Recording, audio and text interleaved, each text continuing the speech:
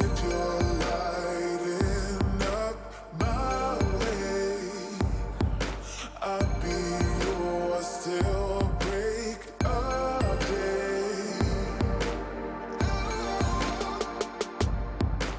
I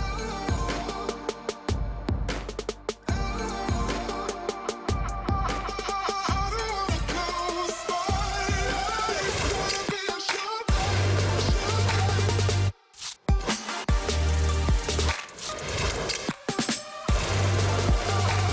Baby, don't you waste me. It's gonna be a shot.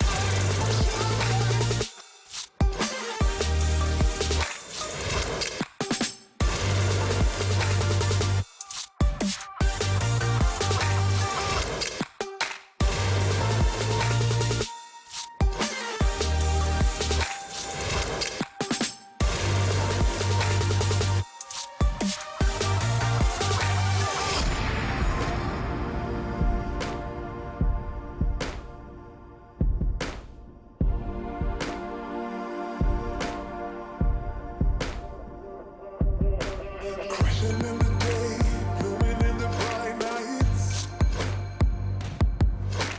Teenage runaways, watching every sunrise.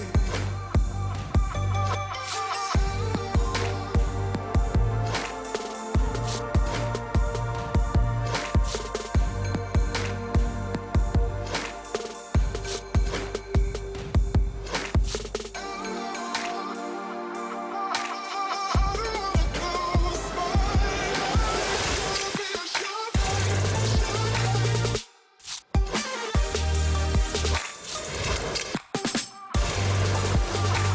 Baby, don't you waste me. It's gonna be a shot.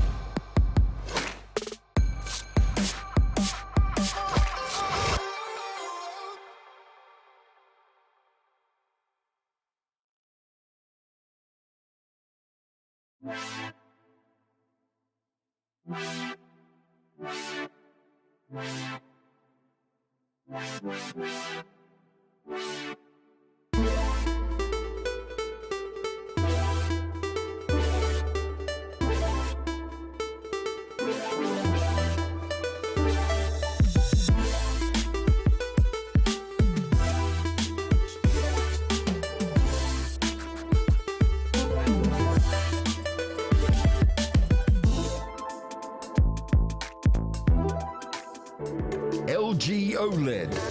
Unleash the power of next generation performance. Get geared up for victory with LG Ultra Gear gaming displays.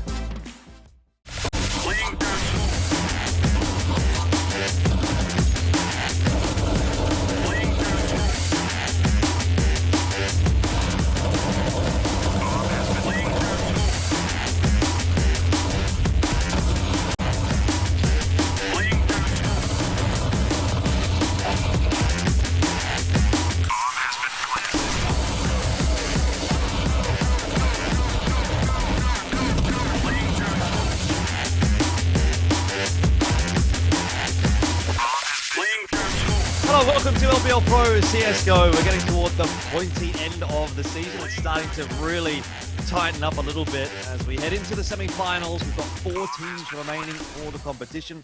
At the end of the day, we're going to only have 2 left, and that'll be obviously for that grand final. Pilski here with me for a lovely day of Counter-Strike. It's a little bit earlier than we do normally start our shows, Pilski, but 4 o'clock in the afternoon, I'm feeling ready to go. I'm feeling like we've got a really good couple of matches coming up.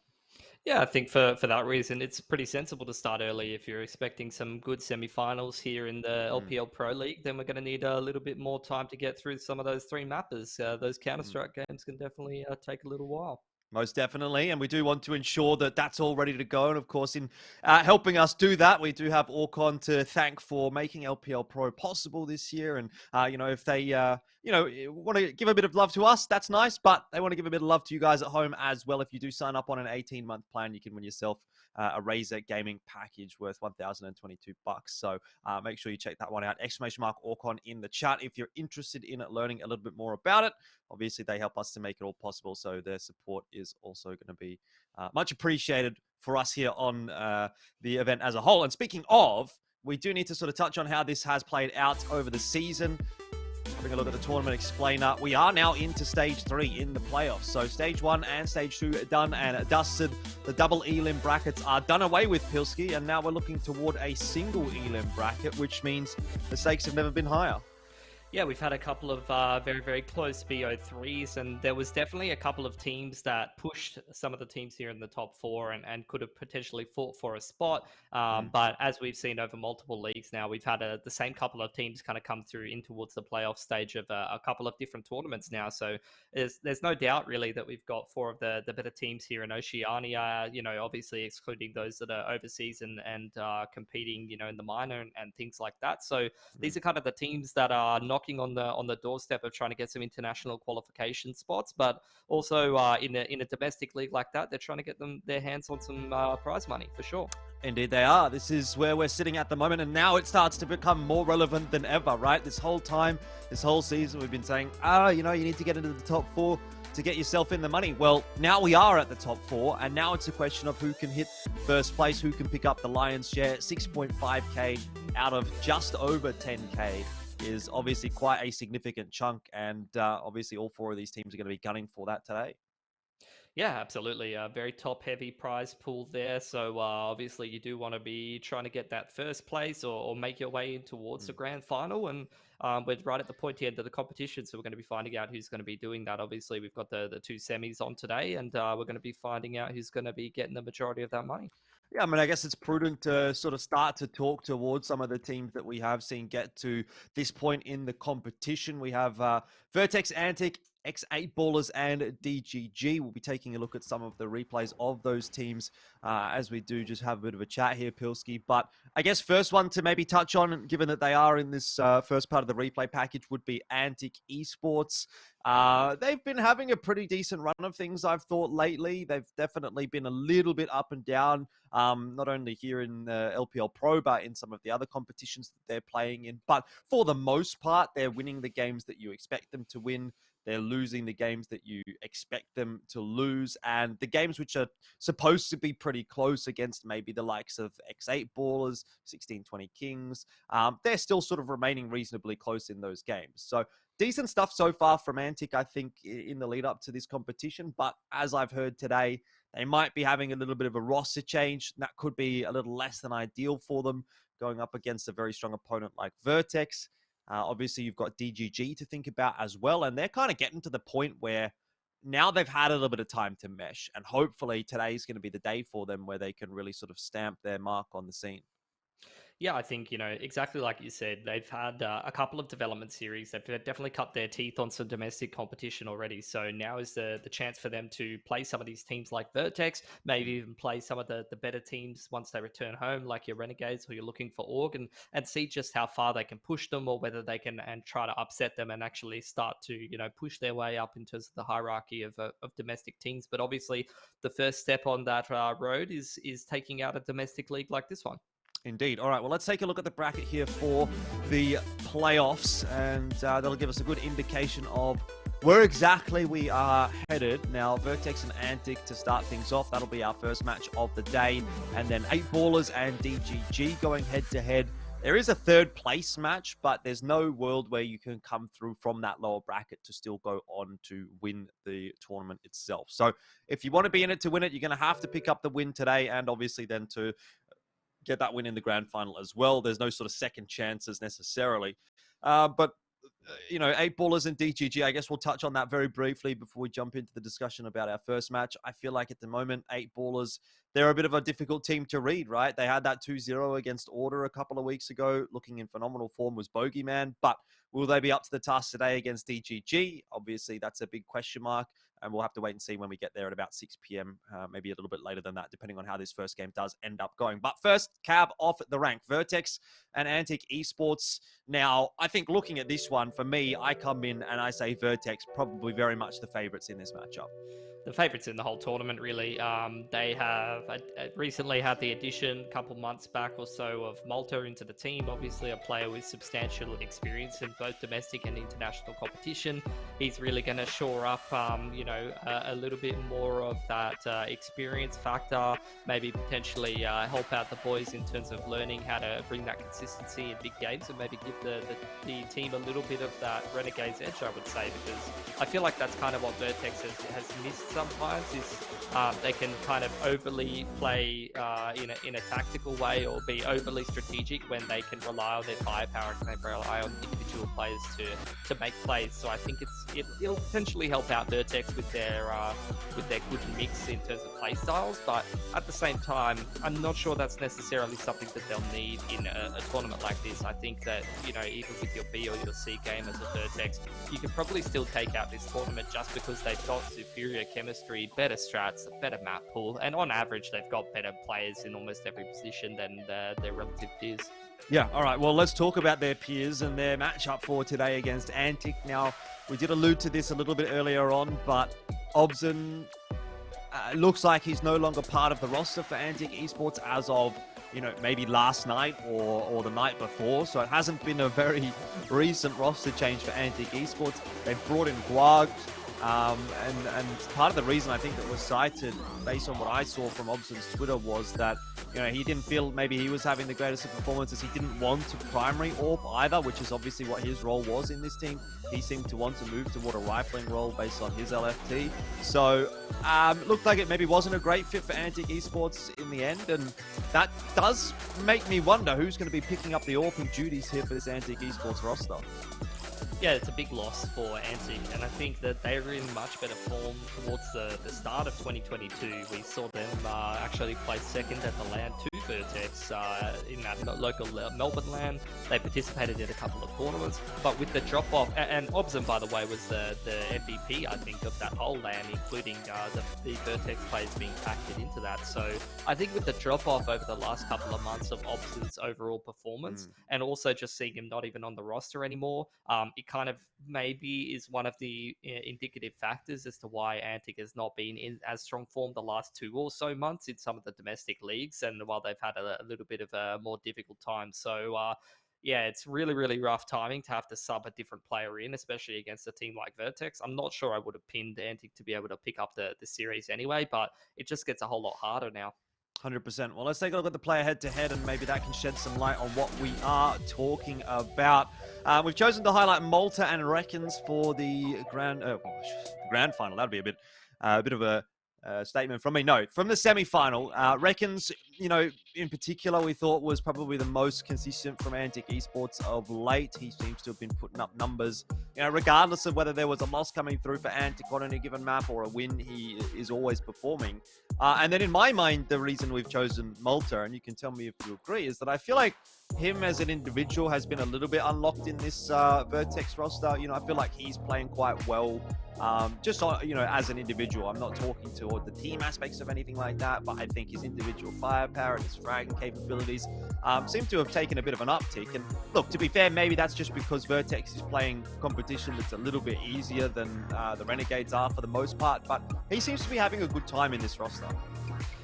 Yeah, I think so. Look, he's definitely going to be able to explore his individual game maybe a little bit more than he might have been able to in Renegades. I feel like Renegades, maybe his role was potentially getting a little bit stale, being on the lurk a lot and things like that.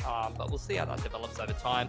As for Reckons, reason why I wanted to pick him is he was one of the better players in one of their recent games for Antic, which was a make or break game, elimination game in one of the other domestic leagues that we follow against Xperia. And he was able to perform well enough to get Antic across the line. And I think in a lot of the roles that Reckons plays, a bit more supportive or a bit more anchory, at least from what I've seen. So, I think if he's playing well for himself, then he can be a really, really key factor to just give Antic the consistency they need to continue to contest rather than just see the whole team kind of fall apart.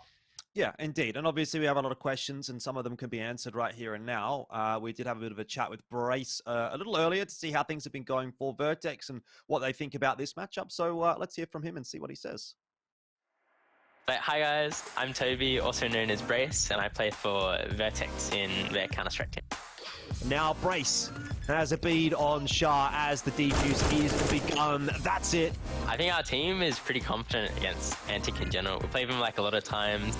I think like 4 of us played them at like some like local land. We had the whole team there.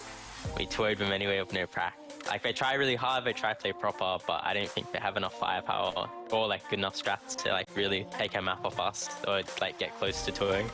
College going to start to flood up the ramp, but the crossfire and the counter util is way too good for Vertex. Bringing Liam in has been like really, really good. We've always liked to play like a slower, like more defaulty style of CS. And I feel like we just lack that like one extra voice. Say like I was in the middle of a map. On a lot of maps like Tom is on the other side of the map. And now we have Liam on the other side as Tom. It's just really good across the whole map. Like we're holding map control very well. We understand like what space like we need to give up and how to take space quickly. I think it's really good. We have a lot of like mid-round reads where we're like able to like punish pushes and also like bounce back to the other side once we get like a free kill and someone walk pushing us. So yeah, it's been good. The player that can do the most damage to like this team is probably like this Fiend. But I think if he can get some entries, he can get it like good feeling of a game with his calls, like he could probably do like the most impact against us. Hobson can hit some nice shots as well, same with Reckons. Skull can do some aggro things to like throw people off. And I think Damio is actually a pretty good clutcher as well. But yeah, I'd say Fiend for like actually impact in getting around is like 100%. So I think as long as like kind of set the pace of a game, you're not gonna have any problems against a team like that in general. I think that team, yeah, they actually play like really, really good in scrims, you know, like we're very confident, but in matches it's like a little bit different, you know. So yeah, I think that's the most important thing, just like play our own game and really like set the pace with the start of game. All right, well, pretty interesting to hear the thoughts of Brace. I mean, I like what he was saying with regard to the fact that he doesn't think there's enough firepower or good enough strats on Antic's side to even get a map off of Vertex. What do you think, Pilski?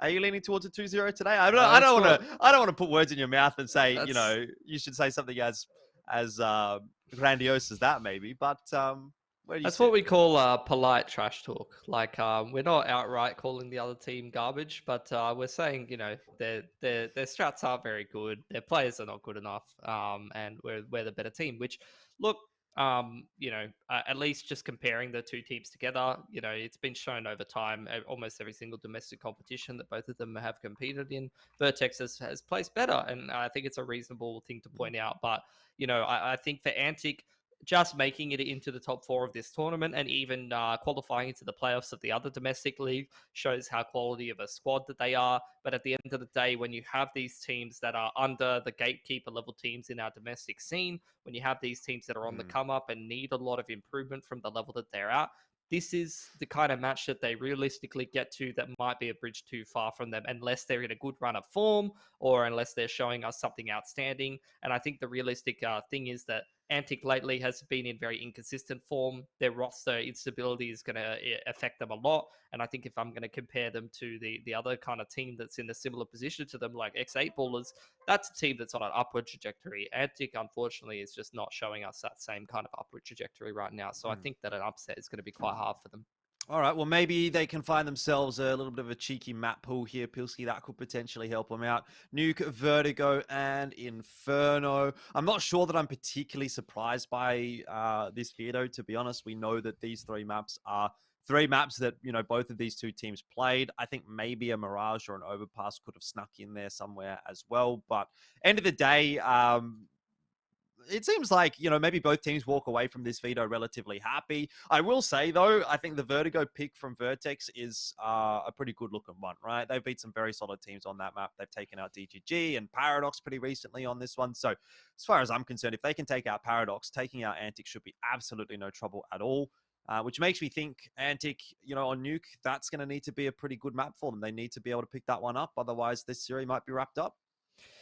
Yeah, I think when you see a map pool like this, it's not terribly surprising because the reality is that both of these two teams want to try to play to a similar skill set. They want to play off of the team chemistry. They want to play proper Counter-Strike, rely on good utility, rely on those good crossfires. The reality is, though, that at least for the time being, Vertex is kind of just bigger, faster, stronger. They've got better util usage. They've got better chemistry. So I think when you see maps like Nuke, Vertigo, and Inferno come out where Vertex can kind of out-util, out-teamwork, and kind of out-chemistry the other team, I don't think it shows a promising start for Antic. But look, with them picking Nuke, we'll see. They're going to need to be on top of things to start things off early because the reality is they're starting out on the T side here. And I remember the last time I saw Vertex CT side of Nuke, they were dominant. They started out a best of 3 series on this map. They came out of the gate swinging, and the other team couldn't get anything going.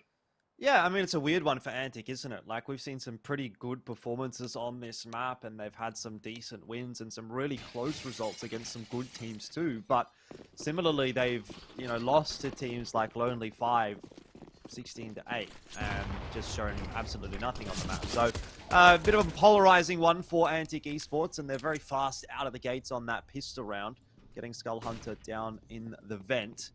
Allow the rest of Antic to perhaps follow suit. APOC can't do too much about it. Prompts to rotate from Rockco, and all of a sudden Vertex starting to lose a bit of map control. Nice kill from PZ, will square some back, but Skull Hunter is on a rampage to start off this semi-final. Antic Esports, we're giving him a pat on the back as he's picked up 3, and it leaves APOC and PZ to try to clutch it out. Only the one remaining player for Vertex, and swept aside quite comfortably by the substitute Guag. Antic on the board. Yeah, beautiful stuff. If you're the underdog team, that's exactly what you want to see in the opening round here. You need to be able to pick up that T-pistol and get some good momentum rolling for yourself early on. Nice 3K from Skull, doing exactly what we know him for, which is just going aggressively, going and taking some map control, trying to take some of those high impact duels and get into aggressive positions on the T side to make the opponent uncomfortable. Last time in one of the most recent games that Antic didn't win this game, Skull had like a 35 bomb or something, so seeing him start off well is good. However, he's unfortunately gone down very early there, and the outside wall of smokes have not really hit the mark. Early couple of duels going the way of Antic no matter what, though. So, in a 3-on-3 here, we'll see how they're going to try and put the pieces together. Malta's starting to creep through as well. I like the way that Vertex is playing this out. The shots, though, are not quite connecting. But Malta's got himself into a really good position here. He's found a Khalil as well. He's got head armor. This is a very winnable scenario for Vertex if Malta steps up. And he has. Pulls that 5-7 back on out. PZ trying to get the info there with the scout, but not landing any shots. Damio, really focused. Needs to find one of these picks cleanly, but PZ able to cross, opens the door. Malta can't get it done. Antic survive. But that was a little bit too close for comfort. A very costly round for Antic Esports. Yeah, very, very nice impact clutch there from Damio. He's had a couple of pretty big impactful rounds in the last couple of series we've seen from Antic, including their qualification game recently in a different league. Last couple of T rounds on Mirage, we saw him just have impact play after impact play after impact play. So I think in some of these tighter scenarios, Damio's actually starting to show himself as a bit of a impact player who can pull through some very, very important rounds and some good plays as well, and that's just one of them. Zeus out for Roffleco. And Malta's got himself a 5-7 again. I feel like he's trolling me. I feel like this is the subtweet at Elfish Guy though, because I don't know if you remember when we were talking about the 5-7 skins, and I literally said that is the worst 5-7 skin in the game. And now I just see him using it in a semi-final here. It's too much of a coincidence. Like, he hasn't even added me. I can't believe this guy. Well, Vertex, they did a lot of economic damage in that last round, Jordan. And they've done so again, taking 3 guns off Antic. They're going to be quite happy with that. Malta has the potential to do a little bit more damage. He's made his way down the fence. I mean, he could do a lot more. Like, 5-7 skin notwithstanding, that is a gun that can do a fair chunk of damage, even 2 players with head armor. So if he is able to find a timing or just hits a nasty shot or 2, Antic could be losing another player. He has to break the glass if he wants to come out, and that'll give away his position. So has spotted the head out of Quag, but not going to be able to land too much of the damage that we were hoping to see. So in the end, it will be Antic Esports to secure another round, but it cost them a fair bit in doing so. So their money's not going to be looking too crash hot coming into round number 4 here, right? That reinvestment coming through sort of instantly starts to see them scraping the bottom of the barrel. Yep. As a result of the damage that they've taken so far, this would be a single save round if it doesn't go well for them, most likely. So Vertex has done a very, very good job over a couple of rounds just chipping away at that economy, even if they didn't manage to put a round on the board. If they win this gun round, they are putting themselves in the pole position. Quag spotted, crossing back into radio room. They're really trying to contest elbow, but in the meanwhile, Daniel opening up upper sight. A 2K for him early on here is a very, very big impact play. First gun round already on the 2K. And Antic now starting to progress in towards upper through Squeaky Door. Skull's going to get that entry as well, and they're making their way through outside also. Yeah, I mean, this is what you want to be seeing from Antic, right? It's all well and good to get the pistol round and the subsequent couple of rounds. And obviously, you know, had some concerns given the fact that Vertex made those look very, very close. But Antic, first gun round looking super, super solid is an insanely positive sign for Nuke as a whole. That's going to stabilize their economy as well. Yeah, not only that, but it's also put Vertex down a peg as well. And so they're going to have to just go back onto the pistol and armor buy once again. And while they've looked threatening, this is a great opportunity for Antic to start off 5-0. Yeah. Two things though. We had to solve that question of primary AWP question mark, and it seems like Daniel is going to be the one to do it, which I think is an interesting adjustment. We'll see how it works out, because he's actually been quite impactful on the rifle on the T side. He's not going to be able to make some of those same impact plays with an AWP the way he's been playing lately, so that's really going to change things up a little bit. He's going to find that first pick onto Reckons, but traded on outside by Fiend. Also worth mentioning as well, Vertex here, they're being tested early on, so they're not just going to breeze through this CT half. They're actually going to have to start to dig their heels in a little bit and exert some effort to try and win this game. Ooh, Damyo is able to recollect himself and deal with Apoc Dud. Looked dangerous for a moment there. Now it's just down to Brace, and you'd have to say Antic will be able to slide through this round pretty comfortably.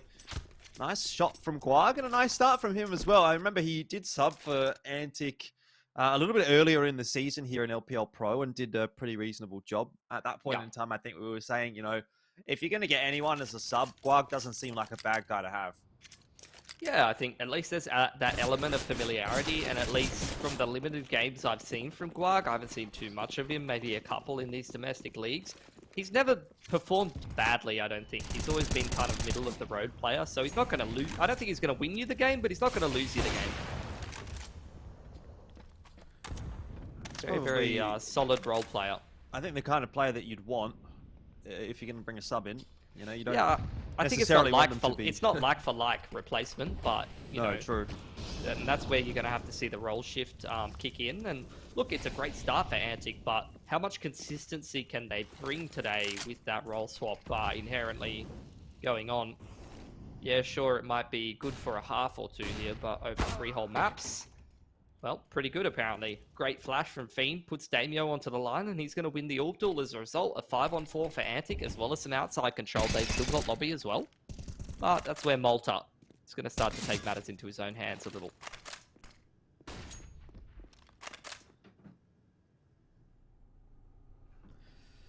Well, there's a favourable duel going the way of Vertex, and in fact doubled down as Malta grabs another one.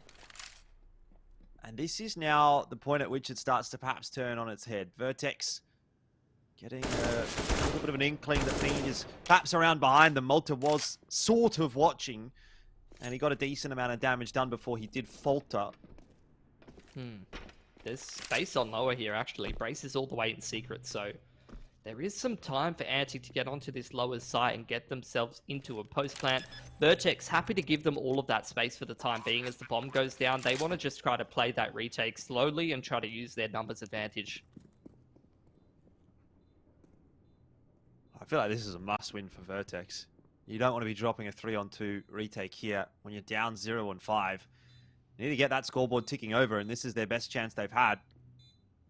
And it would be a bit of a hit to the confidence if they couldn't win it. But that time is starting to tick pretty quickly. Skull Hunter, not a bad player, but this time not going to be as sharp as he has in some other instances. And so we'll obviously see that round fall away to Vertex. But, you know, I wouldn't have been surprised to see Skull just delete one or two of those guys walking out the doors and put it into a one-on-one, and then it's pretty much his to lose. Won't happen, though.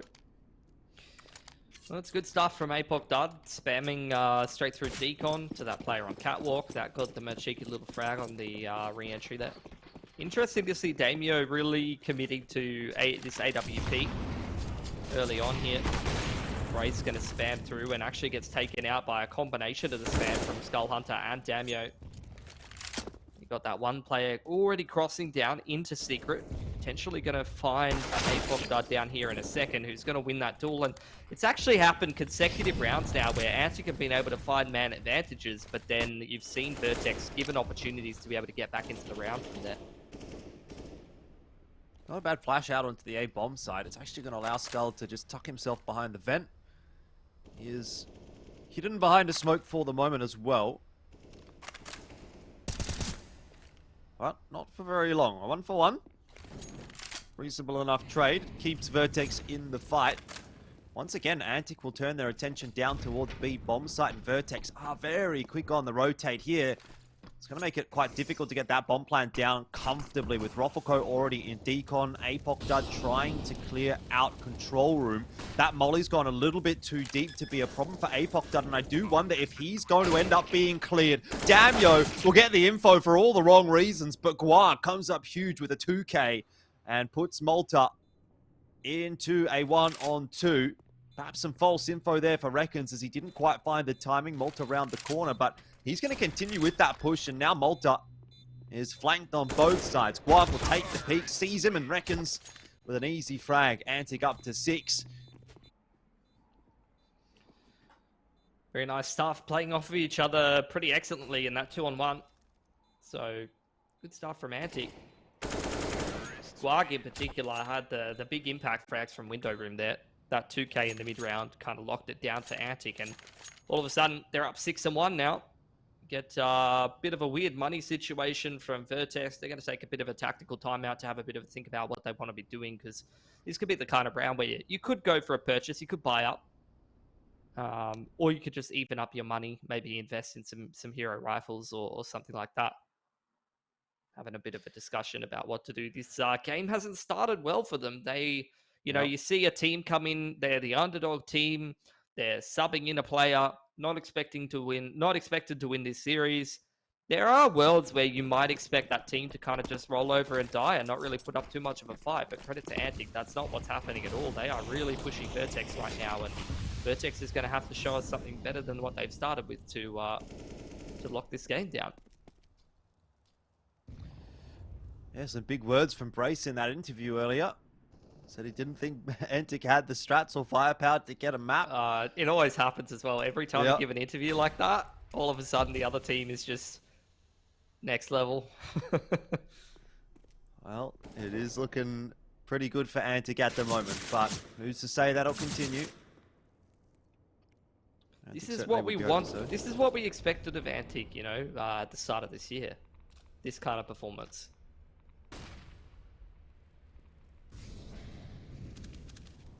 I mean, yeah, I definitely agree. If they continued on the same trajectory, that's a nice little flash play though. Malta's set up PZ well for that, and he's got an AK. Could be the straw that breaks the camel's back again. Not the kind of round that you can really be affording to lose against a team like Vertex. Every single one of these half buys have been competitive for Vertex. Even though Antic have been coming away with them, there was so many rounds where there was like 2 or 3 players on the T side that were very low. So the potential to win this half buy has been there the whole game long, and this might just be where they realize it. Not good news for Antic at all. 5-7 finds the head of Fiend. PZ's creeping his way up into heaven as well. He's spotted Damio. 3 easy taps into his back, and Skull Hunter falls for the trade. It is a second for Vertex, right when Antic looked like they were going to really just stretch out in front. Not that they haven't already, but, that kind of puts a bit of a sour note to how this game has started. This is what we've seen a couple of times so far, Jordan. The CTT max loss bonus. They win a half buy, pick up a whole bunch of guns. I've seen this movie before. This should be a very, very big resurgence for Vertex, because as you'll see, that round will have a massive drain on Antic's economy. So if they win this gun round and don't win it with a lot of players alive, it might end up resulting in them being on a bit of a single eco or even a double eco perhaps. They don't have a whole lot of loss bonus built up, that's for sure. Hey, Bogdad on Outer, an important kill for him to win, and he's got 3. That's huge. Brace Yeah. will finish off the last member on Outer, and it's just Skull Hunter left. Oh, this is going to be such a big swing. Like, just an insane swing. Look at the money. 2k for Antic. They're on that single eco, and even after it, if they don't get a bomb plant, some of those players are going to be a little bit lighter on nades, whereas Vertex, their economy is going to start skyrocketing. So they have won pretty much the perfect swing round with that half buy, and this is going to become a very competitive half very quickly. Sometimes it do be like that. That's why you can never really release that pressure, and it's why I always bring things like what I said up. Vertex, you know, you can't afford to lose an anti-eco against them because they're going to punish you for it. They haven't necessarily punished Antic just yet. You know, the scoreline, it hasn't equalized. Antic are still in a great position for this half. Yeah, you have to take an eco here. Yeah, you're probably going to allow that CT economy to build up. Nice little bit of work there from Bogdad. But if we now see just a massive spring of rounds for Vertex, you know, let's say they get this back to 9-6. You go back to that anti-eco and you think that was the difference maker. Almost an ace from Bogdad on the anti-eco, but no such luck this time. Had a couple of big impact rounds so far. And he's obviously that that swing player. On outside, being a little bit more on the aggressive side. And I think ever since he switched away, like from that Chiefs roster into Vertex, and he started to explore more of his role as a primary rifler, I feel like he's definitely embraced that aggressive side to his game. He's one of the more aggressive riflers on Vertex as a whole, at least from what I've seen. A couple of different maps. Here's a tactical pause from Antic. They have got to have a think about what they want to be doing in this, not just this round, but this half as a whole, because now you can see on Vertex's money, they have got buys for days. This is going to take a lot of effort from Antic to even be able to scrape any more gun rounds together, if they can even do that. Well, PC, that's a pretty solid shot to start things off. We haven't really gotten to see too much of him with the AWP so far on the CT side. The money hasn't really been there for Vertex, but once he's got that AWP in hand, he's already starting to look quite threatening. Yeah, Bogdad's down in lower. Not a whole lot of delaying utility for him here, so really his objective is to try to pick one and get out if he can. Molotov comes over towards their side. That's going to push him forward into the same dual angle. He goes 1 for 1 and gets information of Recon's position at least, as well as spotting the bomb. But it might be a bit of false info, actually. You can see Fiend exploring through outside. If Malta had taken for granted that there wouldn't be a player over there, that could have been an issue. But as we know, Malta is always switched on, aware of what's clean and dirty in terms of the map control game. And in general, it feels like Vertex are not being caught by guard on any of these angles. Guag hits him with the crouch peek. Roffelko was aware of that one, but just couldn't adjust the aim in time. And now Antic in a 2-on-3 could convert on this upper site unless Malta just drops the bomb. Yeah, nice movement from Guag. And I'm not sure it's really going to work out for him anymore. There was too many players encircling him. 5-6. The scoreline creeps ever closer. And Vertex, despite a faltering start, are starting to look like they're actually commanding the half. I think you could have definitely seen a lower level team drop that round. The amount of positions that Antic were in that were a little bit annoying. You get that 1 for 1 in lower, you see Recons with the bomb. On the CT side, you might over-rotate down into lower. But Malta being very, very switched on there gets Vertex that round. He clears out the outside lurker. And he's on top of those A-side players on the rotate back around as well. Decent enough grenade. PZ gonna have to be a little wary with his positioning. You see that position of Fiend wrapping in through Warehouse could be a problem in a short amount of time, but he's spotted out.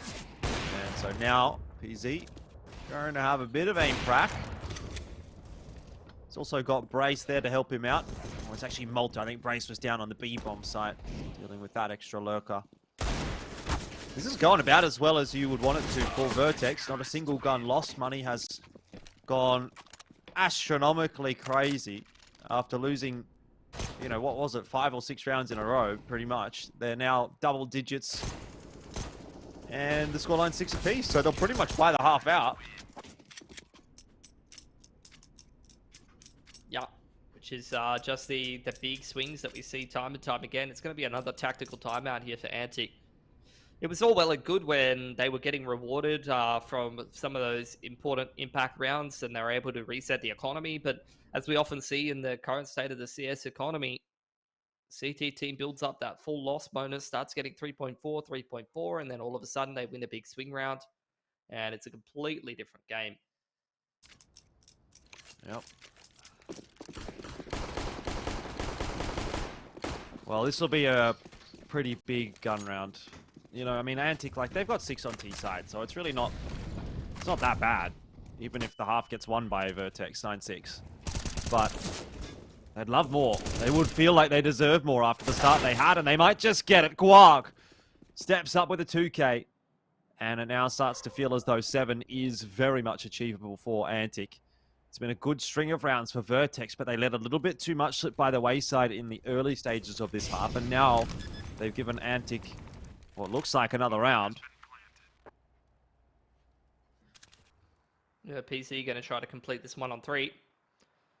Not sure if he'll expect Fiend on this off angle. He's kind of half checking it, but not the full check in there. Antic, another pretty big impact 2K from Guag in a critical position there. Nets another round for Antic, and he's actually topping the server for their squad as they stand in 12-7 on the T side. And a lot of those are big impact frags in these gun rounds, as we see a Vertex tack coming in. As you often see when some of the time the CT team has a lot more economy built up, they went for a bit more of an aggressive play. You know, you might not go for an aggressive ballsy play when your economy is on breaking point because you're scared of it not working out, you're scared of getting reset, something like that. But when you're very, very ahead in terms of the money, you're happy to go through an aggressive play in there because you know that you've got another buy in the back pocket. So I think we saw a little bit of that from Vertex there, and they did get shut down. Didn't work out the way that they wanted to, just due to some very solid trading out of Antic. So we'll see if they return to something a bit more normal, because honestly, those more standard kind of gun rounds is where Vertex has been thriving, not really having too many issues. Well, tack time out from Vertex, so let's see what they do have for us here. Yeah, you've seen outside have a lot of action, so you're seeing Brace change up his positioning here. Floats over in towards Warehouse side, maybe anticipating those L smokes, but this round, no L smokes being committed to from Antic. Bit of a slower round this time from Antic. The last time we saw very fast, trying to get those duels going early. I think Vertex has kind of taken a step back in this one as well. Brace is going to be hearing a lot of these footsteps. He's got a hole in the smoke. He's seen maybe 2 or 3 crossing. Certainly heard more than that. Oh, the molly. Send down maybe at the right time. Perfectly timed almost. But Apok died. Swings around for the 180, but can't land the shot. Still, Brace will go through the molly for yet another. P250 has to get pulled out by PZ, but a lot of those duels just don't really go to plan for Vertex. 1-for-1s are okay, but the positions they were in, you could have even seen maybe 2 or 3 coming through for 1 or 2 of those individuals. Malta does a good job of bringing it back to the 2-on-2, but Guag has been a dangerous prospect, and he's headed in the direction of Malta. Will find the timing as well, and Roffelko now in that 1-on-2. Not in a great position either. He's got to start making his way over towards Megaton. 10 seconds on the clock. Damio on the site. Going to start planting. Very winnable for Roffelko. It's all going to be about the timing. Guark does check in, but Roffelko still cleans that one up. So now Damio with the AWP. On Decon side. Going to get onto that single zoom and misses the opportunity. Maybe a little uncomfortable with the AWP there.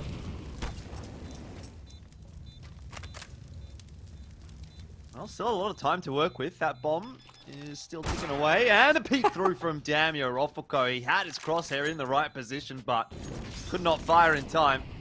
It was a solid attempt. Good effort. It's like something out of The Shining, mate. Yeah. Here's Damio. Actually works perfectly. It does. Someone should make that into a meme. So 8-7 is going to be the best scoreline that Vertex can achieve. It's workable, but I almost feel like they do need that 7. 9 on the T side for Antic would be maybe a little bit too much to handle. We'll see what the T side for Vertex does look like, but APOC Dud not able to get too much done there. He really did look again like he was in a position to do some real work. Again, like Vertex, they have a decent read on what's going on. But they're losing all of the aim duels and losing the trade frags in the critical part of the map. That's what's happened these last couple of rounds. The aggressive lobby push, the lowers push down there from 3 of the Vertex players. That round, they try to lean 3 towards the outside, even give Brace the AWP on the better spawn. And Antic just trade out effectively. And as a result of that, despite, you know, we could talk about the economy and, you know, the reset potential and all that kind of stuff. But at the end of the day, Antic put together 3 very solid-looking gun rounds off of just some good fundamentals. Just great trading and winning all of the important duels. And they put themselves in the pole position here. But Vertex, very proficient on the T side of Nuke. Definitely not out of this game by any means. Certainly not, but it is going to be an uphill battle for them. The pistol round, quite important to win for the T side here in the second half. No defuse kits out for Antic Esports, so if that bomb plant does go down, it'll be a little more difficult for them to win in the later stages of the round. Really hoping to just avoid that possibility altogether. Vertex committing down into lower. There's a 2-man setup in windows here between Guag and Reckons. Guag's been pretty dangerous. Skull Hunter already chiming in with one as well, but Brace looking for trades. The rest of the Vertex lads doing the same, and APOC done. It takes him a little while to overwhelm Guag, but he does get it done in the end. Still, the bomb has not yet been planted, and you really are relying on these individuals to win duels, APOC done. That's a nice shot. It's been a bit streaky from Vertex on this pistol round, but they have got it back to the 2-on-2. Fiend taking his time, well aware of the potential of those vents being open and the rotate to come back through into upper skull. Getting away with absolute murder in terms of the timing. Oh, Fiend. Okay. It's the long con, and he's going to get rewarded for it. He is hearing no bomb plant down in lower. And that can only mean one thing as the silencer comes around the corner. He's read that absolutely perfectly. About 2 or 3 steps ahead, this man. Yeah, he knows. He knows. He knows that we know that he knows that we know. 10-6 the scoreline. Double digit achieved for Antic. And if the job wasn't difficult already for Vertex on this T side, now it gets even further out of reach.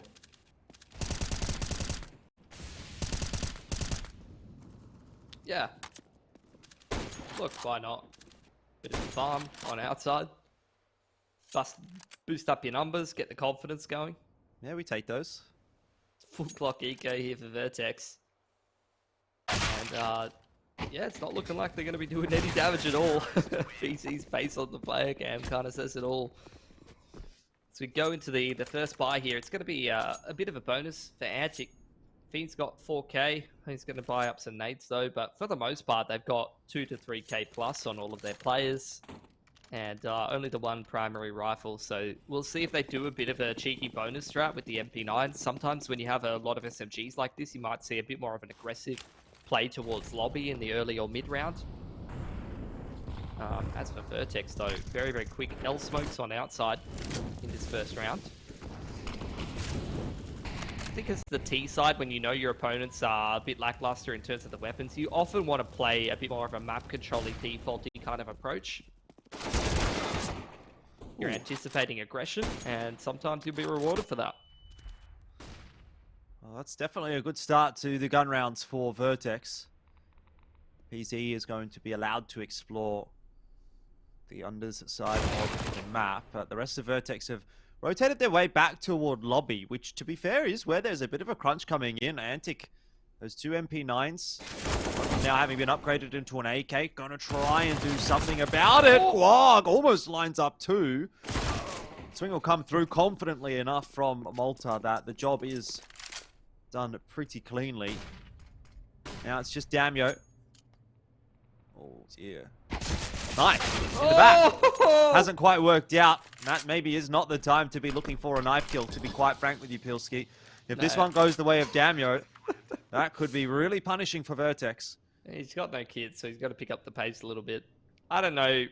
Both of these players a little bit on the low side, but even so, I mean, holding the AK over, I could drop that over and buy an AWP next round. He's not going to mind that too much. Yeah, the knife for PZ there. Double-edged sword, I guess, or double-edged knife, some might say. Live by the knife, die by the knife, Pilski. That might be a good way of looking at it. I mean, he wants the AWP FUD on the one hand. On the other hand, he's just tanked Vertex's economy, because there's a big difference between having 2 guns up and 3 guns up. And make no mistake, that was a free kill. Yeah.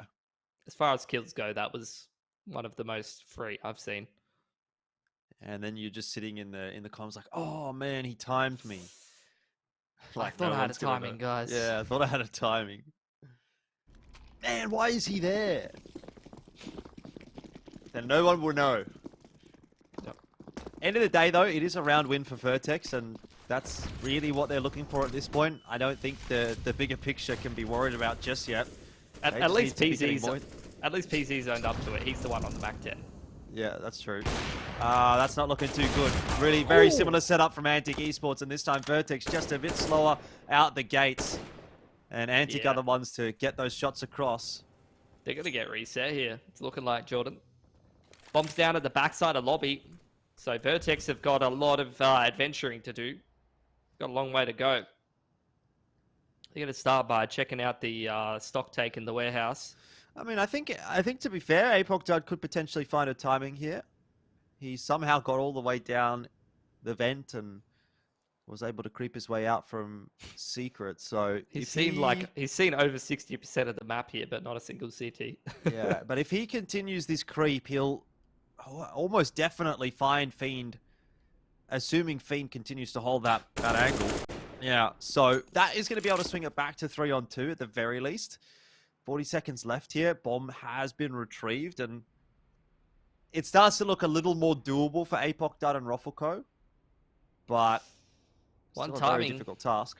Can end it all, though. And actually, there's a pretty decent crossfire on uppers here between Skull and Reckons.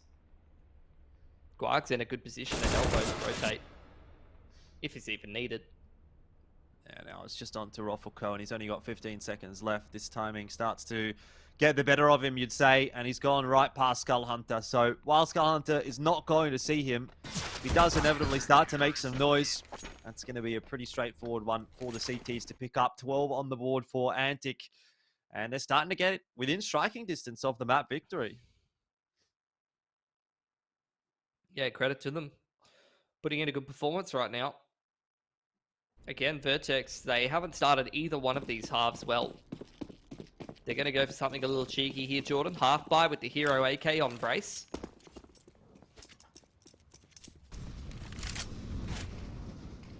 Shoulder peek the AWP quite nicely as those L smokes come out. But with this position from Fiend up on top here. Oh, it doesn't look like he's going to get the angle. Brace can skink past into Annex. It's a really nice timing. Brace is going to need to do something. Those footsteps. Oh, the shots are going to come through as well. Both players taking a tag here and there. Brace has no idea where to look. He's just got too many angles to cover, and being the only weapon really in the round, it means it's a bit too much of a job for him. Once again, this leaves Rofoko alone.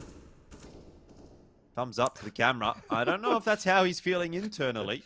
It's just a show of brave face. We've got this one. Easy round.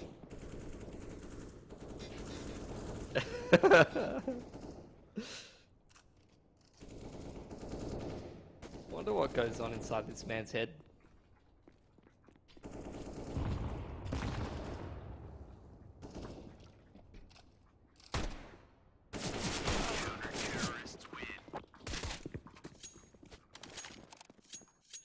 Well, into another gun round here for Vertex. Starting to run out of space and time here.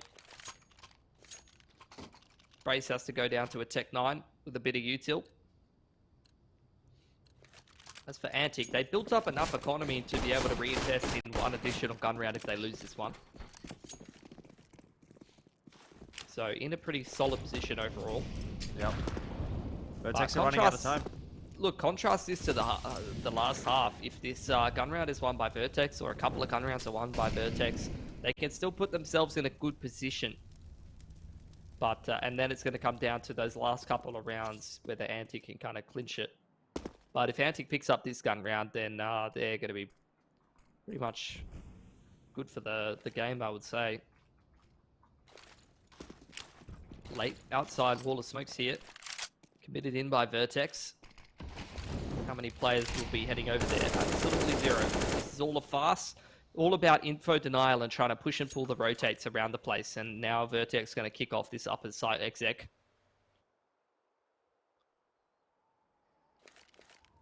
Got to make it work.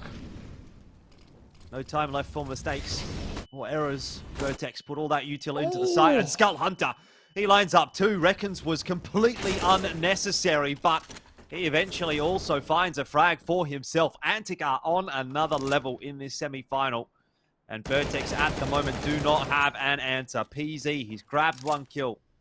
It'll be a retrievable orb if he wants it, but what is he going to be able to do with it? 14-7 is the scoreline. Antic, 2 rounds away from winning map 1. That's a perfect example of a great call, and you get absolutely domed doing it. Those outside wall of smokes, you had Damio on ramp, orping that radio room. You actually pulled Guark down into lower. It was just Skull and Reckons in upper, and both of them were full white for like 5 to 6 seconds. And yeah, Skull just got that massive spray straight through the flash. Found a really nice timing to be able to shut down the exit. And sometimes it'd be like that. It was a good call out of Vertex, but right now Antic are playing pretty phenomenally individually across the board. No weak link at all. 100%. Fantastic to see. It means we have a contest on our hands. It's not quite as cut and dry as we thought that it might be. I mean, as you said already, all the signs kind of pointed toward Vertex winning this 2-0. They come in as the favorite already. Antic have been a little bit up and down. It's a nice shot, by the way, from Apoc Dud. And of course, Antic are playing with a sub or a roster change, and you know, one that's only actually occurred within the last 48 hours. Obviously hasn't given them a lot of time, but it's looking quite good for them today. And yeah, well, Damio's really gonna have to work for it. Damio's not looking too bad on the AWP, at least in this map. Maybe if it's a bit for new, and we get a bit deeper in the map pool, it might not be the same same story. Reckons, highlighted player for a reason. He's looking pretty on point. Him and Skull have really been having a couple of impact multi-frags so far. Kinsey trying to get one more kill if he can do it, but not to be. 4 alive for Antic, map point for them. Plenty of cash to be able to reinvest, even if a couple of gun rounds come in for Vertex, and even past that. More than enough time for the CT side to stack up full loss bonus. With the way Antic are playing right now, this is a 95%er.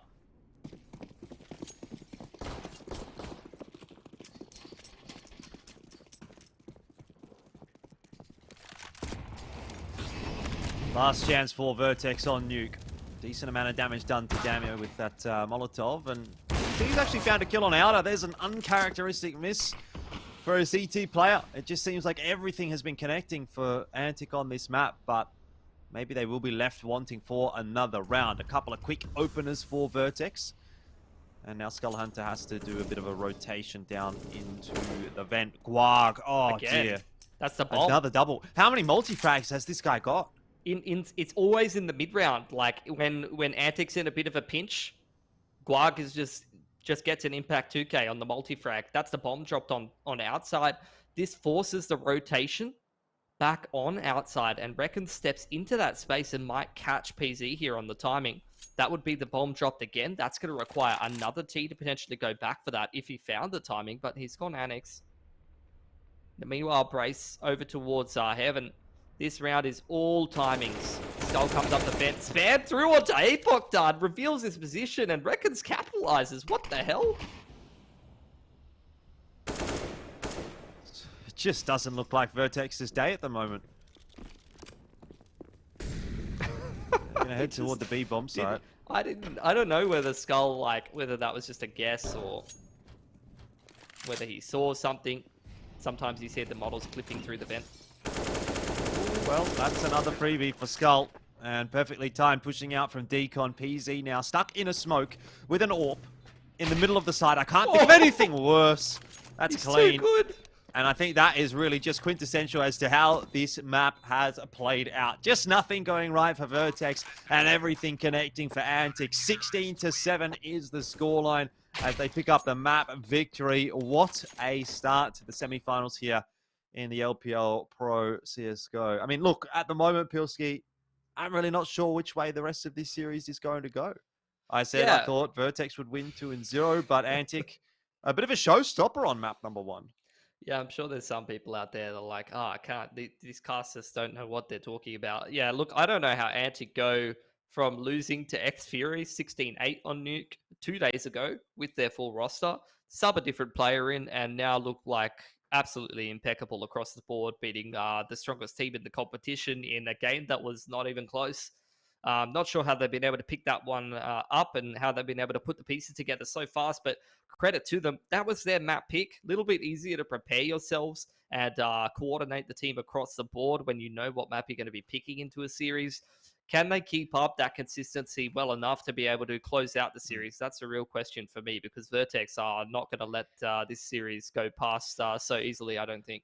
That is always the big question mark, isn't it? Can you hold up this kind of a performance over the course of 3 maps? We're going to have to answer that question on the other side of a break. We'll head to a short one, but we'll find out if Antic has the goods in this semi-final very shortly.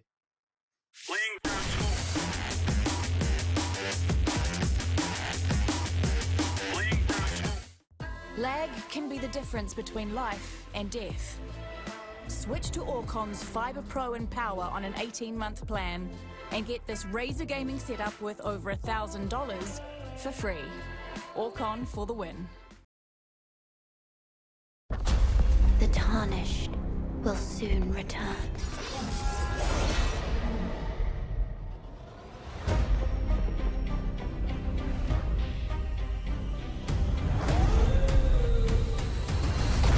Someone must extinguish thy flame. They will fight. And they will die. For how else is a champion to be born?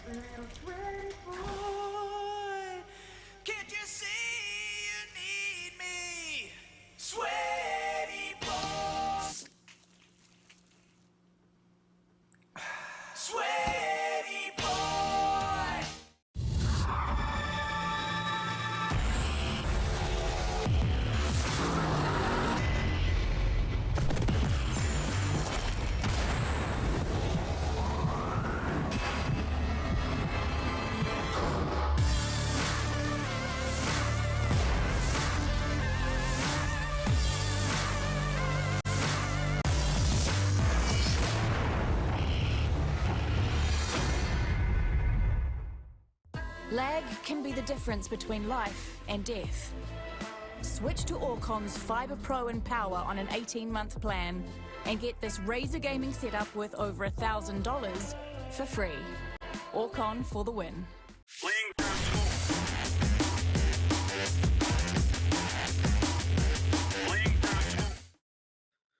Well, we have a series on our hands now. Pilski, of course, a map victory for Antic Esports on Nuke does make things look a little bit more interesting than we might have anticipated.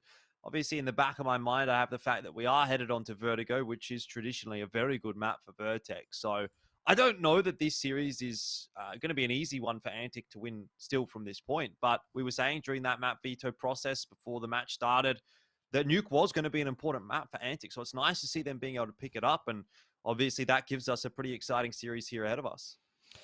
Yeah, absolutely right. I have to point out though that Antic in a 16-7 victory over in like an underdog kind of a game, it definitely helps to win and convert both pistols. So look, credit to them for them to be able to do that. But if Vertex pick up one of the pistols, you might see a much closer game there. We'll see what happens though.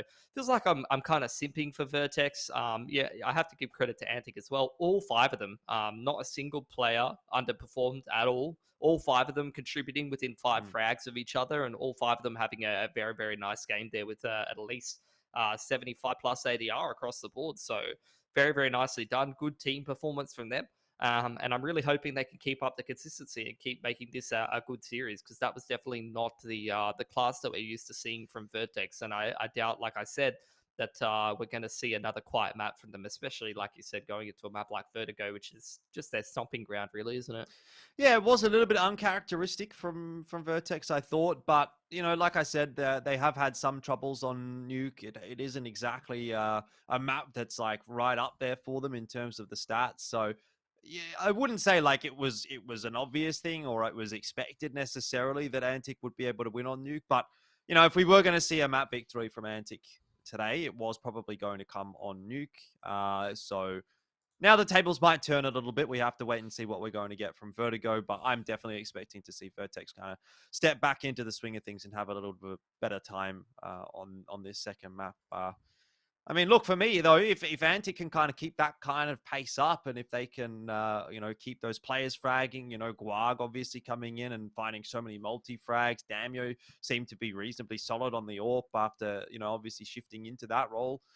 With the departure of Hobson, then there is a world where they could potentially win this map against Vertex, or, you know, maybe not even this map, but maybe we do get forced through to Inferno, and that one obviously looks a little bit better statistically speaking for Antic. Obviously not a bad map for Vertex either, but of these last 2 maps, I think there is still a real possibility that if Antic keeps up that pace that we saw on Nuke, then yeah, maybe we do actually see them walk away with a victory here in what would be quite a shocking upset. Yeah, it's really hard to get a read for Antic's Vertigo. I have to say, you know, obviously they picked up the victory over Nutty, which I think was when they were playing with Guag as a stand-in. Was it? Well, oh no, they actually weren't. That was the game where they had their full roster, so they were able to beat Nutty. You know, that's an okay win. I think it was the 8-ballers game, wasn't it, where they were able to beat ex-8-ballers with Guag and Panic playing. So they've at least already played in earlier on in LPL Pro League, where we had Guag standing in, was actually Vertigo when they lost to ex-8-ballers, but Vertigo was the only map that they were able to win. Obson was up the top and had a big performance, so that might be a little bit of a worrying sort of trend if you're relying on a big individual performance from your AWP player. Again, that's going to be need to be Damio, who's stepping into those shoes, I suppose. So look, we'll see what we're going to get from Antic. You know, you're talking about the stats a little bit. It's always hard in domestic CS to kind of gauge how teams are kind of performing, because again, both of these teams do have 100% win rate technically on Vertigo, but pretty hard to call based off those couple of games who has actually the better form or the better Vertigo overall. Yeah, I think historically you'd have to give it to Vertex. Well, I guess maybe we should find out Vertigo, how that one is going to play out, Pilski, and let's jump into map number 2 and see how things do end up playing out. Obviously, it's going to be a pretty big one. It's going to be quite an important matchup for both of these 2 teams. I am still kind of at a bit of a loss, though, as to how kind of good Antic looked on that first map. I mean, you know, I think in the last couple of maps that I've watched of Antic, they've really sort of been neither here nor there. You know, like they've been decent enough. You've kind of got the expected result, but this was like they're on another level, really. Anyway, is that going to continue in Vertigo? I guess we do have to wait to find out, and I think don't have to wait too long. To oversimplify it, if you look at the players' individual statistics for the last 3 months on either side, Vertex well and truly underperformed on an individual basis and also on a team-wide basis, whereas Antic kind of overperformed across the board. Almost all of their players, like I said, performing quite well for themselves. So see if that is a trend that's going to continue, or whether we're going to see things kind of normalize in terms of the individual player statistics. Should contact here over towards Scaffold. Robco going to kind of contest Skull and push him off. I kind of want to be seeing that same form brought in here by Antic. You know, you want to see a good decisive pistol round to start off Vertigo and really bring Vertex off kilter a little bit. They do have that progression smoke on the site, which will allow Malta to get into close range. These Glocks start to feel a little bit more threatening, and great util usage coming through from Vertex as they tried to take control of the site, but shots being connected by Antic. Vertex down a player already. Decent damage being done in response, but not too much counter util at all for Antic. You know, they needed a grenade or a Molotov or something to deny that bomb plant. They could have put themselves in a great position. Now, it's onto a smoke, and Fiend, unfortunately, the player with the kit, doesn't have a lot of HP, so they can't really rely on a smoke defuse. Roffelco steps up massive in the pistol with 3 before being traded down by Reckons. I think Vertex thought there might be someone on the bomb. PZ, he's standing right inside of that smoke, looking for kills, looking for the knife. He might not find it. Defuse is on, surely not. Antic wins the round. It was an absolutely chaotic pistol, but Antic have picked up the victory. That's 3 from 3 for them. With the bomb plant, though, at least Vertex will be able to force into this next round and try to convert. Not only did Antic win every pistol on nuke, but they also converted every second round as well. So this is where that second round is going to be a little harder to convert, with 3 AKs across the board and a decent amount of utility on at least 2 of those players. You can see Antic not taking this one for granted, though. 4 rifles invested in here. The only player with an MP9 is Skull, and can definitely put it to good use on this position like Yellow or Scaff.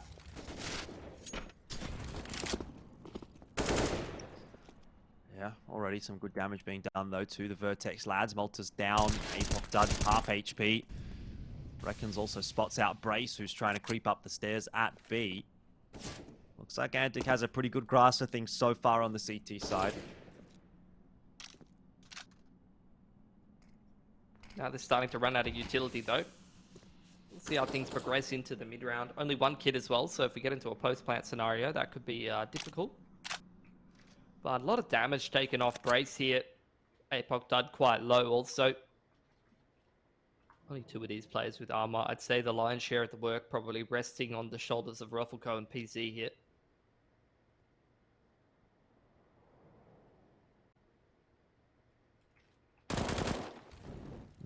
Not much Brace could really do there, 10 HP. As you say, Roffelco will be a big difference maker. Has already popped the Bink, and Fiend has dealt with PZ. So, not too many chances left here for Vertex. Nicely timed swing for Skull Hunter to net himself some cash. Kills with the MP9, always going to be nice in a round like that. And Antic go up 2-0. Yeah, and that's now a strict upgrade for them.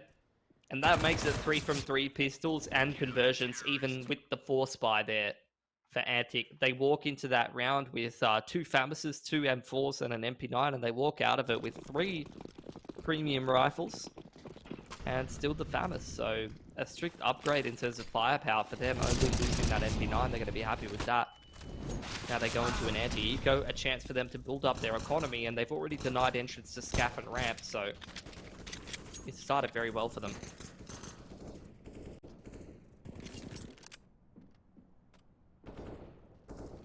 Important to keep that economy looking healthy for Antic, so ideally they don't want to be losing any guns in this round. It's going to be a really tough map against Vertex every time you're going against them on Vertigo, and unfortunately they have lost an M4. Maybe Skull Hunter can find a way to pick that up if he works his way toward mid-late in the round, but don't want to be seeing any more guns dropped here for Antic, and Skull Hunter might just do it all himself. Has found the bomb. It's been good to watch him. He's really been playing with a lot of confidence tonight, and I think he's a big impact player on most of the rosters that he's been on. He's been up and down in terms of individual performance, but he's always had a very high ceiling and the ability to kind of take over games. And when he's feeling it, he's going to be a very, very annoying player to play against for a lot of rosters.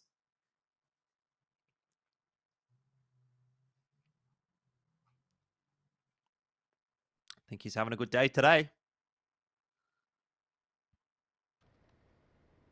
This is where you need to see that grind set from Vertex. Be able to put the comeback together, because this series hasn't been going well for them, and that's going to continue. Damio not missing a beat on the AWP. Finds yet another opening frag here, continuing on that good form from Nuke. And the follow-up HE onto Malta, going to make him a little bit wary of pushing much further upstairs. Could definitely lose his life in that part of the map. What do you do in the 4-on-5 here at Vertex? This is where you need to fall into your team's protocols. Find a way back into the round. PZ tries to go up onto that midline and find a pick back, but yeah, it seems to just continue the trend of everything hitting for Antic and nothing hitting for Vertex. Yeah, I mean, at what point do you start to get concerned for Vertex? Not yet, I feel. 3-0, it's obviously a great start for Antic, but it's nothing to be too excited about. You're not going to be riding home to mum. But 5-0, you know, or a 10-5 first half or something like that, then I'm starting to think maybe Vertex is in danger of dropping this 2-0. That is a nice shot, though, from PZ. We get a bit more like that, and it won't take long for Vertex to start winning some rounds. Off they go into the B bomb site, and Reckons answers that call quite nicely, dodging away from the flash. He's got his teammate there to help him out, Damio, with the AWP. But he's got to ensure he's got bullets left in the chamber here in case Bogdad pushes that smoke. And in the end, the smoke just fading favorably. It's going to be in the end of Guap.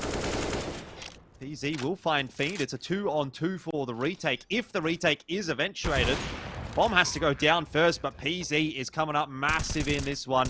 Braces shoulder around the corner, not connected by Damio, and Antic will feel maybe they're a little bit unlucky not to win that round, because it was looking a bit touch and go for Vertex.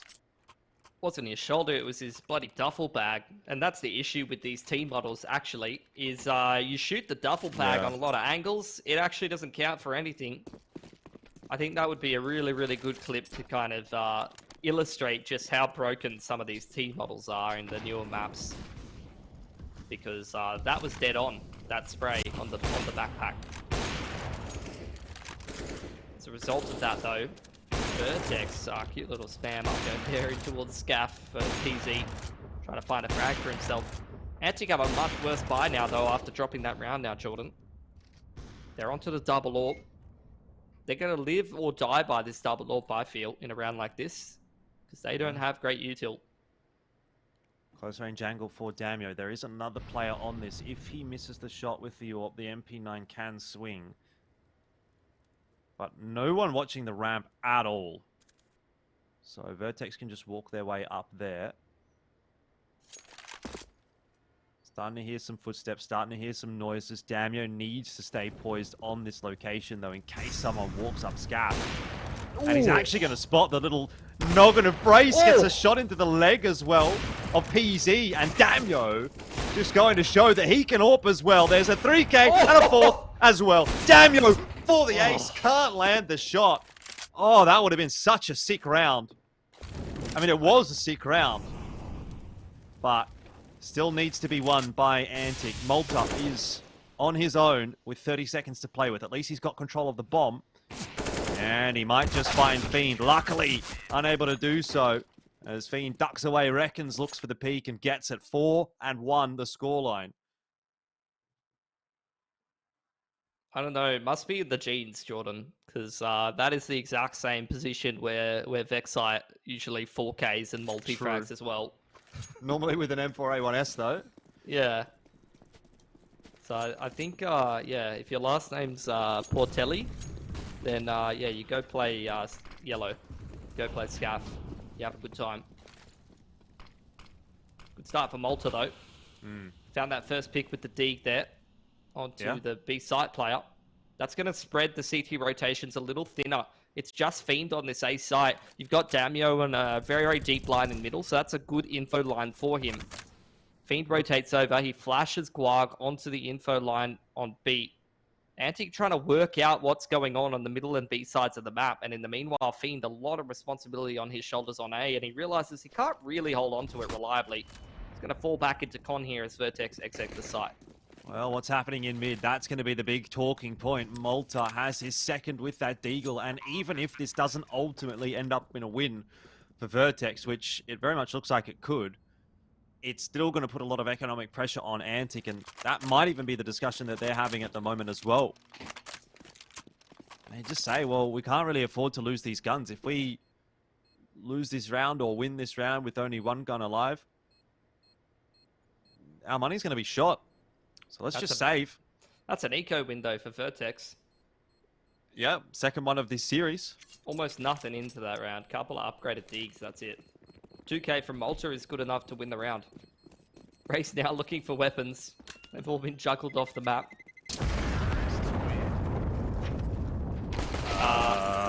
Okay. Well, that's going to be an AWP loss for Antic as well to make matters worse. Not sure who that was in the corner. They're still going to force though, even after losing the AWP. What is Reckons going to end up with? Just a Deagle.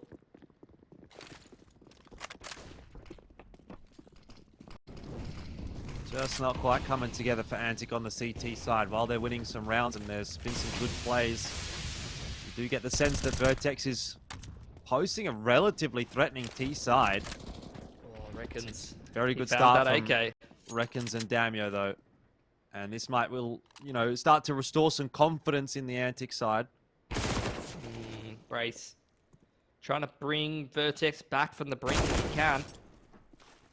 Push into middle from Ruffleco. Almost nets that back. A couple of opportunities here for Vertex, and now they're starting to convert. Ruffleco finds the pick in middle as well as that 2k on the A site. Takes a lot of HP off of Guag as well. This is so winnable for Vertex, but Brace goes down there. So only on to PZ, AWP and bomb in hand. It's a really intelligent push from Damio. He knows Brace is low on HP. PZ, his position now given away as well, and it's on to Guag. One-on-one against PZ.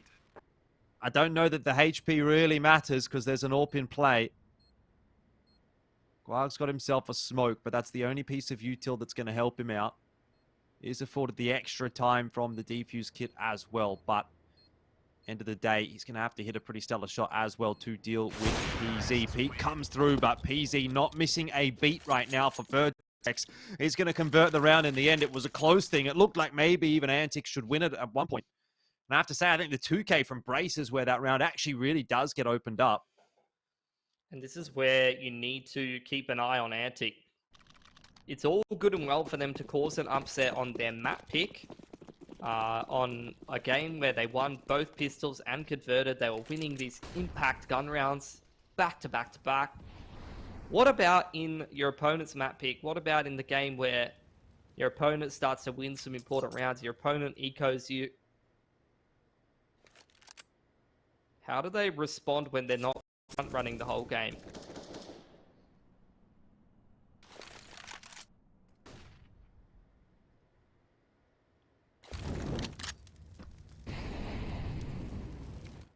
Ollie into sandbags, no one there. It's a big stack in mid for Antic. And it doesn't look like it's going to have too much success. Vertex will work their way into the A-bomb site without too much of a problem.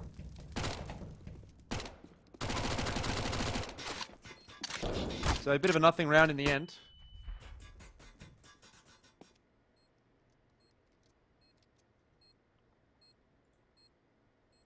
Malta just sowing the soil right now. Looking for a good harvest season.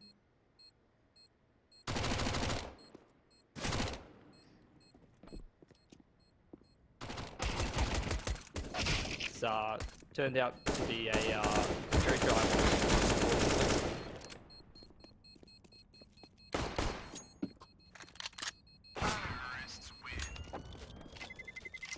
Not too upset with that as Vertex though, just that one player going down with the Mac 10. Totally happy. 4 players up. They're going to start stabilizing their economy now. Very clean anti-eco. You can see about 2k plus in the bank on all of the players.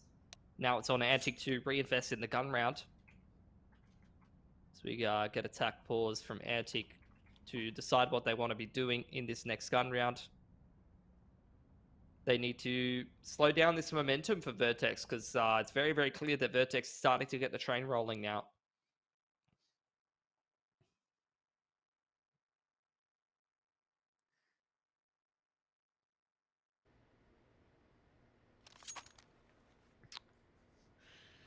Yeah, Antic's going to have to put their foot down.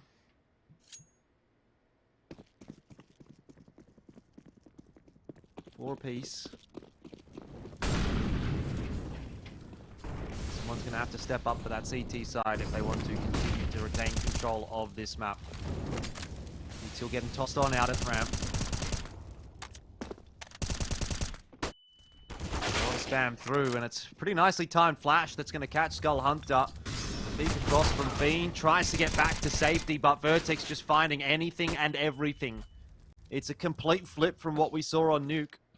These are the kind of exchanges that would go the way of Antic in the last map. Now they're going the opposite direction. Yet another timing will just favor APOC Dud. If he peeks his head up half a second earlier, Damio might take it off clean, but because he has to adjust, he's unable to do so. And Guag unable to find too much. Brace was playing anti-flash. You're just not having any success on the CT side. Yeah, and Vertex, after seeing the CTs over there, going to call the audible. Aware that it's a pretty big weakness on the other parts of the map. Not a great grenade. Not happy with that one. Yeah. But it's okay, Ruffleco. The round's good. Good as done, I would say. Especially with Malta in a position like that. And Vertex just continue trucking away on this T side. No issues at all. I think we've returned to the scheduled programming a little bit more now.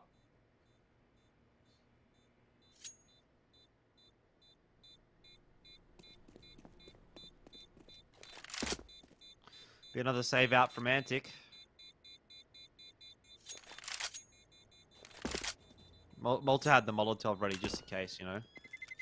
It's good to see. Good fundamentals. You know, he must have learned that in his years of international Counter-Strike experience. Yep. Where's APOC Dud playing from today? He looks like he's in a garage. It does look like he's in a garage. Has he been a naughty boy? He's been kicked out.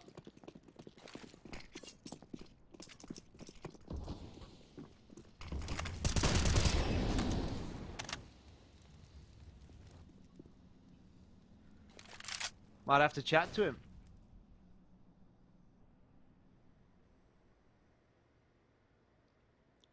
It's a hard buy now for Antic around these 2 saved rifles. These are the kind of rounds that good individual performance or a nice timing can win you. Records has got himself into the ladder room, but he hasn't got the flank kicked off just yet. See Rocco's holding down onto that one pretty nicely here.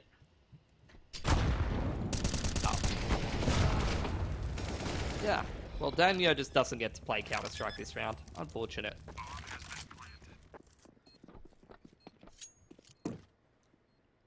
That's what you want to be doing as Vertex. That's crossing your T's, dotting your I's, making sure that there is no real chance that Antic are going to get anything done with those saved weapons. This will be a 6th on the T side of Vertigo.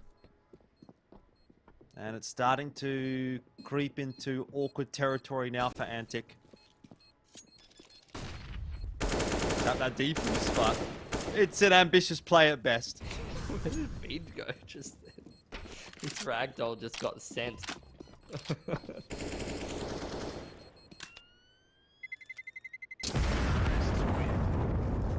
Leo's doing an excellent job watching over Reckons today. He's been playing very well.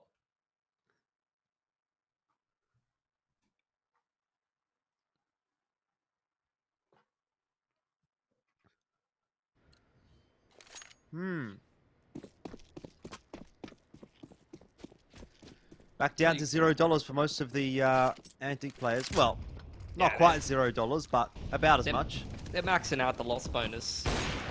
But Vertex has got money for days. They can put 2 or 3 more buys together. At least this round has started much better for Antic. They've often been losing the initial exchanges, so an opening frag from them is a bit of a change from the norm here. Guark's got good mid-info as well. So Antic have got a pretty decent read right now and a pretty distinct advantage. Let's see if they can convert.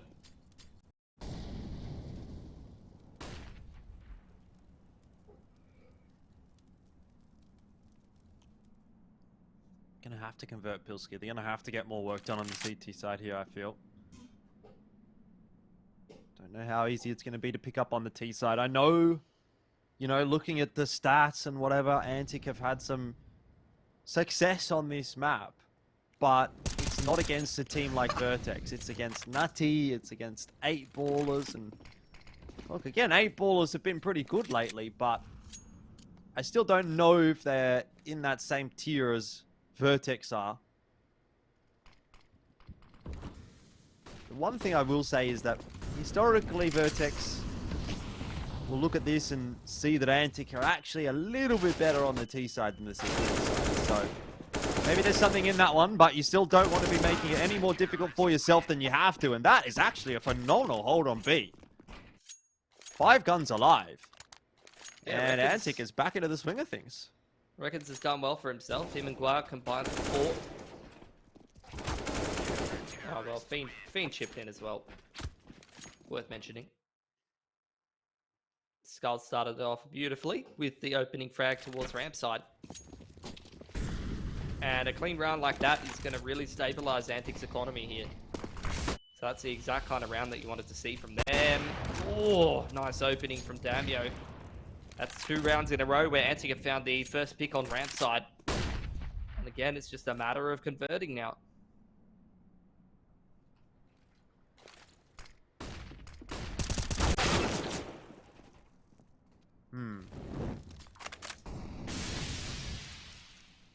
One for one, but a lot of damage done to Malta, and Vertex locked at the bottom of ramp. Doesn't give them a lot of room to work with. Yeah, especially when Damio's on this info line. You know that no one's towards that A side of the map until you can contest the player off there, and they've done well. 93 HP taken off the man. Now Vertex starts to push up A. Whether they go A or not, they have, at a minimum, limited the info of the CTs.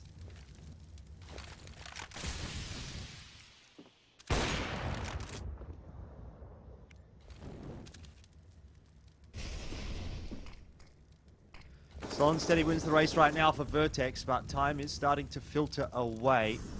Damio's got to be feeling a little bit precarious right now with only 7 HP.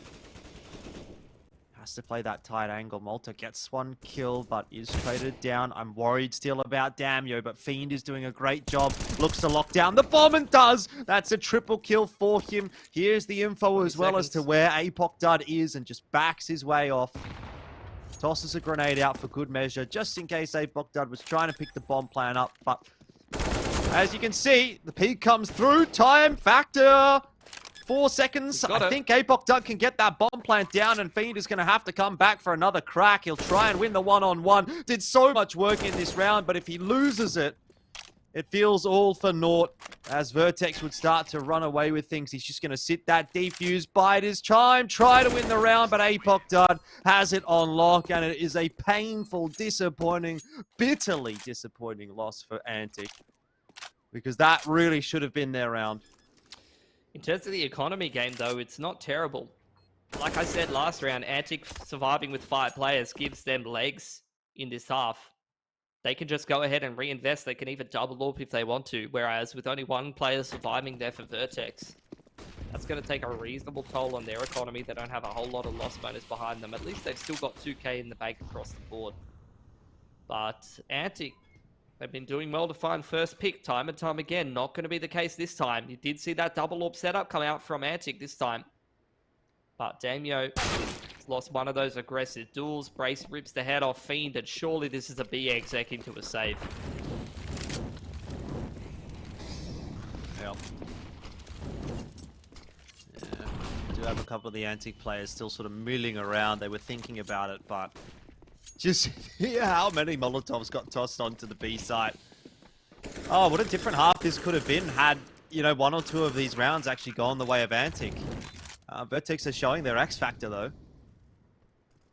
Yeah, well, great conversion in that 4-on-5 last round. And then this round, they finally find that opening pick, and they capitalize.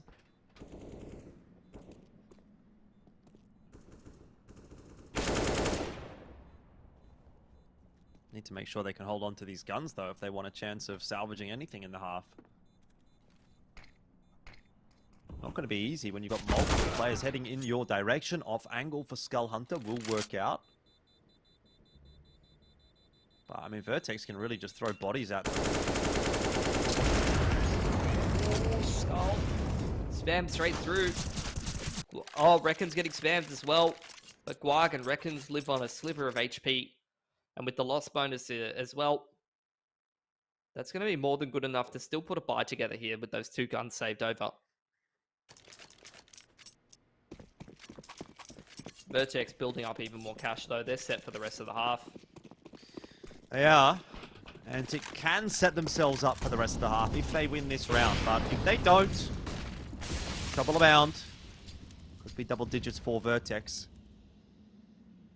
Still a half that very much sits in the balance. Yeah.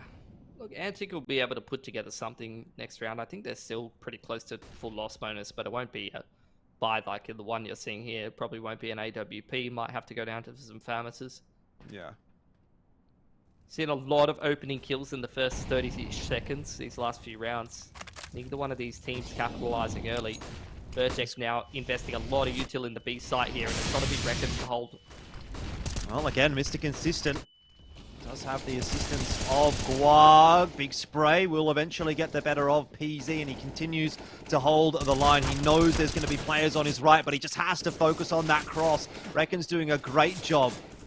Has opened the door up for Antic, but needs someone else to bail him out of trouble. 2 players remaining. You might as well argue that there's only 2 left for Antic as well, because there was so low HP on Reckons. He's dead now, and Skull Hunter's also only on 4. They've got to deny this bomb plant from going down. Damio has got a molly. He's got an AWP as well, and that's going to be put to good use. Guag might be the first focus for this 1-on-3. In the end, it'll actually be Damio to drop it. Guag will finish it off. That would have been a heart-stopping moment, though. Had Guag dropped, Skull Hunter was in the 1-on-1 with 5 HP. Wouldn't have been fun. At least, though, Antic have secured themselves a bye in the final round of the half. Not only just a buy, they go onto a double AWP. And I think I just saw Malta miss by a scout. So that actually costs him a extra grenade. Not ideal. Just the one flash that he'll have to forego.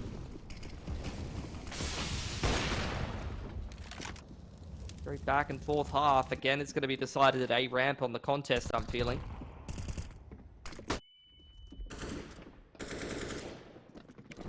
Damio down early. Skull Hunter hiding inside of that smoke, though. How much work can he get done? 1, not quite 2. The spray just couldn't be converted. Now it's onto Fiend. Good clean kill onto Brace. Will duck his way back into the site. Guag, in the meanwhile, has another on Malta, who was looking for the trade. And you do see that numbers advantage actually coming through for Antic. So a potential 7th on the board here for them. Molotov goes down, pushes Guag off of his line. Surely that rotate's going to come through shortly from Reckons, but now it's going to be necessary. 1 for 1 for Apoc. That is not enough to get Roffelko into a favorable position, but it's workable. He's got 2 players to find, has control of the bomb.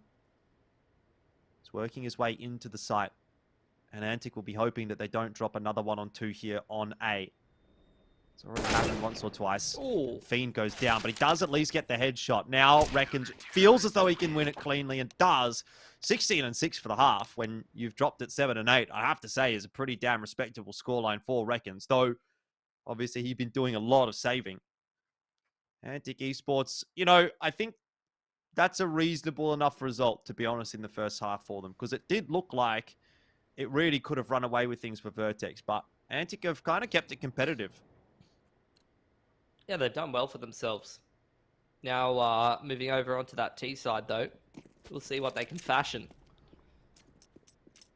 Let's see if they can go 4 from 4 in pistols and conversions. That's been a big factor for their success, no doubt about it. Vertex itching for a pistol round win, and Brace is going to start them off nicely. Good trades coming back on through from Vertex, though. It is a 3-4-2. Malta cannot land the all-important shot onto Fiend. Just start with a pistol. Just means it's going to be a 1-on-3 for Ruffleco. Don't count your chickens before they hatch, Pilski. Guag will be a pretty routine one for Ruffleco in the end, but now he's got to catch Fiend and Reckons, and that's going to be a much more difficult task. Doesn't have a kid either. But, oh, he's got the shots! I told you, don't count your chickens before they hatch, because Ruffleco, he's going to pull something like that off once or twice.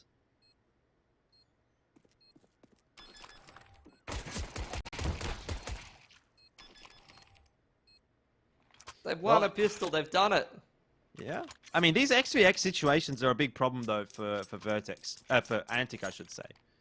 I can think of at least now 3 times in this series where they have dropped favorable numbers scenario. Yeah. Big couple of clutches coming in for Vertex.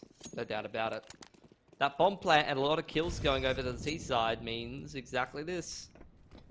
4 Spy comes in. 3 AKs. 4 sets of armor as well. A little lighter on the util is the big issue, so Skull is basically going to be a one-man band in terms of the XX here. Well, they're going to want to win it to make amends for losing that pistol. It'll be a slow creep up the stairs, answered by an incendiary from Apoc Dud. I think this will make for quite a difficult task for Antic, to be honest. Unless they're able to find a clean entry onto Ruffleco, maybe.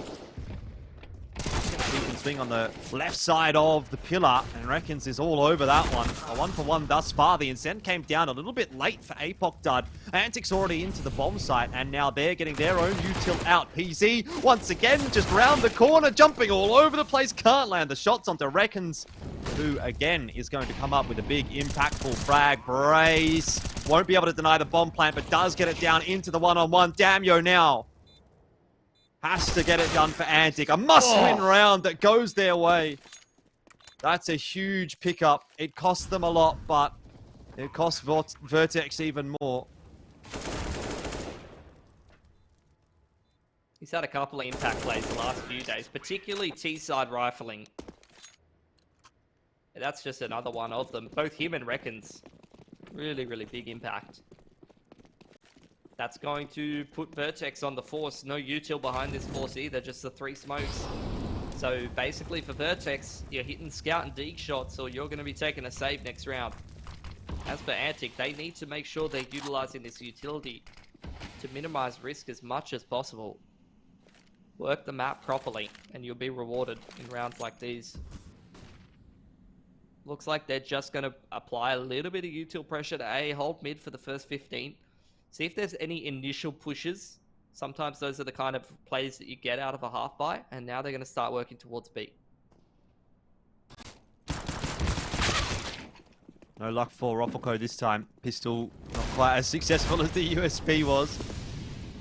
And Vertex are locked out of their own bomb site. Yeah, this might be just save. Play for exits. See if you can do some damage in the next round.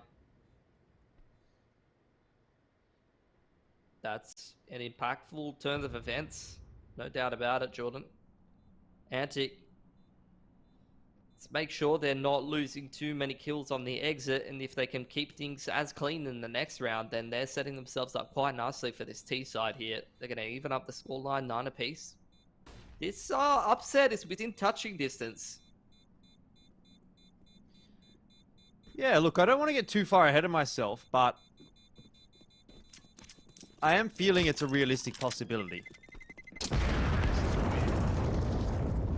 That's all I'm going to say on it. I don't want to curse it one way or the other. Antic are definitely doing a much better job than I thought that they would, and I'd imagine a much better job than Vertex thought they would as well. I think coming into this game as Vertex, you would look at it not necessarily as a foregone conclusion. You know Antic's a decent team, but you're not really expecting to put this kind of a fight up. So attack pause coming out from Vertex right now. I'm told it's actually a technical, so either way, a bit of time to talk for both of these teams, and that's quite a valuable proposition at this point, given how tight the match is. A pretty quick unpause though.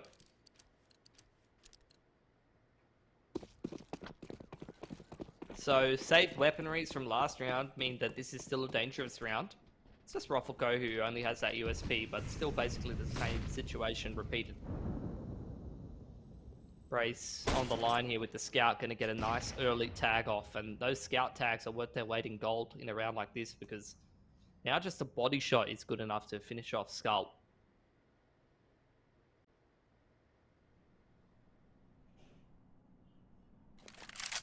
It's a really slow round to start things off for Antic.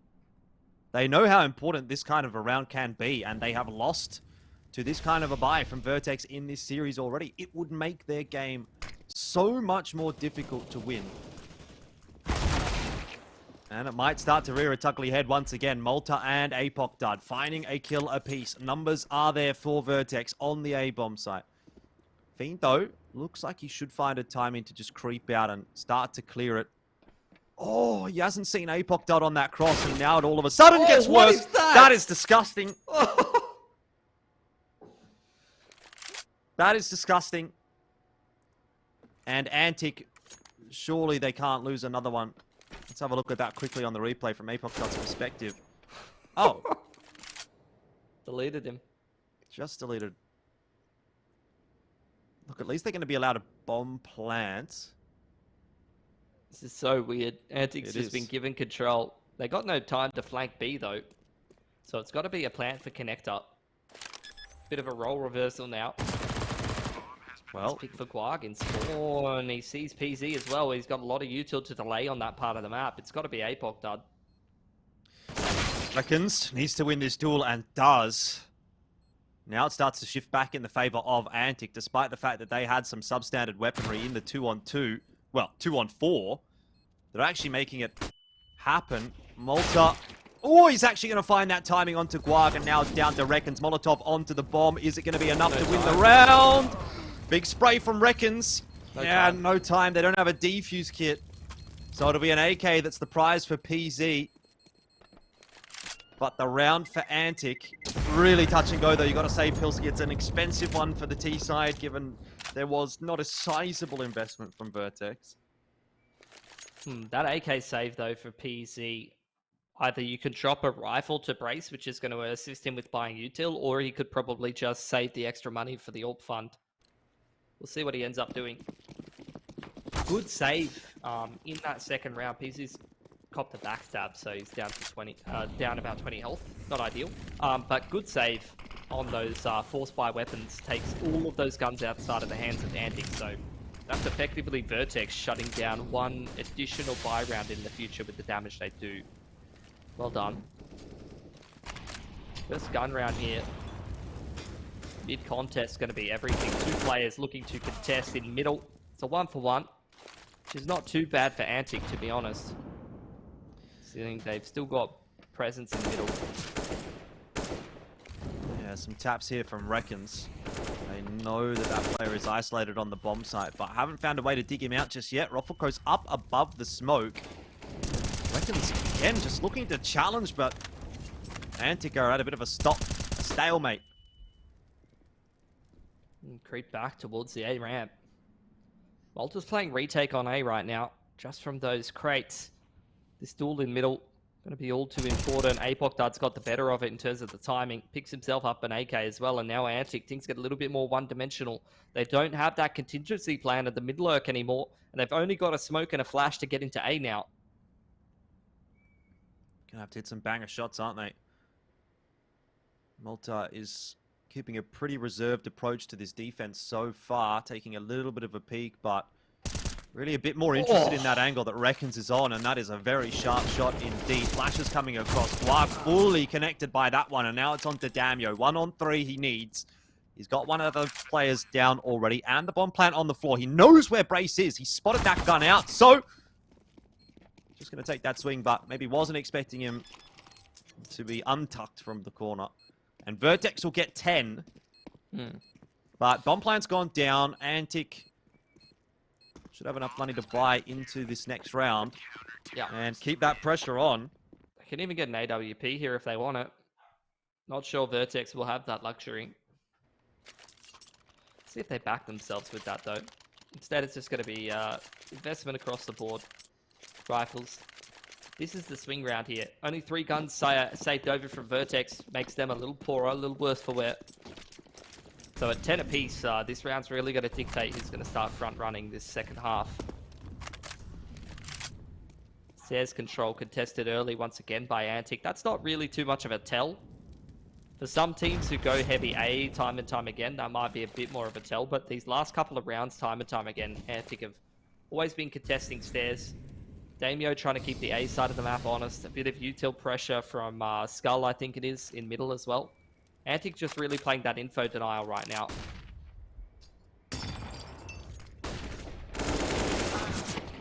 One for one. Could definitely be worse. This grenade will do some sizable damage. That's a really good one from Apoc Dud. It's not going to dissuade Antic, though, from hitting the bomb site. Flash goes through. Great one onto Apoc Dud, who'll hide himself inside of the smoke. Fiend starts to look for some presence, but Apoc Dud bides time nicely, and it's starting to fall apart a little bit for the T's. Guag really needs Skull Hunter to make the difference here, but time is not really going to be his friend, and he's given away his position as well. Molotov over the top onto jump up. Molotov will give up the number advantage, though, by making that push. And it's actually going to prompt a rotate out here from Vertex. They think maybe something's going toward A. Good damage. Brace and Apoc Dud are 1 HP. Guag, he's got 25 seconds. He didn't decide to plant that bomb on B. If he had, he would have a bomb down, a 1-on-2 post plant that would be very winnable. He's picked up a smoke. That could be helpful to help him secure that plant. And if he can just play around the smoke accordingly. Oh, he's been Wants seen. out one player. He's going to fake it. Brace runs away. He's not got time. Now, round's going to be over.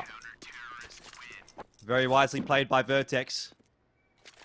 And they win themselves a crucial round, but again, it goes down to the wire. 1 player left alive on both sides. And economically speaking, that is favorable for Antic. Means the money's going to be really low. I think Antic are going to be incentivized to try to do some real damage in this round. They haven't actually forced into it. They haven't really put too much behind that AK. Relying maybe on what Guag can do with the weapon. Still hanging in the players balance. lacking head armor, Pilski. Yeah, I mean, that might help the Glocks do a little bit more damage, but at the end of the day, this is where Vertex can kind of cement themselves in the half, right? Yep. They just keep enough guns up. It's good info from Brace. There is a lot resting on the shoulders of every single round that plays out at the moment. Good kill from Apoc Dud. Clean.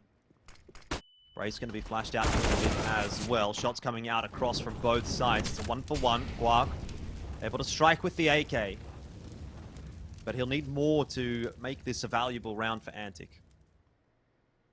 Yeah, 1 pick so far. Not too bad. Antic doing it right. Walking around as a little info gathering squad for Guag. PZ getting a little bit more than he bargained for, but still ends up with a 3k despite a very awkward set of circumstances for him.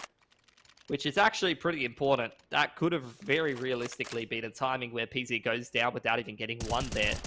If the T's are a little bit more switched on, they were all looking at each other. You're obviously not expecting a CT on that angle.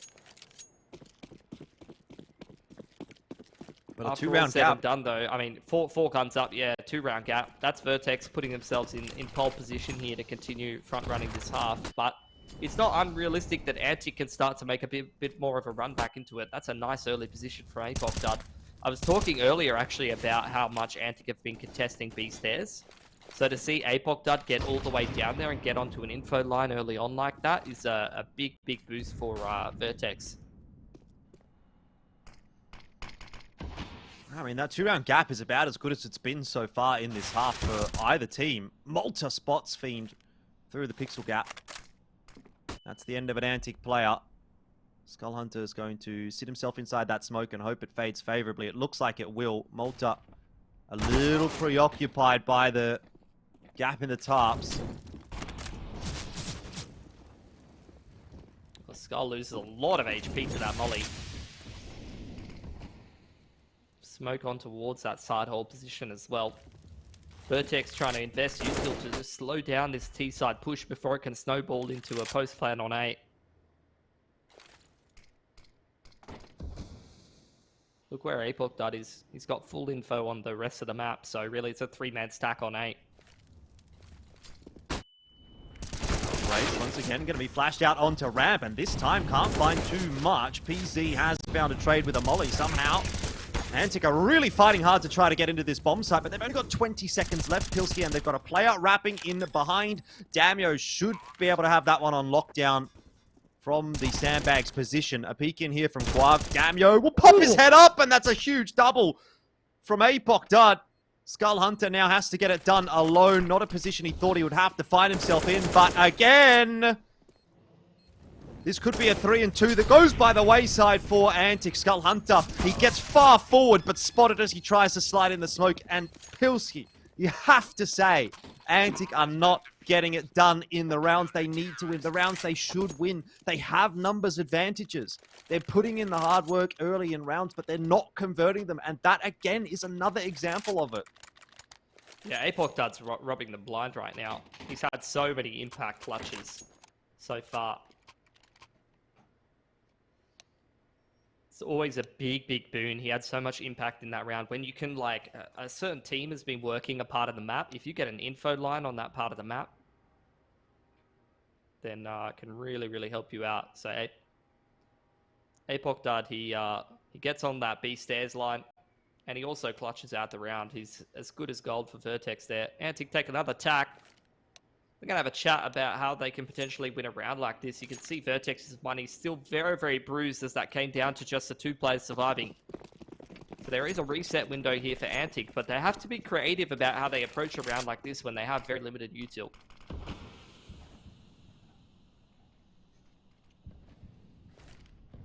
Starting to get into must-win territory now for Antic. That's a nice grenade. Are they starting to run out of ideas here on the T side? Is that bit of magic coming through for Vertex? That X factor, that extra 10%. Feels like it is right now.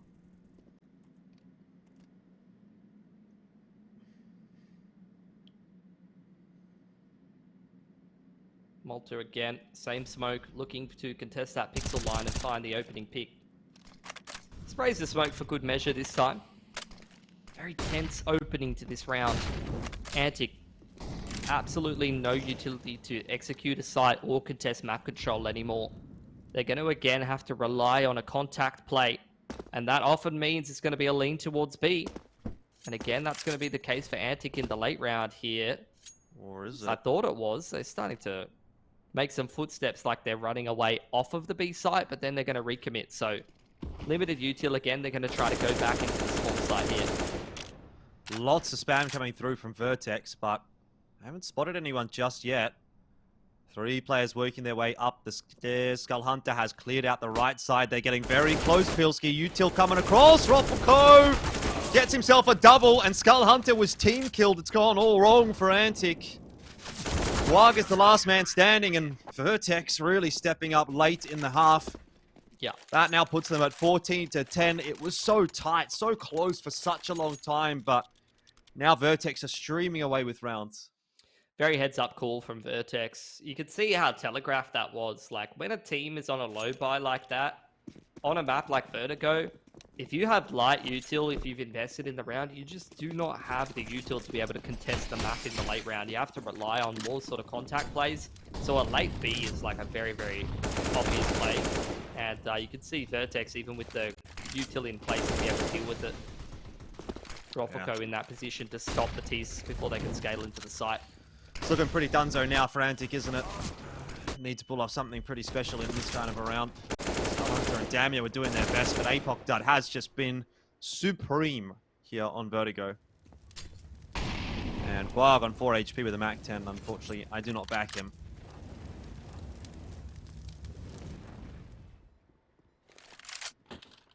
A lot of damage on the PC. He's going to take an extra gun away.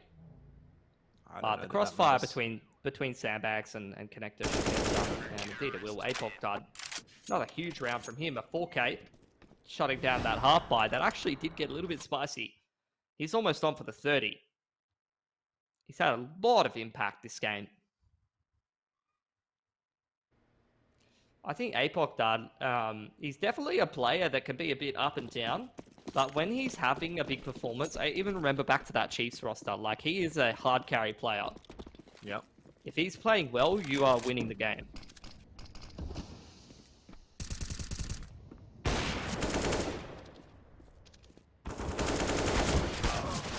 Oh no. I think Skull thought he got Malta done there. Yeah. Might just wrap up the map there, I'd say. Yeah. 3 on 5. Bit of an anticlimax toward the end, though. It felt like we were going to get a really, really tight map, and maybe it's not going to be the case, although Reckons makes it a little more interesting with that kill.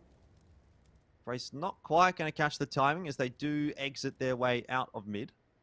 Exactly that, though. Apoc Dud's deep on that info line. Brace has got mid info. It's only one play. The T's can go now.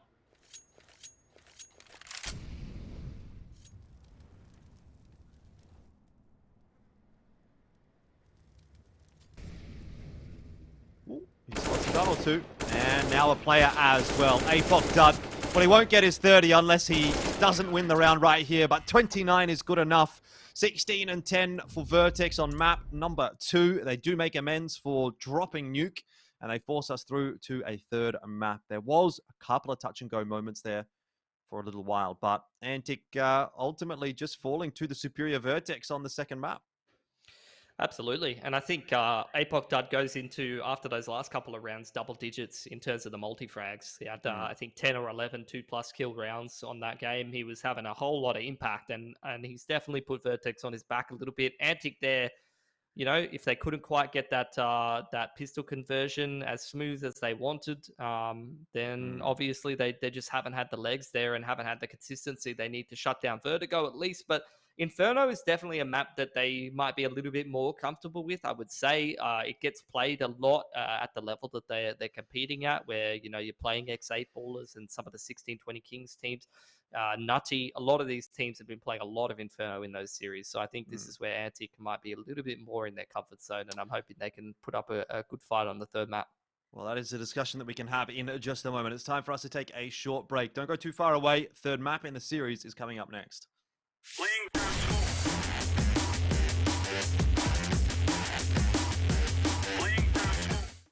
Lag can be the difference between life and death. Switch to Orcon's Fiber Pro and Power on an 18-month plan and get this Razer gaming setup worth over $1,000 for free. Orcon for the win. The Tarnished will soon return.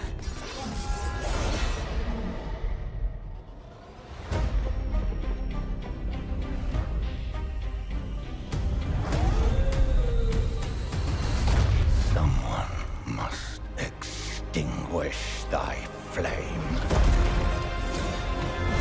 They will fight. And they will die. For how else is a champion to be born?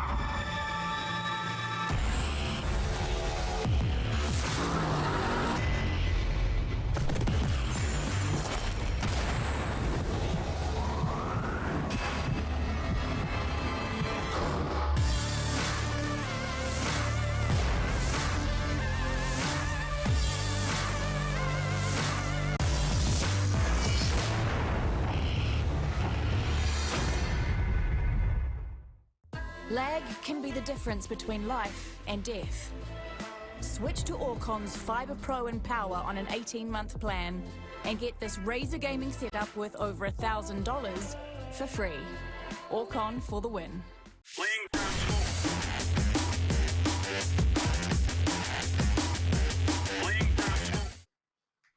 G'day and welcome back to LPL Pro CSGO, and of course we are now into our third and final map of this series. It's becoming a bit of an interesting one between Antic and Vertex. Before we get too deep into that discussion, Pilski, I think obviously, we have to mention the fact that we have a second game yet today as well. So even if this one, gets wrapped up pretty quickly in the third map, we're not done yet. 8 Ballers and DGG, that's going to be an exciting game too. In fact, that's the match that I thought would be going to 3 maps if either of these were. So In for a color me 6-map surprised. day.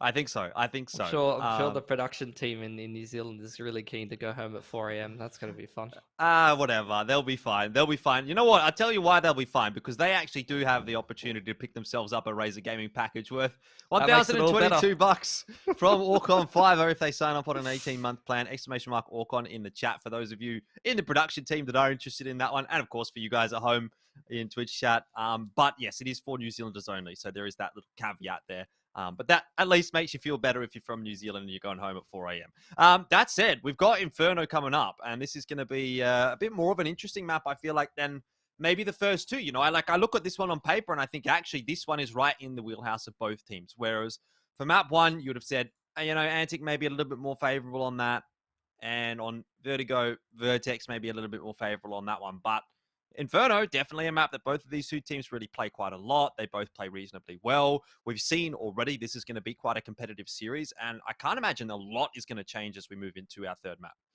Yeah, I think exactly like you said, plenty of reps from both of these teams on this map. And even for the boys on Antic, they have decent results on it. The thing is that against teams of their level, they're playing quite competitively with them. They're, going into OT against X8 Ballers, playing close against Camo, playing close against X Fury. Whereas Vertex, when they play teams that are peers of a team like Antic, they are snapping them up very convincingly. 16-8 against DGG. They're routinely beating X Fury 16-7 or so on this map. So they've, at least in the last couple of months, proven to be the better Inferno team when we're talking about teams that compete at this level.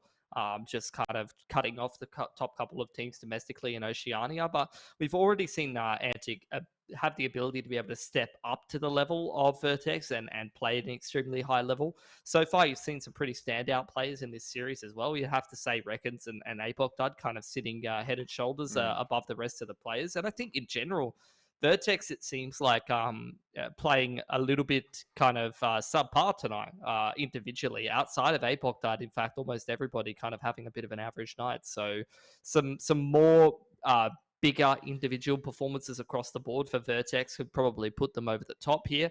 But we'll see if Antic can try to put themselves in touching distance of an upset. I think once they lost one of those pistols, Vertigo was made quite a bit harder for them. And I have to say, they've been winning a lot of impact rounds tonight. It's something we've said time and time again. But you pointed out that Vertex winning a lot of clutches and those late round scenarios definitely made a big difference on Vertigo, as well as that pistol win. Yeah, I think for me, that's the big thing that Antic really needs to look out for is those clutches that they've been letting fall by the wayside. They've picked up a couple of their own, to be fair. There has been a couple of good rounds from Antic, but I feel like, we've been seeing a little bit more in that department from Vertex, and the times at which they've come out as well have felt really a lot more impactful for the Vertex side. So need to be making sure that if you're in a 3-on-2 post plan or, 2-on-1 post plan or something like that, that those opportunities are not being given over to Vertex, because as we've seen today, they're going to take that opportunity and they're going to run with it. I don't think they really punished them for it so much on Nuke, right? There was like the force buy or the eco buy that Vertex won in the first half, where we thought, okay, this could really kick things off for Vertex, and they didn't really do too much with it that punished Antic Esports. But definitely on Vertigo, there was a couple of instances where if Antic would have won those rounds, maybe we see a different result. Maybe we see Vertex, dropping that map. It would have been really in a close fashion. Ultimately, it's obviously impossible to say, because Vertex did end up going on to look pretty good in the end of the second half, but would they have even got the opportunity to look that good? Would they have got the time to come online? Maybe not. Either way, besides the point, all we can do now is think about Inferno and obviously, hope to see some of the players on both teams really stepping up here and giving us a cracker final map. Yeah, I think, there's definitely another level for Vertex to hit. I'm looking at PZ, who's was top stat in the tournament, I think, before this map, these couple of maps where he's been having a bit of an average one. Records and Apoc died up there in the top 8 of the stats as well, and you're seeing that reflected in the performance of this semi-final so far. But I think Vertex were like head and shoulders above the rest of the competition in team rating, which kind of shows you that they, as individuals across the tournament so far in LPL Pro League, have been all contributing and all playing quite well for themselves. They've been winning a lot of very, very clean games, and that just hasn't been the case tonight in this semi-final. When we talk about the cutthroat nature of this format, once you make it through to the top 4, the reality is that if Vertex don't pick themselves up by their bootstraps like they did there on Vertigo, which I still think they still haven't hit their top level yet, there's still quite a couple of quiet performance. They could be knocked out of LPL Pro League. There's no double elim bracket in the playoff section. All it takes is just that one game to go bad for you, and you could get knocked out of the tournament. Yeah, you'd be playing for third place, which I don't think is really what, even to be honest, either of these teams would have hoped for out of this season. Either way, let's go into Inferno and see how things play out, Pilski. It is the third map in the series. The news is that Vertex did win the knife round, and they, of course, are starting on CT as a... Never mind. It's actually Antic starting on the CT side. So Vertex must have chosen to start on We got confused. It's all right. We got confused by the wolf logos. That's all good. Oh, no. It's happened again. We thought we got rid of direwolves, and then Antic, they've absolutely messed us up. Yep. I think there are a few other wolf logos around the place too. There's so many great animals. Like, yeah, a duck. Why did no one ever make a duck esports team? I don't know. Anyway, that's besides the point, because Antic are into the B bomb site, and they're going to try and get that bomb plant down as... I say Antic. Again, I've been debated. It's Vertex that are actually into the B bomb site. Vertex is on the T side, and Antic, of course, on the CT side. So, 4-on-5 retake here for Antic. A little bit difficult, particularly given Skull Hunter is looking to be cleared out in Banana. That's not actually going to eventuate. And if he finds another, it could have been really problematic for Vertex. But they have cleared it up nicely. Smoke is still keeping a couple of the members locked in at construction. 1-for-1. And time starting to run away from Antic on the retake there. So Vertex will pick up the first round. And that's probably the first pistol that they've won in the first half in this series. Yeah, that's a correct stat line. Yep, that's true. So they start off the game well. That's again going to force Antic to be in the position of not being the front runners. But look, with the bomb plant, they could force up and try to put something together. Again, like the logos have just cooked me. Vertex is on the T side and they won. So yeah, they might still force. You see those pistol force buys were quite trendy last year and the year before that on Inferno on the CT side due to the fact that you can go pistol light armor, you can invest in a couple of grenades, and that's exactly what Antic are going to do. I think now things have gotten a little bit more murky in the current day meta because nowadays you can go into that round 3 buy with A1S armor, and that's quite appealing to a lot of teams. But at least for Antic, they're not going to go for that. They're instead going to force this round and look for the round number 4 buy if this doesn't go well. And you can see they've invested accordingly as well. Skull Hunter's foregone armor to make sure that Damio has the AWP fund good to go. Well, off we go.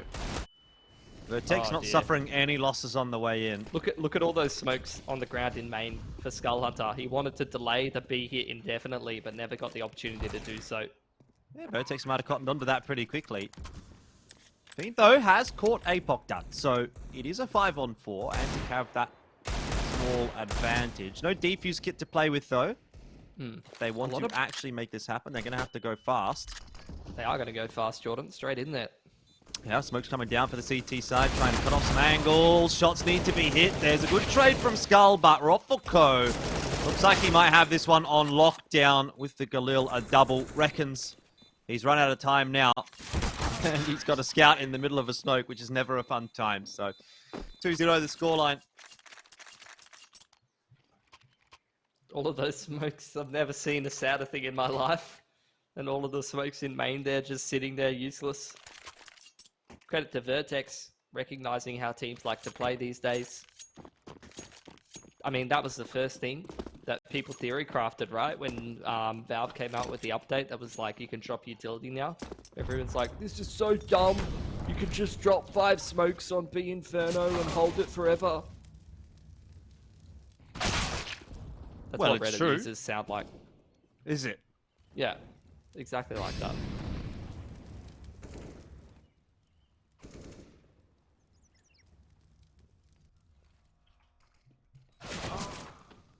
It's been a pretty straightforward anti-eco from Vertex. Yeah, because no one ran into Reckons. Avoid Reckons at all costs. This man is crazy. Never mind. 5 alive for Vertex. Cruisy. Could be back to business for these lads, to be honest. They've had a slow couple of maps for the most part outside of APOC dud. It's been a bit of a limp performance from Vertex tonight. First gun round here though, Damio straight onto the AWP. He's got a decent spawn as well.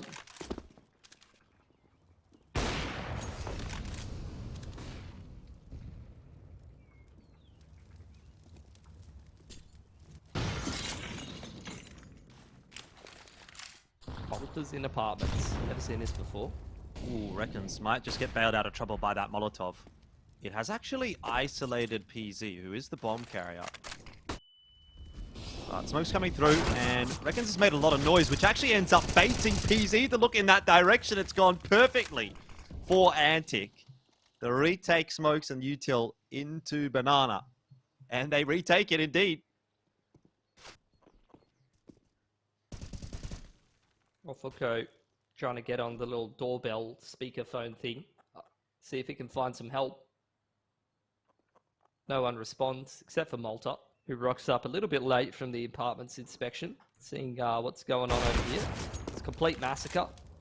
Doing his best to dig deep. Molotov in towards main side. A good crosshair placement. Nets him a kill. Rofoko can't follow up though. And as such, Antic gonna clean that one up with 4 players alive and a bloody great hold down from half wall. Well, we take those if we're Antic, given that we didn't have the greatest of starts to the map. going to force Vertex to reinvest, and their money's starting to look a little lower. And PZ's on the ult now. T-side ult. Okay. Oh, he's gone down as well. You couldn't have had a worse start to a gun round for Antic, and now they're util dumping B as well. So if they don't get a pick here on the B side of the map, this round's just going to be an absolute nightmare. They've invested so much in the early round here, and it doesn't look like it's going to get any better unless Fiend just finds the god timing here. Not going to find it. Malta actually does catch him in the end. Guag, the sole defender on the A-bomb site right now, but rotation is coming across from Reckons, and a sharp shot hit with the M4A1S. It's not over just yet, Pilski. Guag's going to have to go through the smoke, but he seems to have done a good job of that. Found the timing. Oh, it was Reckons, I should say. But he gets that headshot onto PZ, and it actually just stalls the momentum of Vertex. Reckons looking to be the difference maker. Doesn't aggress into bracket to clear out that part of the map. Instead on the big rotation over, which leaves Guag alone in the pit. This is where Damio usually plays. Guag steps into that role. He's done pretty nicely for himself. At least gotten one and gotten the info on Roffelko's position, who is util dumping. Afraid of that player rotating through Moto's side.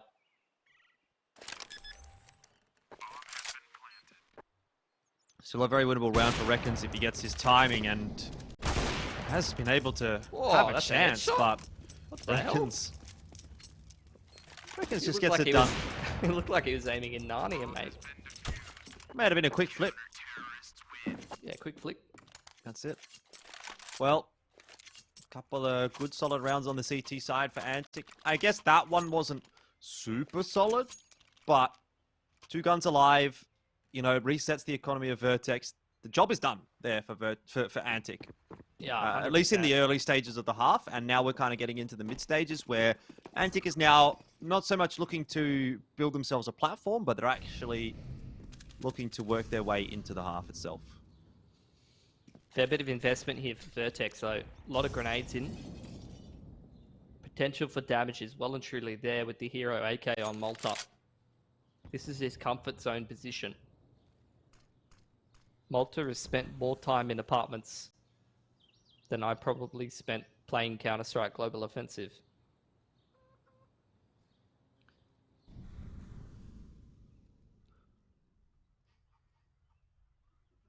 They even released a video about it, just so everyone would know. Quick little plug. Yep. At Vertex ESC on Twitter. Look for the White Wolf logo. Follow the White Wolf.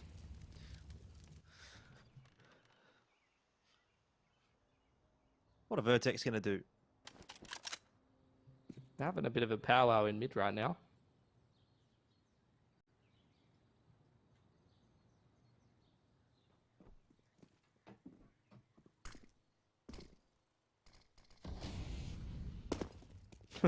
You love that front side smoke coming out, and Antic just hard rotating A.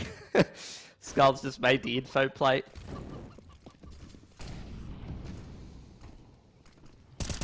Fiend's in a good spot. Lines up a couple. A bit unlucky not to get the third there as well, but he will pop his head back up for it in the end. Malta is actually doing some pretty sizable damage with the AK, but in the end, just not enough really there for Vertex to cause a huge threat. 3 guns up. With significant investment in that round. It's going to take away a couple of grenades from the next round buy for Vertex. Couple players on 4.4 thereabouts. Malta on 3.7 has to go down to a Khalil just to be able to get smoke molly. 1 flash on all of Vertex here. That is the big weak part of this T side right now.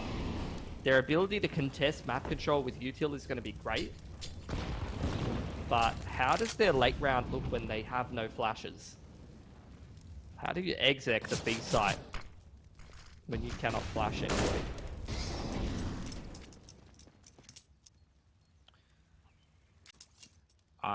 You just have to use those mollies to perfection. Just got to walk in and shoot him. Got to get those smokes down. hope that your mollies land, and then, as you say, walk in and shoot them. Easier said than done. That smoke is very sus. Skull Hunter. Oh, that's not ideal. Maybe that's how you exec on the B-bomb site, Pilski. You just wait for someone to make the mistake and then Oh God, what filter is your way in.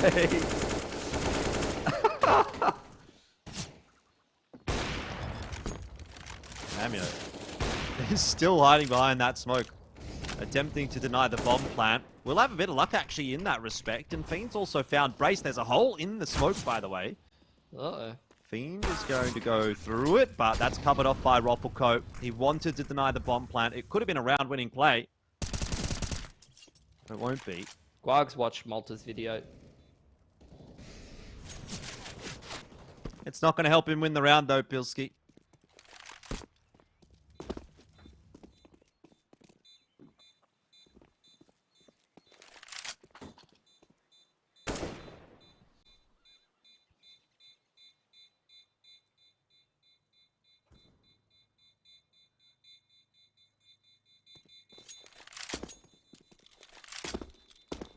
Two guns up with 3k and 2k on Guag's skull.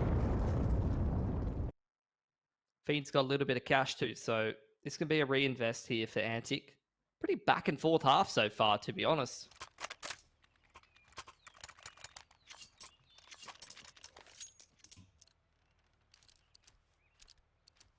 Skull's been really trying to make those big impact plays and look for info pushes. Contest big quite heavily. 3 players over here for Antic this time around indicate that they want to try to go for some control. Initial investment of util here for both teams. Double nade into logs. Absolutely decks a block dart. I thought it would have done a little bit more, to be honest.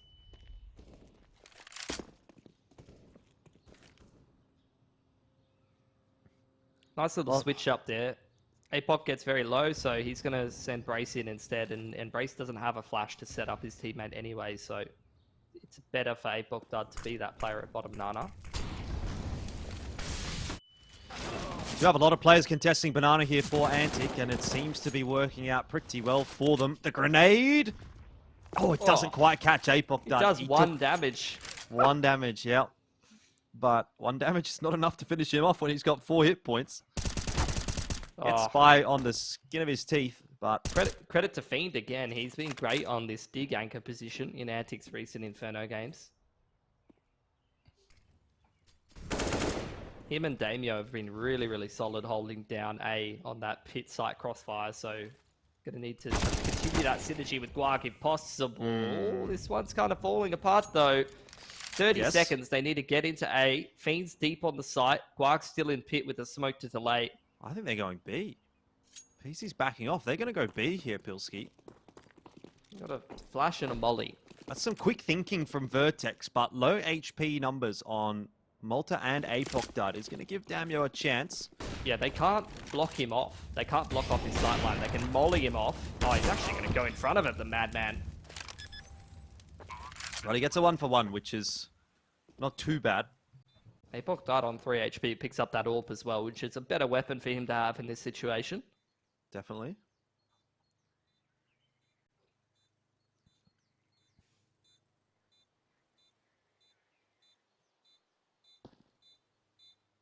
Slow and steady wins the race for Antic, but they'll have to pick up the pace now. Time is going to be a factor. Smoke down on the bomb. PZ not giving anything, and Apoc Dud will be the first one to take contact. It works out perfectly. They need to spam the bomb, though. Antic will win the round. Guag survives on 8 HP inside of the smoke. Eventually gets finished off by PZ, but the round does go the way of the CT side. Obviously, it entails them losing all 5 of their guns, though. Yeah. And I think Vertex has enough to reinvest, so it's going to be attack pause actually out of Antic after they pick up that round. Going to have a chat about how they can maneuver their way through a round like this. It's going to be quite tricky.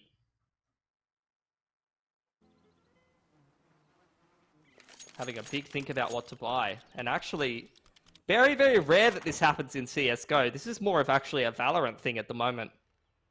when you win a round and lose all of your guns, taking a single save rather than fighting for the round.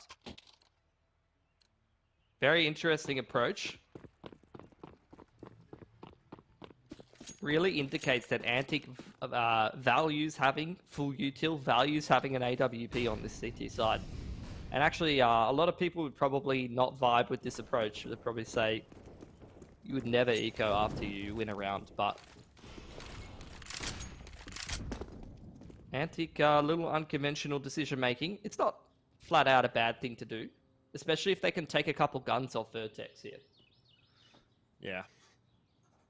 Set yourself up a little bit later in the half, but long-term thinking versus short-term game.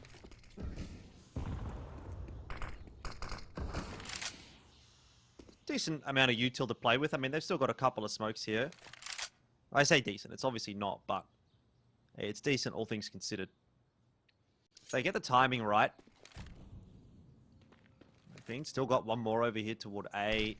Can see those smokes coming on through, and does look like it's going to be a nicely timed CT smoke here. Damio will take the opportunity to hide inside of it, and Vertex just called a cancel.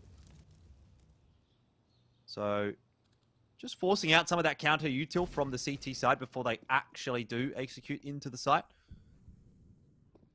Yeah, you don't really expect your opponents to eco in a round like this, so Vertex might have a bit of a misread. They put themselves in a decent position here, though, especially taking out Fiend on jungle side. Guag, and Carpets, they seem to be aware of it. They've cleaned it out nicely. So Vertex potentially setting themselves up for a very clean round win will help cement their economy a little bit more. Love the critical thinking approach from Antic as well, I have to say. A lot of teams after that, one player surviving, would be thinking, like, what should we buy, not what should we buy.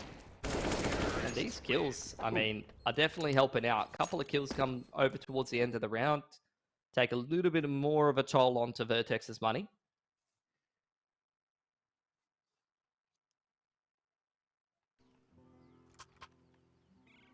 And this is what I was talking about. Now Antic with a buy that is much better. CT side Inferno. A little bit more util. AWP.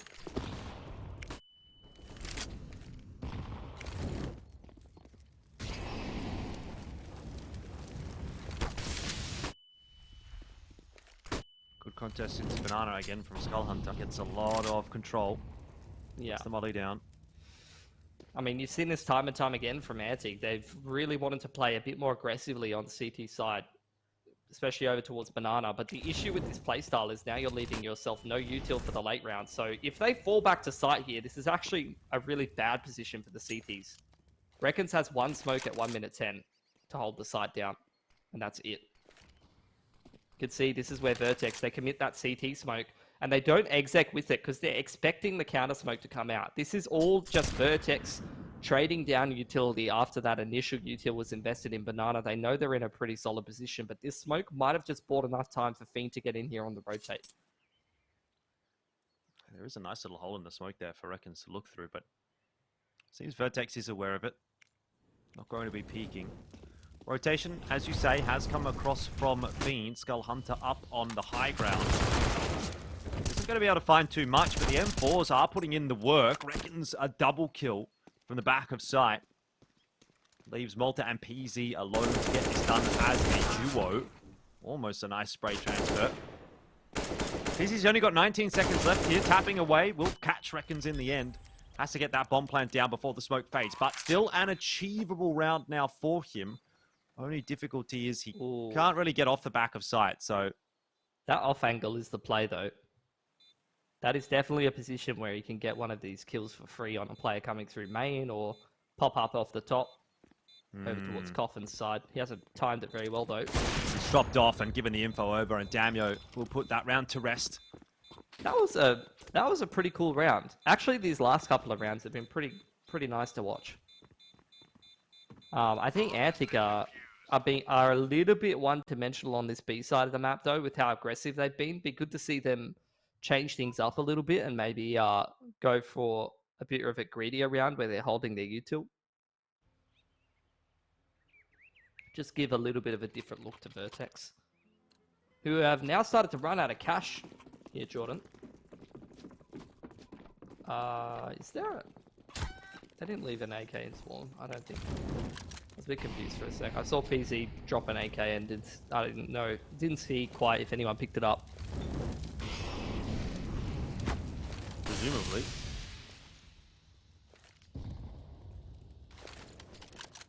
Okay, this is a round where Antic have invested a lot of util early in Banana, and then they've not really contested it. They're going to go for the boosts on the flower pot this time, and oh, not even that actually. They're just going to play hard retake. Reckon's just going to play retake with that smoke. Well, I don't necessarily mind it. Just changing things up a little bit over toward B. It's keeping Vertex guessing.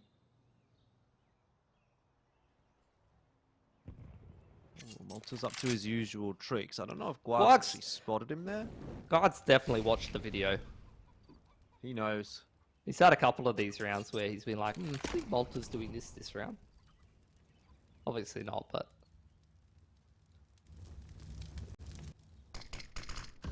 43 seconds. Resmoke on top mid. Cycled in by the CTs again. Vertex not going to respect it, I don't think. Yeah, it has been quite the slow T side from Vertex, hasn't it? A lot of these rounds have really been let tick down. Damio's on this line on dig side. Still hasn't been pushed off yet.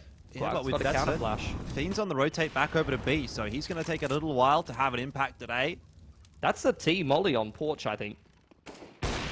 It's keeping them at bay for the moment, and quite nicely, it has actually allowed that extra rotator to come across for Antic. Fiend actually gets in at the perfect time to do some real damage, and Vertex, it looks like they should get completely shut out. Guap was caught on the reload, and now Damio under a lot of pressure. PZ just cannot find the kill. Damio got 3 shots off. That Porch molly, I think, actually cooked them. Both figuratively and literally. Like, you know, sometimes you just molly on autopilot. Because you're like, oh, we're doing a brackets take. This is the util we do on a brackets take. But when, with like, no time on the clock at all, that Porch molly actually stalled long enough, exactly like you said, for Fiend, who is leaning a bit greedily towards B, to rotate back onto A. And he got there in time to actually have some impact. Yeah, he got one of the opening kills. Not too fantastic for Vertex. I'm still not sure, though, which way this series is going to go. Like, it just feels super back and forth here on Inferno. Yeah. Obviously, the recent run of things is favoring Antic. Well, especially if they have a clean anti-eco here, they're going to cement their money for the rest of the half here on CT side.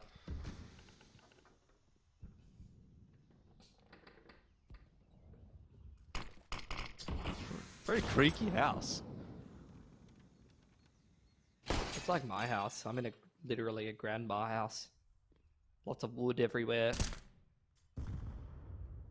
Random noises in the middle of the night. I have to get up and check around my house a couple times every night. Did I lock the back door? Yep. Is the dog up to anything cheeky? PZ is. Yeah, not a bad shot. It's given APOC dud and M4 as well. He's no thrown armor the flash for to Vertex, Brayson and said, send me in. Well, flash, not going to be a problem for Guark by the looks of things. However, headshots from Roffelko are... Now he's the one with the M4, but aim punch gets the better of him.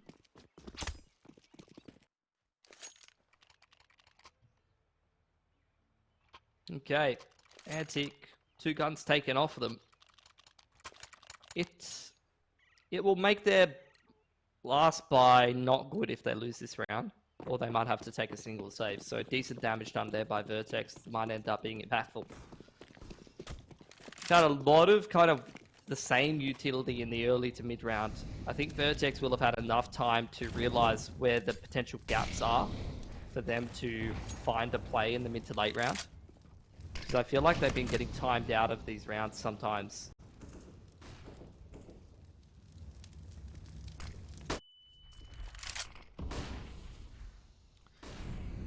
Doesn't seem like much has changed in this one for Vertex, to be honest.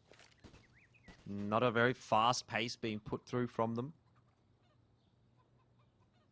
Not a whole lot of pressure even on brackets just yet, although Vertex is lining up for it. Smoke starting to come out. Ooh, they're going a little earlier. They're really trying to isolate Fiend here. They don't quite catch him. Oh, that Maybe molly. now they will. Oh, that's huge.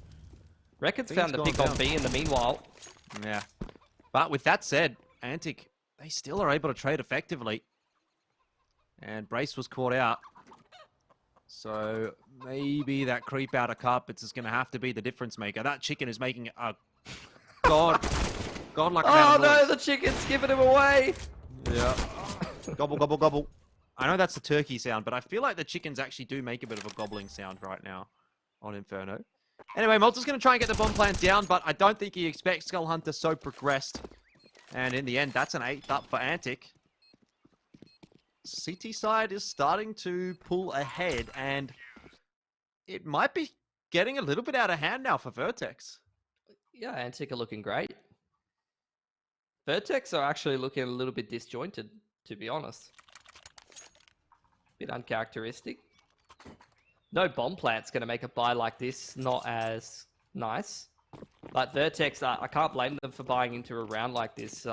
They've got pretty good loss bonus. They get a bomb plant, it's going to be a much better buy for them. But not only that, with how much Antic have been winning rounds lately, this could be a reset into the 15th round for Vertex to take advantage of if they win this round.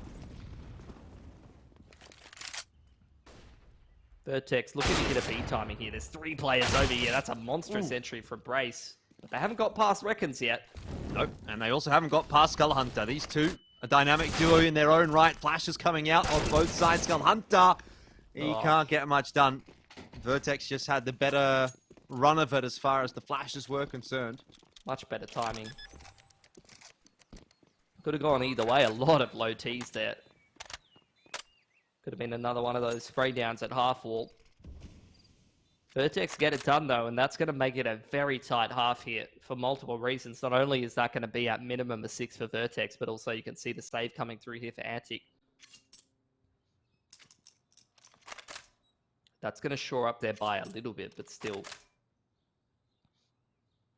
Could be a couple players who have to forego a key piece of utility.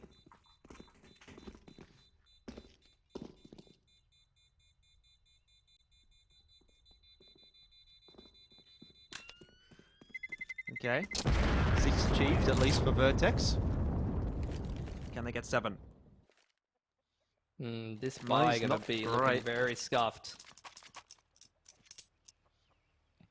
So credit to Vertex for buying up into that last round. Rather than half buying. Definitely reap the rewards of that, no doubt about it. I don't feel like Antic have actually spent their money super efficiently there. I swear to God, there could have been like a better buy you could have put together than that, but that's still pretty good. Triple nade into main early on there. And this is the round where Antic change it up. They actually don't go for a banana take. They hold their util. Now they're going to throw that retake util again. Actually, that smoke's gone awry there for Reckons. Hasn't gone to half wall, it's gone deep. Missed opportunity on the jungle line there for PZ. Oh, Fiend is forced to invest the smoke, which is going to kind of cut him off from this engagement. Guar gets a little bit unhappy double about molly. that. Yeah, that's a bit of panic util with how that's kind of boiled down. Malta's on the lurking calf. Skull, he wants to get the hell out of there, but he can't do it, Jordan. Yeah, Reckons, oh, he's going to have to hang on with the MP9, but Vertex will not be afraid of that at all. Malta also striking on the other side of the map. So that's pretty much gone perfectly for Vertex at the end of the half. 8-7, they secure the final round and make for a pretty interesting second half here. It is still way too close to call.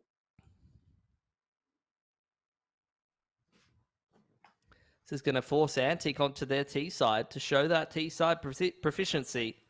And if they pick up this win, they'll actually break Vertex's perfect streak on Inferno the last 3 months.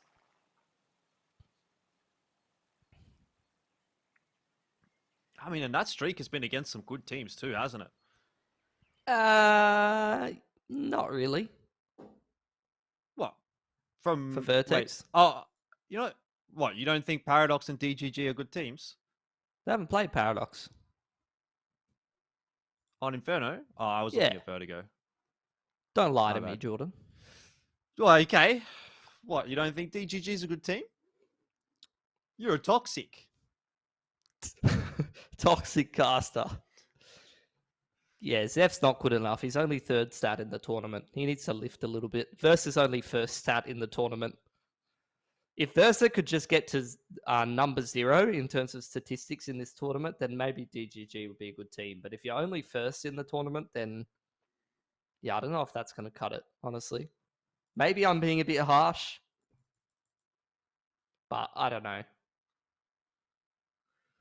Well, actually, it does give a bit of an insight as to maybe where this series could end up going.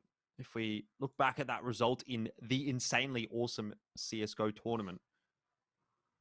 From the start of the year, Vertex and Overt, as they were known back then, did play on it. They did, yeah. Was it insanely awesome? What do you think? I think it was all right. I love Apoc Dud's got the matching clothes today. That's a nice fit. He's looking fresh. He's all about that fit, isn't he? Where on earth is he? He's in the garage. But he's in the basement. I do want to point out that the scoreline was exactly the same at the end of the first half in that matchup. Overt, they got 8 on the CT side. Vertex got 7 on T. And then once Vertex moved over to CT, they got 9 rounds and Overt only got 3. So it ended up being a pretty solid 16-11 win for Vertex in that one. Obviously, it's a bit of a different circumstance. Who won the pistol, Jordan? Who won the pistol, mate? Both the T sides won the pistol. So Vertex won in the first half and Overt won in the second half. Guarg saving the money, saving his cash for a rainy day. Yeah, so they're going to rush B, Jordan. Very novel strat. They're going to backwards B hop into the site. Yeah, Brace is pretty good. Trying his best to land a headshot on the way in. Had no shortage of opportunities. You can't shoot their head if they don't show you it.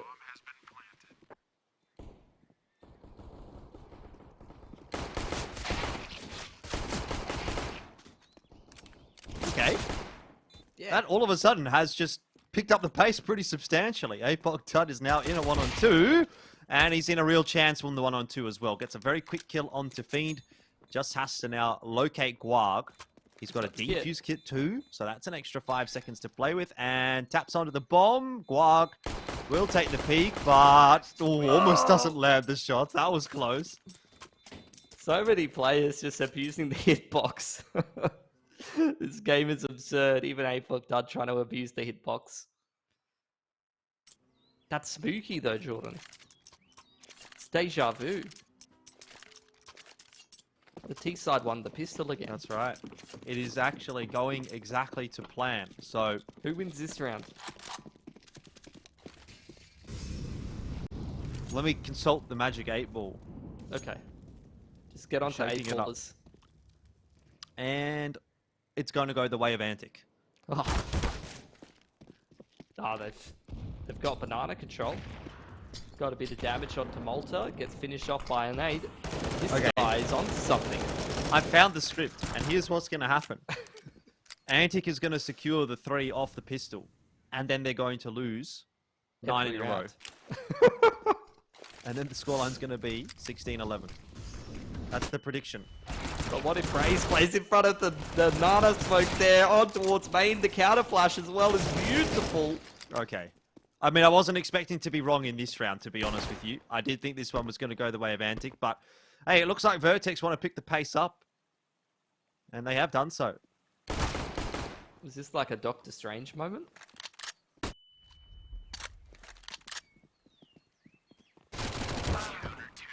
No. Skull Hunter would have had to have 1v3'd for that. No, I thought that Vertex is Doctor Strange in this scenario. They've changed the timeline or whatever happens in that movie that I didn't watch. The multiverse. You see, in the concept of the multiverse, there is a world where Antic has already won this series. Yep. Or a universe, I guess. Yeah. Oh! Not in this one. No. And maybe not ever in this one. Vertex are looking pretty strong so far on the CT side, and we've barely seen any rounds from them. Hold on a minute, though. Reckons is alive. He's shot one player in the head. 4 more to go. Clark doesn't want to lift his weight, which is understandable. It's a hard situation. A 2-on-4.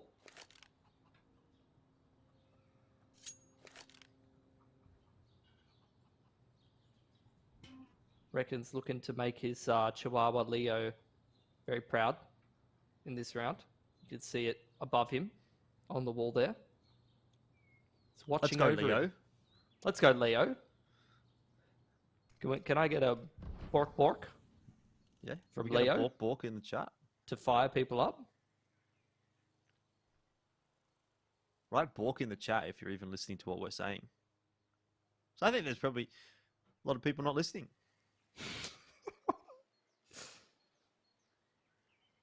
Now we'll get to find out.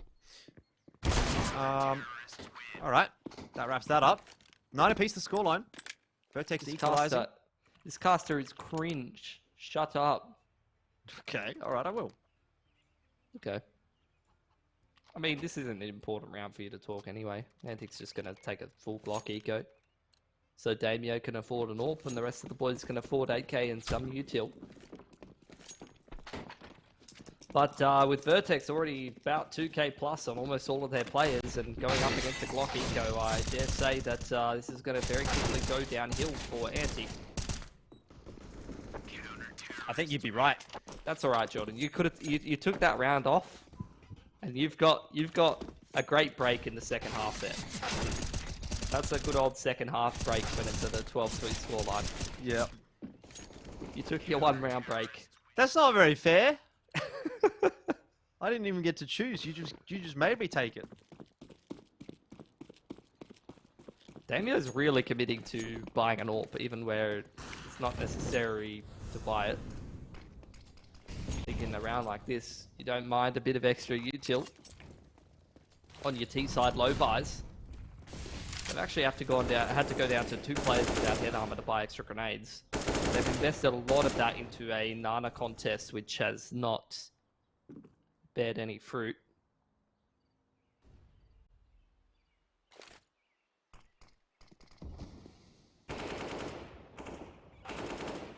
Oh, how's Nice Fiend entry. got away with that one?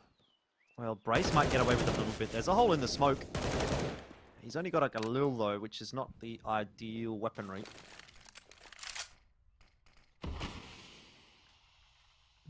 Smoke onto jungle side isolates APOC. Still a 3-man setup on bracket side though. Easy. Oh, Able there to you go. get more than just the one. Antic, they've seen Vertex starting to pull ahead and they've decided, not interested in that one. Just going to step up in this round and pick up an easy dub. Brace eliminates Reckons from the Galaxy. All the other timelines records is gone as well. Vertex going to make this contact play through mid though.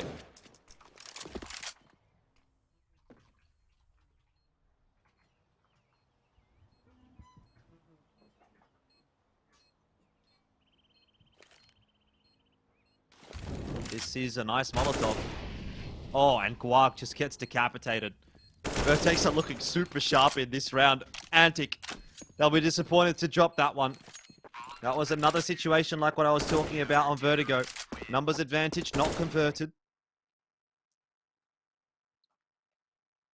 Just too many clutch players on this Vertex roster. I just love the contrast between the quality of APOC Dud's webcam and the quality of Malta's. Well, I think that Absolutely is the excellent. difference between a webcam and an actual camera.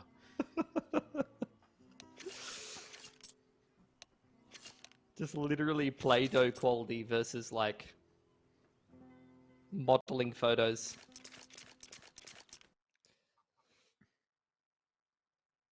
Oh, he's huge. Look at him. Who? Roffelko, he just needs to iron his shirt though.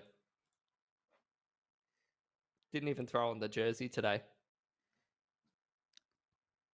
Yeah, I mean, that's pretty slack, isn't it? It is. I mean, APOC Dud's at least made an effort. You know, he's looking fresh. Fair enough, you don't wear the jersey, but a plain white tee unironed. What do you mean? That's like my favorite casting attire. Are you just like attacking me or something? I don't think I've ever seen you wear anything that looks unironed. Well, that's strange because I don't iron my shirts when they come off the washing line. Must just be my physique, Pils. It is, yeah. You've got the peak ironing physique. All right, that doesn't make any sense. But anyway, are you suggesting I look like an ironing board? Yeah, you actually do, though. This is a half buy that is starting to go a bit pear-shaped, though, so I can pass the game, do my job a little bit. Roffelko, very precarious position, almost dies, but he's been able to pull it together. Oh, that could be an... Oh, Damio, what is that shot on the Tech 9? That's disgusting. They haven't got the bomb down just yet, Pilski. Damio, he's watching that smoke and doesn't see the player creeping out because he's flashed. Guag's getting work done with the Deagle. With the Tech 9. Now it's on to Damio again. He's on for the 4K in the round, but he peeks left when he should have peeked right. And Malta will survive. Vertex will survive. Oh, those were some gross shots, though.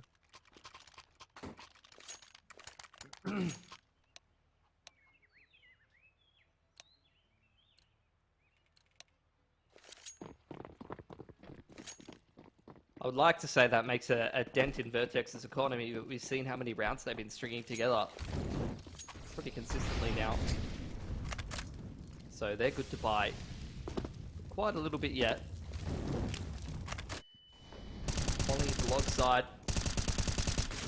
Isn't what nets Malta the kill, but still able to spray Fiend through smoke. A lot of damage onto Reckons, who feels the need in a 4 and 5 when he's quite low to try to find a timing. Make a bit of a play to try to pull the round back into favor of Mantic, and he's punished. 5 on 3 for Vertex, who have just gone from strength to strength.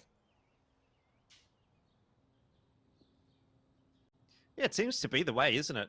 Close in the early, the first half and the early stages of the second half, and then when Vertex decides to put the pedal to the metal, they really just accelerate and do seem to finish the map off pretty comfortably in the end. Money's really fantastic for the CT side, so even if they do falter or stumble at any given point, they're going to be in a position to rebuy back in and continue to put that pressure on Antic. And at this point in time, Antic is really running out of time. That's the best possible timing, though. 30 seconds on the clock. Malta not going to give up this CT line, though. He's playing from Ruins now. He's so switched on. He's so aware.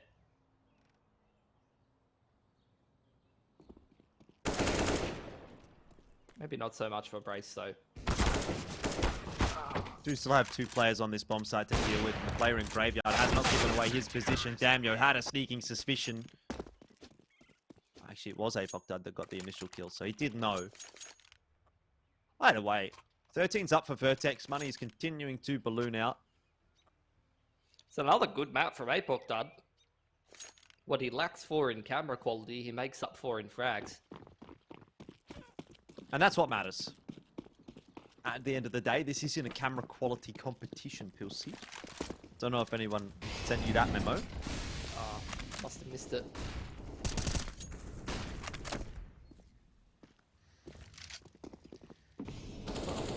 Continues along this trajectory, Vertex will be making their way into the grand final, and if they win it, I'm sure that Apocdud can buy himself a nice camera. I'm sure that he won't. Flash timing. Yeah. Molotov to follow it up as well. All of the utility in the perfect positions, Jordan. Bloody hell. That's Molly just cut what off we the know retrieval. Vertex for, right? Mm-hmm. Perfect execution. Ooh, but Guag is pretty switched on, waiting for Roffelko. Has been doing a good job of dealing with those lurks, I have to say. End of the day, though, he is still in the 1-on-2 and has to go through a smoke. He's going to jump up on the logs. Won't be seeing anything. I mean, look, he's being a little ambitious if he thinks that anyone from Vertex is going to jump up on that half wall at this point. That'll be an interesting play in the 2-on-1. Oh, look at that. PZ's done the water bottle trick with an A1S. That's incredible. He doesn't even look phased. Like, it's not a big deal Can to you him. imagine if he just hit a dab on the webcam after that? Oh, that would have been so funny.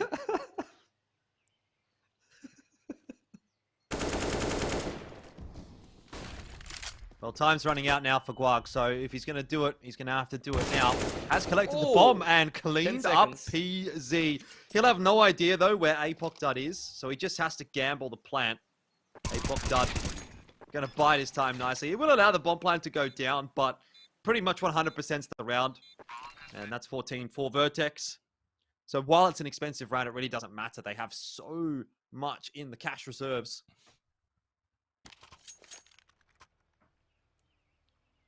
I love the reaction from Ruffleco when he got decked pushing down second mid there. Just absolute gold. Sometimes you just have one of those games. If you're winning though, it's going to sting a little less. Vertex are on the path. Another buy-in here for Antic, who are kicking off near max loss bonus, contacting towards Banana. He's going to go the way of Vertex, as have most of the rounds here, and that is a 4 straight to the bracket smoke, which does not go well either. Wow. That was a very straightforward round. There might be something to the old 8-ball, Jordan. In one way or another, it's been almost all the way of Vertex since those initial couple of rounds. Yeah, just proving once again that they have a really solid CT side on Inferno.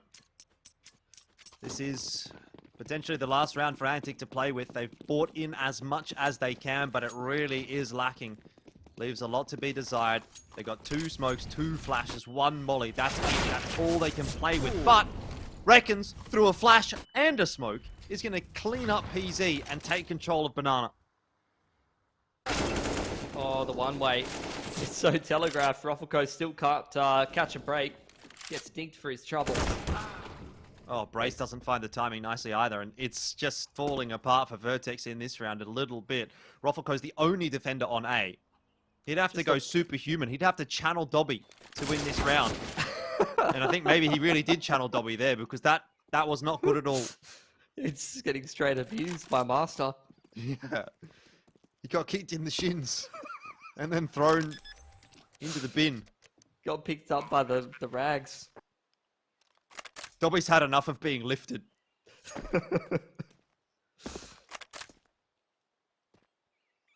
Oh, well.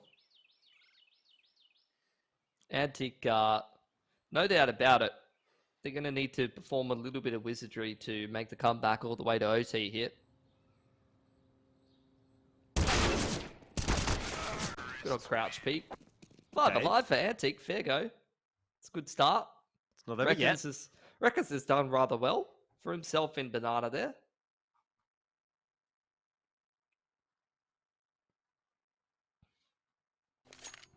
And I feel like that had a bit of a domino effect on a lot of those timings on the rotations there for Antic that they found that round. And funnily enough, Vertex starting to run out of cash a little bit.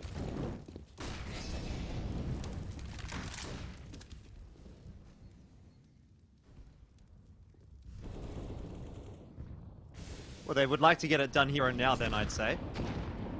Before it starts to get out of hand. More util exchange at Banana, as has become customary in this map.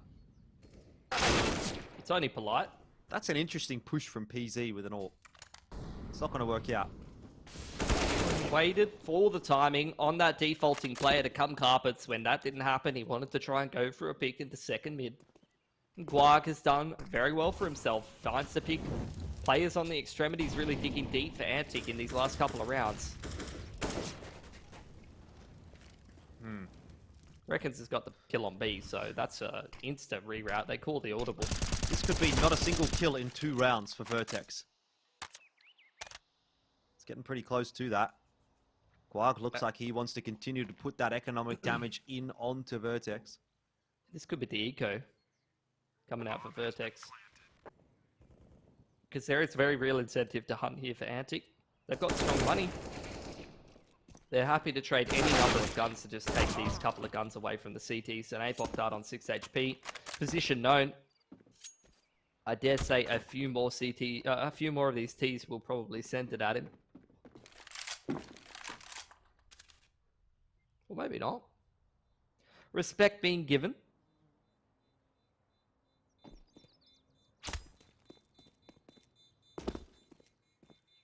Antic recognizing that there's still a little bit of a ways to go here. But there's the reset. That's at least Yep. going to be a single eco for Vertex around that rifle.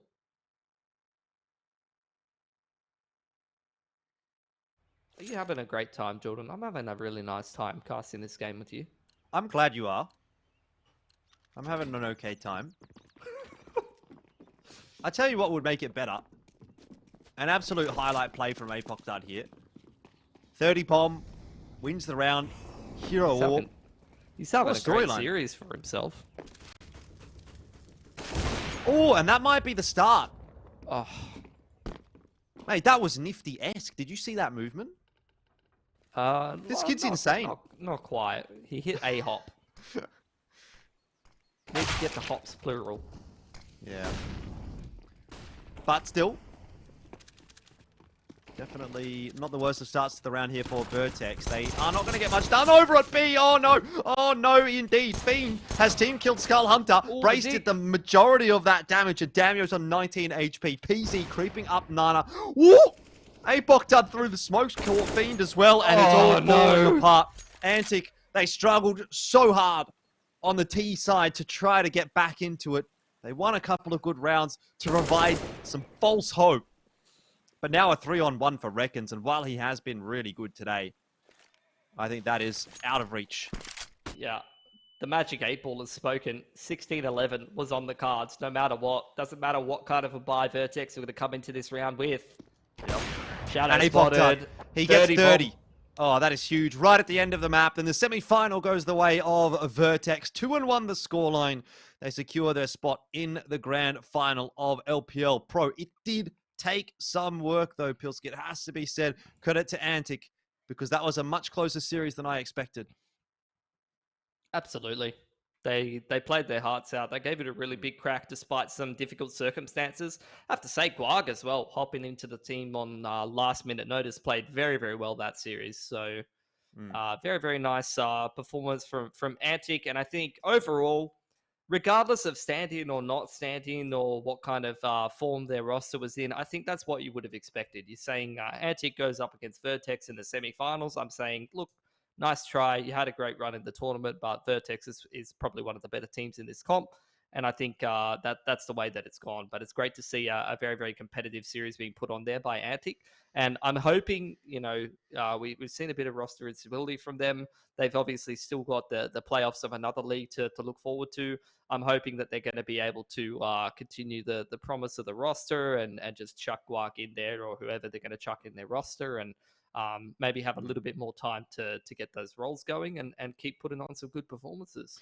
Yeah, well, for me, I think that's the main takeaway as well for this Antic team is that, look, yeah, you didn't make it into the final here in LPL Pro, but it still seems like there's a solid base there despite the roster change. And hopefully this is going to be a team that, given a bit more time, is going to be able to put results like this on the board on a more consistent basis and finally start to win some of those maps that they do get really close. They've had really close results against Paradoxes. This is a close result against Vertex. They might have even at one point looked like they could win on Vertigo.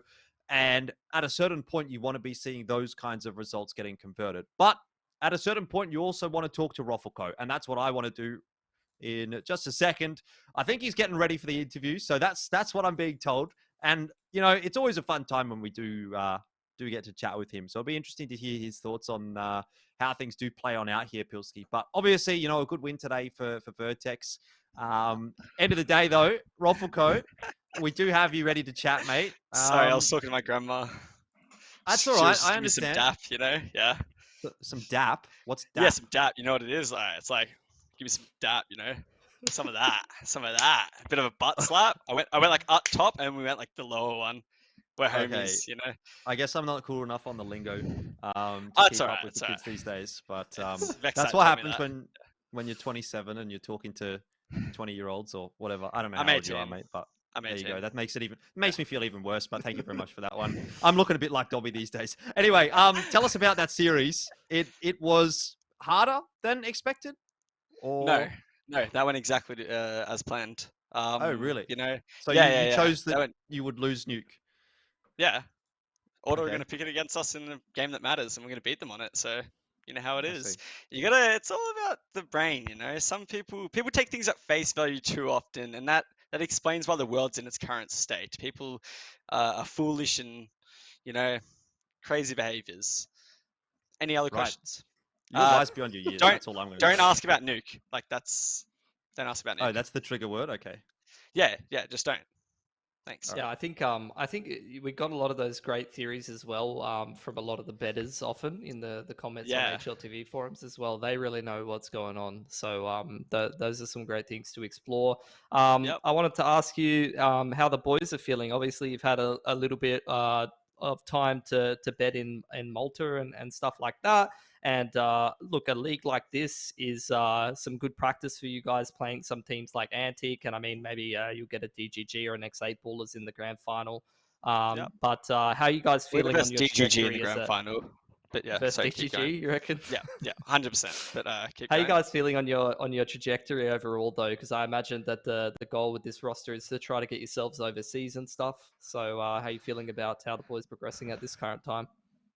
Honestly, the goal isn't to go overseas. It's to win as many local lands as we can. At the moment, but I don't really want to go to Europe. I don't like the weather over there. So I want to stay like in the local lands, like landslide, Okay. sort of those victories. I think Malta's fitting in really well. He's caught on to our lingo, our cool stuff because he's I'm 18. I think he's like 22, so he's a bit of out of touch with how we talk. But I think it's going pretty well. The goal so far is to like beat the Portellis, as you see on my list. It's a let me just cross that off real quick. So Damon, I think his name is. Damon Portelli is off the list. Declan is next. Um, you know, I think our end goal is just hopefully to win a local LAN before I retire, but and take out the Portellis. But I think Didn't Malta's you fitting guys in win the really one in well. January or February or whatever it was, though? What? Didn't you guys already win the rivalry one? I don't know. Oh yeah, we beat this team there. Oh yeah, Mate, you played in yeah, it. yeah, we beat them there. I'm so used to winning things. It's just like all blurs into one. Successful Okay. career. You know how it is. But I want another question from Elfish guy. Okay. Well, I was going to ask you Billy, that was a good actually. question though. Good question. Yeah, good job, Pilski. Great. Keep up Thanks. the good work. I Appreciate was going to it. ask you who you thought you were going to face in the grand final, and you already answered that. So I actually BGG. want you to, Yes. yeah, I want you to elaborate on that a little bit more. Have you got a Okay. bit of like bad words for Bogeyman and the lads, or do you just No, like I DGG? I really like Bogeyman, but like your Wombat, have you seen his chiseled jawline? Like it's sort of I have. ungodly. It looks ridiculous. It's crazy. It's like Giga Chad is walking into your server. So what are you gonna do? Right. Like Anish is good, right? He's a good player, good guy all around. But being a good guy isn't enough these days, right? Anish ain't got smack on what your Wombat, and your Wombat's gonna show him in the server tie. It's not even gonna be close. It's gonna be ridiculously easy. Swift 2-0. He's gonna take him down. He's gonna be in the hot tub later, eating some pizza, in some homemade tunes, listen to Big Booty Mix. Yeah, it's just simple. I know that 8 Ballers, great guys, but bad boys win games. That's all I got to say about that. Bad boys win games. All right. Well, I Bad guess boys you're a win bad boy, games. Ruffleco. Ah, Bad you know how it boys. is. Bad boys get kicked out of the room as well. So we're gonna have to close the interview down. Stay Goodbye, humble, Ruffleco. guys. It was Bless the frick nice to up. chat. See you guys later. We'll yeah, it was see a you great in the Saturday grand night. final interview. Bye. Just get out of here, mate. Not interested in having any more discussion with that guy. He just never stops talking, does he, Filski? He was giving us some really insightful answers, and I really hope that look, he can. You can see at this point that his Alzheimer's is getting to a very, very late stage. He's just got to consistently go round in circles every couple of months, looking to win that local land. Then he wins it, then he forgets about it, and he's got to start again. So It's look, great to I'm see, hoping though, for the that best for him. he still has that drive, right? Like, never lose that drive when you've got that kind of mentality, okay? You win something, you forget that you've won it, and then all of a sudden that makes you want to win more again. It's not like it gets boring. Perfect. Yeah, Fantastic. perfect. So the cycle just continues. But look, that's going to be Vertex into the grand final. As we expected, bit of a closer series, credit to Antic. And pretty soon we got to find out who's going to be taking them on, right? Yeah, 8Ballers and DGG, our series coming up next, should be a pretty interesting one. Do you want to give me some quick thoughts? I think, look, honestly, should be a very, very good game. And I think it's going to be hard to call because DGG, definitely one of the favorite teams in this competition. As for X8 Ballers, they've been on a great form, great trajectory lately, obviously getting the upset over Autos. But yeah, I'm sure we can dive into that a little bit more a little bit later on.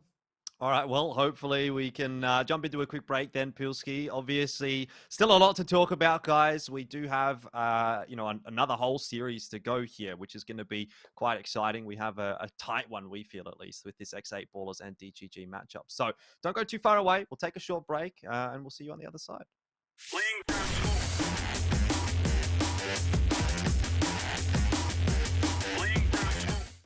Lag can be the difference between life and death. Switch to Orcon's Fiber Pro and Power on an 18-month plan and get this Razer gaming setup worth over $1,000 for free. Orcon for the win. The Tarnished will soon return.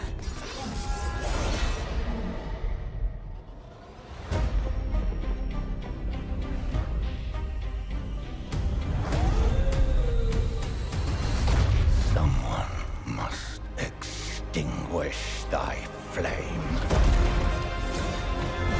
They will fight. And they will die.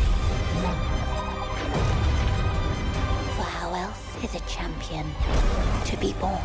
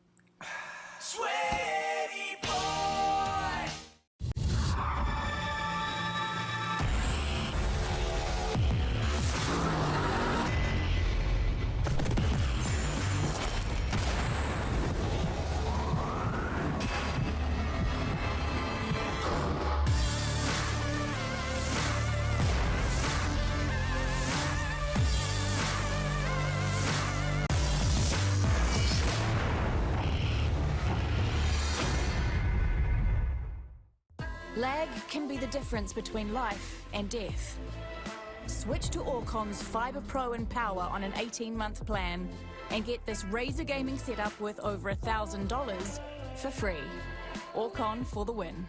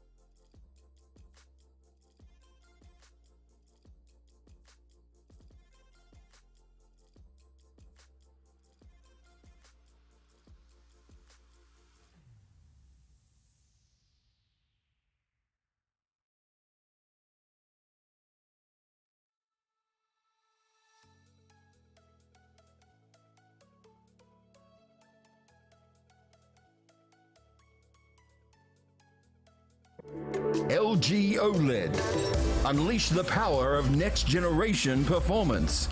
Get geared up for victory with LG Ultra Gear gaming displays.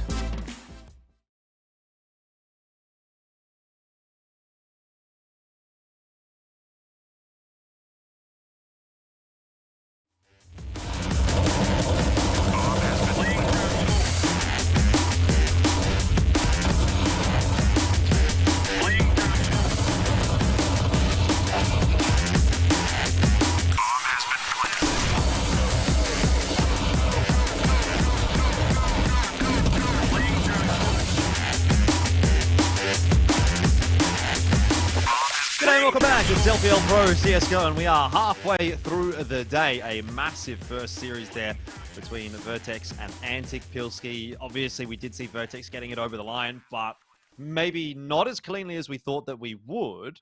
So, end of the day, kudos to Antic for making it so close. Congratulations for Vertex for being the first team through to the grand final. But obviously, we have to turn our attention now toward our second series and, see what we have for the rest of the evening. DGG and X8 Ballers, a pretty interesting matchup. But before we dive into that whole discussion, Pilski, you were telling me in the break you had something for those of you guys watching at home. What have you been rustling up behind the scenes? It's only if you're from New Zealand. But I'll tell you what, if you sign up on an 18-month plan with Orcon, you can get a Razer gaming package worth $1,022, which is pretty good. And I actually have to say, Razer have been up and down in terms of their products, but their current products are pretty nice. Like the Viper, for example, that's a pretty nice mouse at the moment. The keyboard as well. Like, there's a whole bunch of Razer gear that I would definitely use and definitely like to have. So I'm sure there's some good stuff in that Razer gaming package that's worth signing up. A Death Adder man? I wasn't a Death Adder man, but I remember like back in the day, the Copperhead. Do you remember that mouse? That mouse was like the weirdest shape. I remember. It literally had like it had like lights on the side that protruded out and like messed with the shape of the mouse, and people used it. And like by modern day mouse standards, that would have been like really weird, and people probably wouldn't have thought that was good. But back in the day, people used to think that was a good mouse. So there you go. There you go. Anyway, let's start to talk about our matchup ahead. 8 Ballers, as we've seen them over the last couple of weeks, have looked pretty Well, they got Moe in today? Okay. Yeah, I guess. We'll wait and see as we get into the server, but it could be an interesting little change up for 8 Ballers if that is the case. If it is, it would be Shuey that's missing, and he's the in-game leader, so that's obviously not ideal. But look, I mean, I guess the big takeaway for me, obviously, is that this is a roster that has been putting in some pretty hard yards recently. They've had some pretty good results. I mean, they beat Order 2-0. They've beaten Antic recently. 1620 Kings they beat recently as well. So, they're taking a few pretty big scalps. And another one ahead of them is DGG, who I think is probably a cut above the majority of the competition that 8 Ballers does face. But it's been a decent run of form for this roster recently. Absolutely. I mean, they probably just put together their biggest upset in their roster so far, being able to very, very convincingly beat Order. And it was a very, very nice match from them. I think it's a little bit like Moe isn't even necessarily playing badly lately, and I think he's still quite a good player, even though he's the coach of 8 Ballers these days instead of an active player. I've always rated Moe throughout pretty much every stage of his career, but I don't know. I feel like 8 Ballers is a team that really relies on the synergy that they have going for themselves. So I think even putting Moe in that position, even if he is very capable of leading the boys and very familiar with the system, it does take a little bit away from the roster's magic that they've been putting together lately. Is that going to be enough for DGG to get the victory over the line every single day of the week? I'm not so sure. But yeah, 8 Ballers definitely in some good form lately. Maybe a little disappointing that they have to play this game with a stand-in, but I'm sure there aren't going to be any pushovers in this series. All right, well, I guess we should take a look at DGG as well and see how they're shaping up at the moment. Obviously, a team that has, been put together fairly recently. They have done a reasonable job since their inception, I would say, as well, Pilski. How are you feeling about DGG of late? Mixed feelings. I think mostly good rather than bad. I think, look, it's obviously since its inception been quite a nice roster that they've been putting together, and I guess they're using a stand-in as well with Nexar playing instead of who are they missing? Let me look at the match page real quick. I always forget when we've got one player missing. So Nexar filling for Versa, I'm assuming. Yeah. And Versa right now is actually the top-rated player in the whole league by a pretty good margin, I think. Is 1.35, and the closest player with a reasonable amount of maps played is PZ on 1.26. So he's about a 0.1 of a rating higher than everyone else in the competition. Oh, Falcon's up there as well, but that's going to be a pretty reasonable loss of firepower for DGG. Falcon Nexar, only played 2 series or something though. Didn't Nexar fill for someone else in this league, or was that in the I think other that was league? in the other league. I think he was filling. It all for blends. someone in the other It all league. bloody blends together, mate. Yeah, a lot of Counter Strike Oh, no, over the he's- last couple of months. He has played for another team in this league. He's played for Nutty. All right, well, I mean, besides the point, I guess we'll just wait and see what DGG can do today with Nexar in the lineup. He's also they've- played for Kanga. Look, he's the super sub, all right? Just stop questioning it, okay? He's literally playing for anyone. He's a mercenary for hire. It's fine. Don't you worry about it, Pilsky. We'll see. We'll see. It's a bit of a comical series, I guess, the fact that we've got two subs In a one on each semi-final. team. In a semi-final. But, I mean, look, 2 pretty good subs, I think, if you had to sort of get into the meat and potatoes of it. Moe, obviously someone that's been in and around this roster for a long time. He's very experienced. And generally, when we've actually seen him come into the server lately, he's had a pretty good time of it as an individual firepower-wise. And then Nexar, seems to be, like you've said, a bit of a super sub. We've seen him around a lot. He's been having some pretty good individual performances for whoever he does sort of slide into. And I guess he's getting pretty used to it right now. He's getting used to sort of adapting to different teams and changes and what have you and different roles because, I mean, that's kind of what he has to do when he jumps in the server, isn't it, at this point in time? Yeah, absolutely. So, look, I think despite a couple of stand-ins, should be a pretty solid series. I think there's some synergy as well between, both of the stand-ins. In the case of 8ballers, obviously Moe's their substitute and the coach. Nexar's got a little bit of history with a couple of the players on this roster, so they definitely are familiar with how he plays at least. All right, let's have a look at the head-to-head here, Pilsky, and touch on a couple of the important members of each team. Obviously, hard to go past Bogeyman at the moment. He, as an individual, had that phenomenal performance in their last matchup against Order and was a big reason why this team was able to get the win in that particular matchup. So if he comes into the server and plays like that, it could be lights out for DGG. Yeah, absolutely. He had a massive game against Order. On the flip side of things, you've got Mizzy, who's the IGL for DGG, but he's also very, very capable of taking over a half and being a little bit on the aggressive end of the spectrum. And I think that's why I wanted to highlight this as a head-to-head, because for me, Mizzy on CT in particular, he could definitely go in there and get aggressive and take over a round and have a massive performance on a half. And Bogeyman is a similar kind of story. Both CT and T, you're going to see him be a bit more on the aggressive end of the spectrum, go and try to find duels, try to take control of the game. So, I think these 2 players are going to be a bit of a barometer for their team's success. They're both quite self-sufficient in the way that they play as well. So, they can get a lot done. Certainly can. I'm looking forward to sort of seeing how they match up in the server. I think for me right now, this is a series that's a little bit more difficult to call than the first one. A lot of it is going to come down to individuals, who's stepping up today, who's sort of feeling it coming into the server. How do those substitutes respectively get integrated into the side? I feel this is a difficult task in terms of predicting the way this game is going to play out.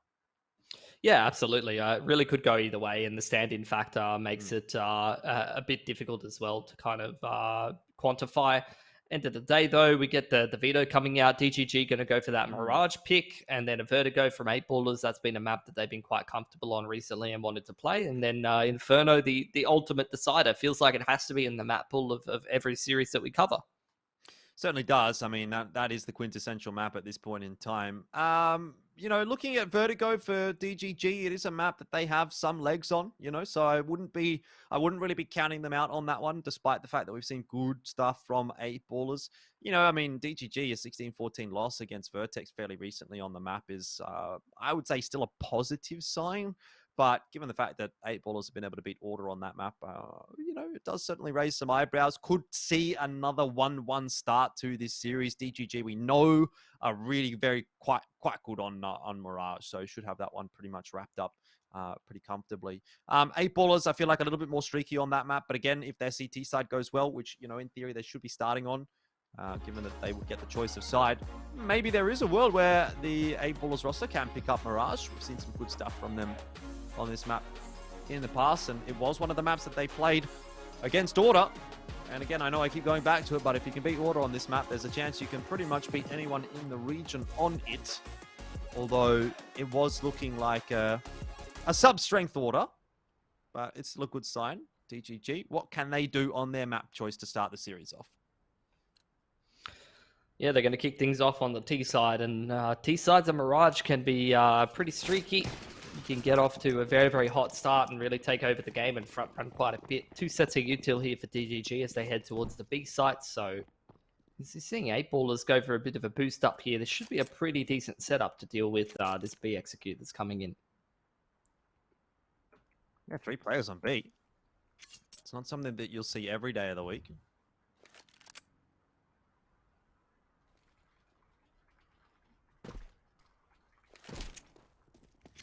But off we go. DGG will get their flashes across, and they do seem to have connected. Nice. Prodigy will lose a duel against Gump, but Bogeyman has not yet fired a shot. They're all going past him. Eventually, he gets spotted, and Zeph takes him out. It could have been a huge difference maker had Bogeyman been able to line up a few heads, but now down to Mr. Shark and Moe CQ, who did have to actually win a 4-on-2, and they're going about it quite nicely. Mr. Shark hitting some heads. Zeph down to 26 HP.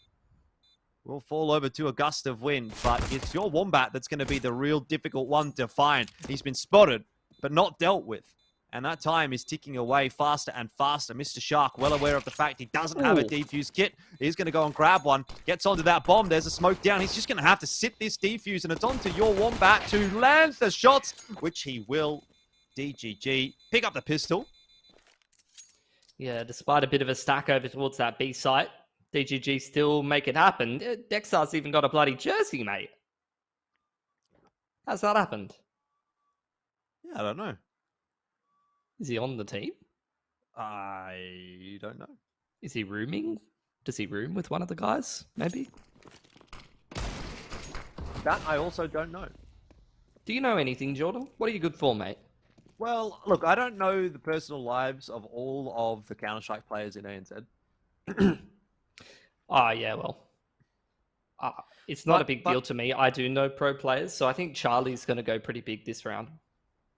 Well, what I will say is that on the DGG Twitter, it says stand in at Nexar. So okay. Well, thanks. Well, there you go. Thank you, Jordan. You've done well. I'm a regular researcher, mate. You give me a topic, you give me a task, I'll get it done. All right. How many does Prodigy get from ladder room? 2. Easy. It's on the money.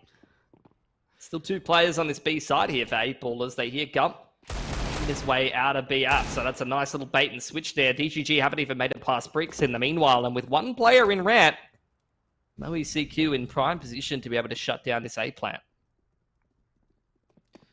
Yeah, particularly if not checked, but that plant may go down safe. Or it may not. He loses his head, and now it's onto your Wombat, who was really pumped up by Rofuko in the interview we just heard. Let's see if those words are going to ring true right here in round number 2, a 3-on-1. He's only got 22 seconds, though, and he's going to have to get that bomb down pretty quick smart. Just being spotted time and time and time again. Will eventually opt to put the bomb on the floor. Moe's not going to push off of the back of it.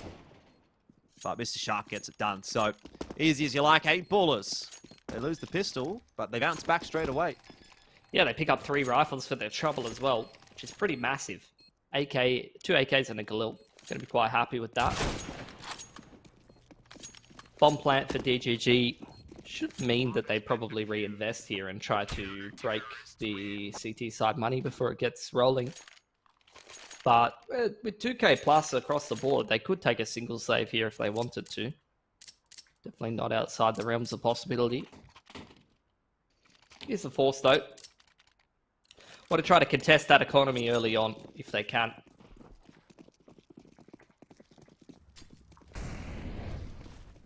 Much weaker buy than what 8-ballers have on offer, especially with all those picked up rifles.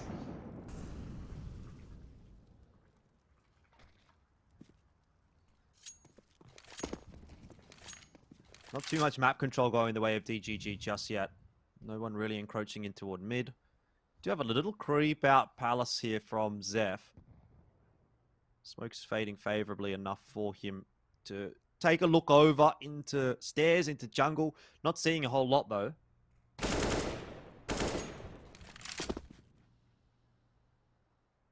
This is going about as can be expected. 8-ballers are happy with how things are progressing. DGG just letting that timer tick down, but feels like they've got a lot of util here. They're going to start to put it into use. So where do we go from this position? Gump boosted up inside of that smoke, has a Tech 9 in hand, but he's been spotted out by Bogeyman.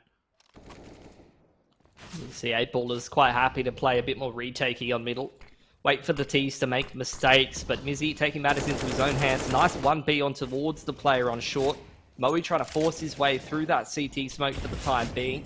DGG still not quite comfortable on the site here, getting contested by this player on CT side, but that's a great flash to be able to set up Wombat for the entry. Bogey's found one through smoke. In the meanwhile, Kobe's still prodding from short. Gets that pick on the con player, and it's a 3-on-2 on the retake.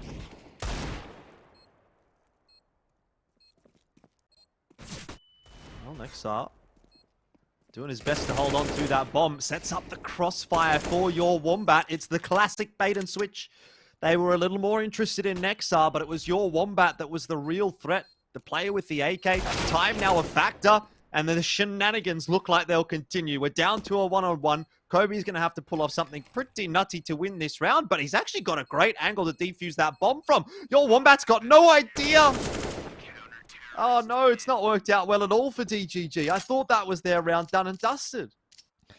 Don't think there's too many players that would be able to pull off that kind of an angle on the defuse, but Kobe has time and time again in these domestic leagues shown himself to be a bit more of a cerebral player. Very, very good in those site anchor roles, very good on the lurks and reading rotations, and that's just another great example of his great understanding of the game mechanics. Gets 8-ballers a cheeky round that they probably weren't going to win if not for that defuse. Yep. Look, to be fair though, it is a really expensive round for them.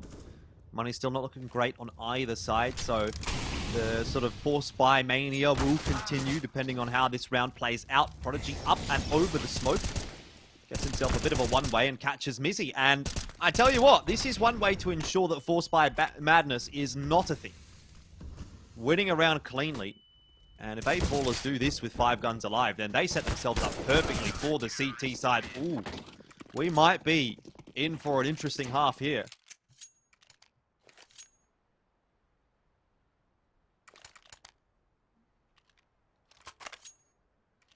Eight ballers really building themselves up into a strong position. Almost 2k plus on all of their players. Very, very nice looking buy. DGG going to have to take the single save. Upgrading a couple of pistols to see if they can get some economic damage done, but for the most part, it's looking like 8-ballers in the pole position here early on.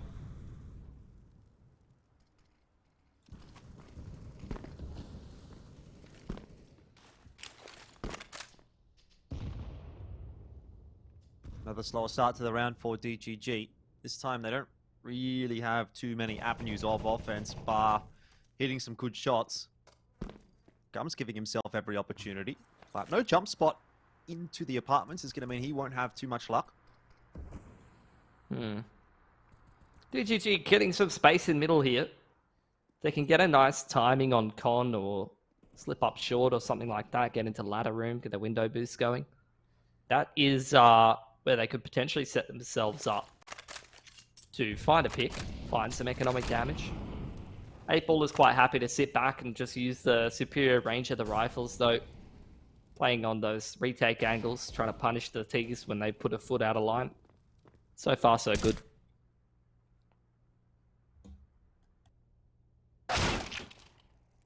Well, that's a nice shot from Mizzy. Prod, I think, was impressed as well. Saw his face. Oh, okay. Mizzy's just decided to rip the round right open. And Malkobe, if he doesn't get that kill onto your Wombat, has a lot of angles to watch. Mizzy's coming up huge in this round. Take a look at this shot again. Downtown. And I think that's another one on the board for DGG in the smaller pip. So it's just fallen apart for 8ballers. It was such a fantastic start to the round. And then Mizzy. It's a highlighted player for a reason. More so on the CT side that you see him get aggressive and have big impact. But that time on the T side, just a deke in hand. He's done very well for himself. And that is really stripped 8ballers of their very, very nice position economically. You can see they now have no cash in the bank. Mr. Shark's down to a scout. And after winning that round, DGG are well aware of the solid position that they're in. They're going to take attack pause. They know that if they win this round, they're in pole position to start taking control of a half that they had kind of spiraled out of.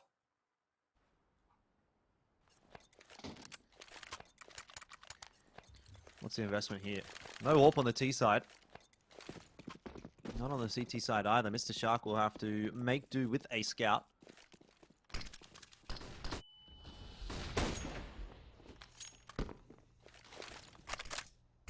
But still a serviceable enough buy for the CTs. They've got the M4s. They've got a decent amount of util. More of a default setup from DGG again. 3 toward A, 1 mid, 1 over toward B. They might get lucky with a push here from Moe. The flash not going to land there for Zeph. But Moe still wins the duel. And, you know, I guess when you do have a bit of a weaker looking buy, that is the kind of thing that you need to work out in your favor. Yeah. Big util disadvantage, so picks in the early to mid round are very important. Mizzy again taking matters into his own hands. Walks out on the B line, does get a pick, but instantly traded by Kobe. Now the CTs losing a lot of info in certain parts of the map. They're very much set up towards the sites, which leaves room for Gump to slip through the cracks and have some impact here. But if he goes CT side, Bogeyman's going to pick him every day of the week as DGG start to move through carpets. You get the feeling that that's what they're waiting for.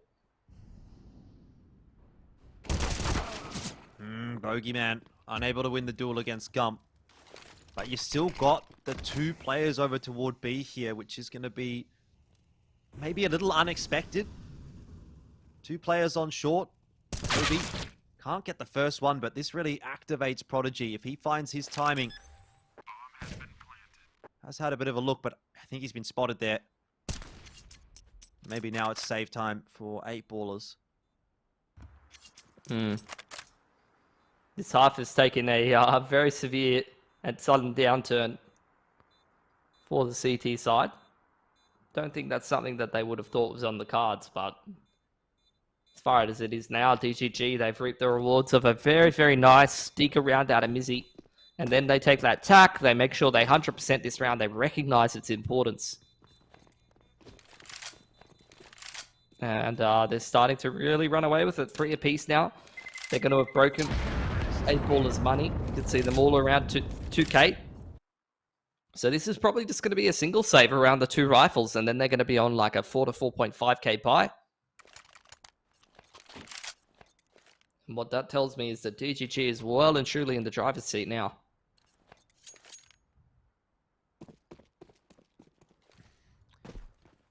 Yeah, 8ballers made it interesting for a moment. But that seems to be slipping away from them. I also did a bit of research, and Moe appears to be playing with a cold. So he's perhaps not at peak efficiency at the moment either. Prodigy gets absolutely wrecked, and Moe run over by Zeph as well. Not a whole lot in this round, unfortunately, for 8ballers, despite the saved weaponry. Yeah, that was both of the players with armor. At least Mr. Shark's got himself an M4. TGG are just super chill on this T side, aren't they? I mean, this is how you anti-eco. They're moving at the right time as well. You just spread around the map, you punish aggression. Then, you know, minute 10 to 50 seconds group. Go do your side exi with good util. Minimize the risk and should win most of the time.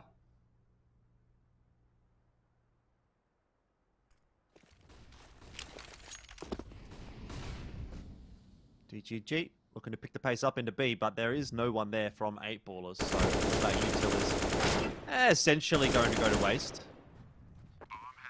He's cleared out a couple in mid, and we'll just back up to ensure that he can keep himself alive. Oh, nicely timed peek from Zeph. It's going to ensure that the M4 won't go through to the next round, and DGG will secure the lead for now.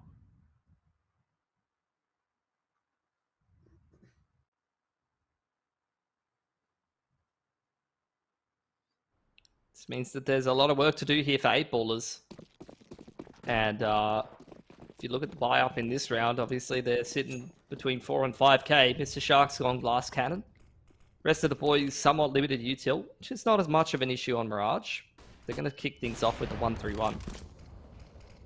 Probably leaning a little bit heavier to try to find these picks in mid or find a man advantage early on, if anything. And that started well. But here's this B exec now, and Kobe really doesn't have a whole lot of utility to shut it down. He's just got that smoke out, though, and he's going to decide to hide inside of it. Let the rest of the team do the job first. Play that Splinter Cell-esque gameplay. All sneaky-like, and it's going to work out for him, but maybe not for Mr. Shark and Prodigy. Still, advantage to Kobe right now, because no one has any idea really where he is. Eventually goes ahead and picks up the AK. Zeph's on the creep forward as well, but Moe had no idea he had gotten that deep into the site, and this now is the kind of round you might expect Zeph to win. Pistol comes out. Kobe down on 30 HP. Zeph making movements. He is not playing idly. He's looking for openings, and he spotted one, but can't land the shot. And now, eventually, he's been wrapped by Kobe. So, 4-4 is where we find ourselves. It's just, again, great side anchoring from Kobe. And I think in some of the other Mirage games as well, him and Prodigy were really combining well to lock down B.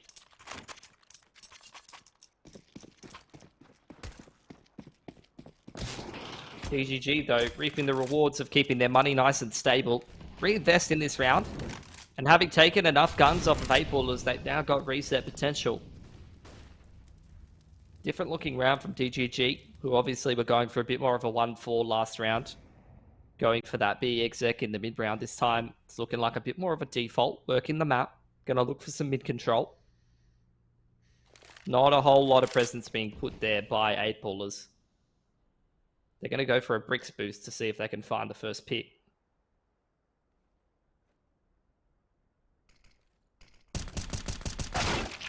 Oh no. Kobe's been robbed. Absolutely robbed. They did everything right, didn't they? Yep. I thought so too. Just a bit too good.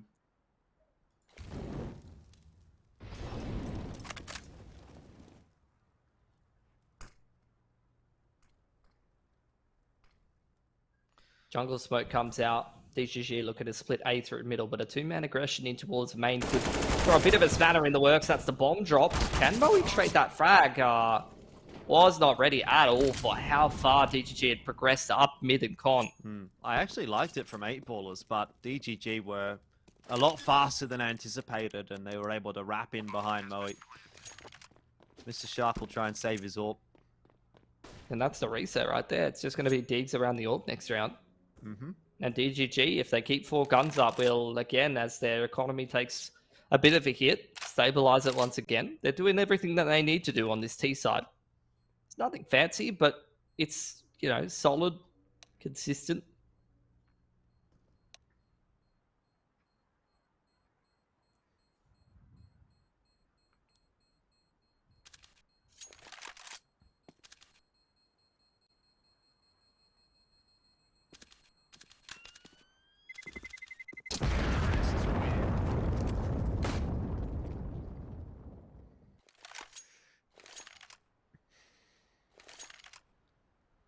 Well, Mr. Shark's going to have to do something pretty special in this round. Going to toss the nades out. Keeps the smoke for himself. I guess maybe he's going to go toward window and needs that smoke just in case a molly flies in his direction. Looks like we're back over to B. So, maybe an apps peek. Yeah, Zeph is watching on that line. And catches the man. So, I think, just a good recognize of trends there. You often, if there's a hero warp, we'll see them go towards the extremity and try and find a free kill. And I think Zeph recognizing that, posting up on the B apps line is rewarded quite nicely.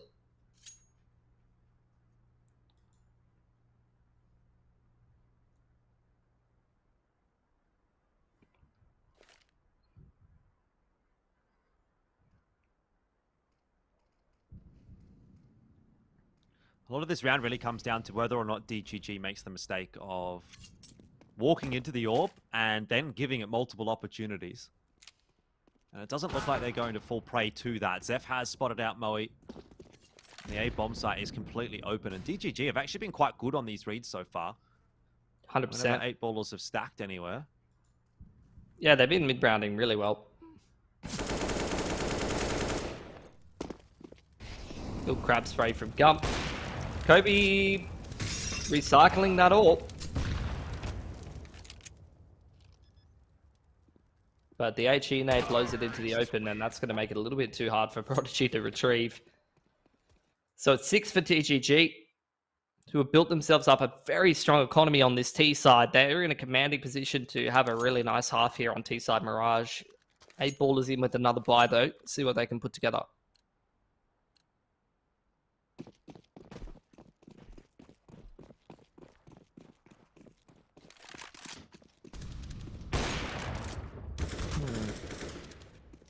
Again, opening pick there onto Mr. Shark. Well, TGG are just flexing their muscles here on Mirage, aren't they? Their map choice, T side. That's 2 smoke kills to kick off this round. Bit unlucky, perhaps. Yeah, a little bit. I don't know that 8 ballers will be too pleased with, how things have been playing out here, because they really were in a good spot at the start of the map. They had that lead, despite losing the pistol. Money was ready to build up, but just couldn't really win rounds consistently enough, and now they've been in this poor economic situation for 7 or 8 rounds. It doesn't really feel like they're going to dig themselves out of it at all in this half either. The time is running out, that's for sure. Yeah, and it just feels like DGG are out macroing them right now. They're not doing anything flashy. It's just very, very good, solid fundamentals, great mid-round reads, good calling.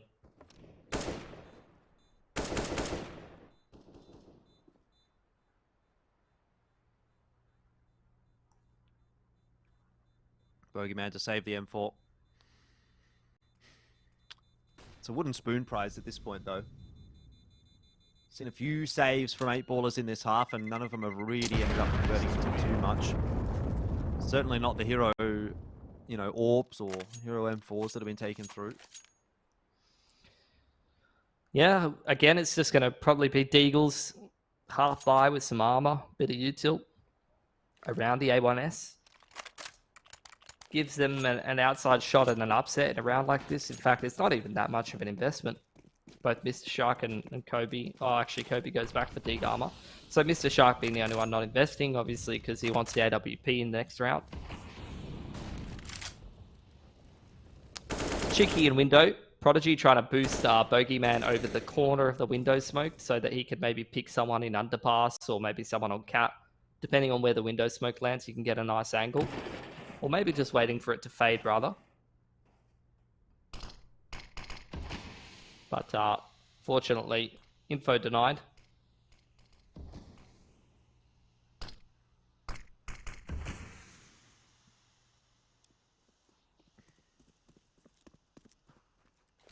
Bogeyman's going to be hearing a few footsteps and a lot of noise from mid. He knows he's in the position to strike, but it's all about the timing.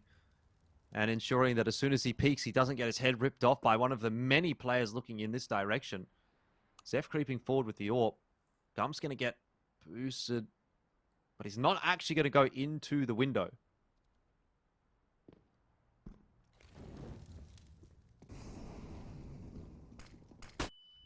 Oh, flash onto the line. Trying to set up Gump for something, maybe push someone off the line, but Bogeyman still able to deal with that. In the meanwhile, though... Oh, actually, this one's getting spicy. Zeph's got a couple of frags in the meanwhile. Prodigy's got his hands on an AK.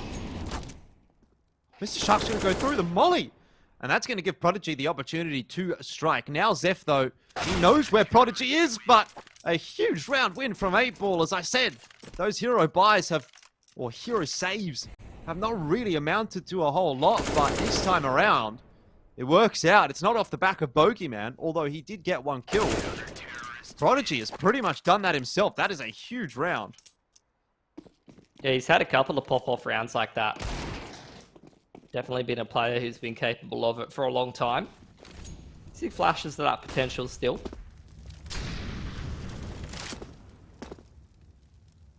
It's big though. It's going to shore up 8ball's scoreline this half a little bit more than what it was before.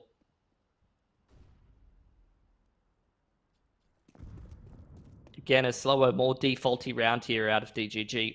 Working through underpass, looking for some mid control. Set up by Zeph.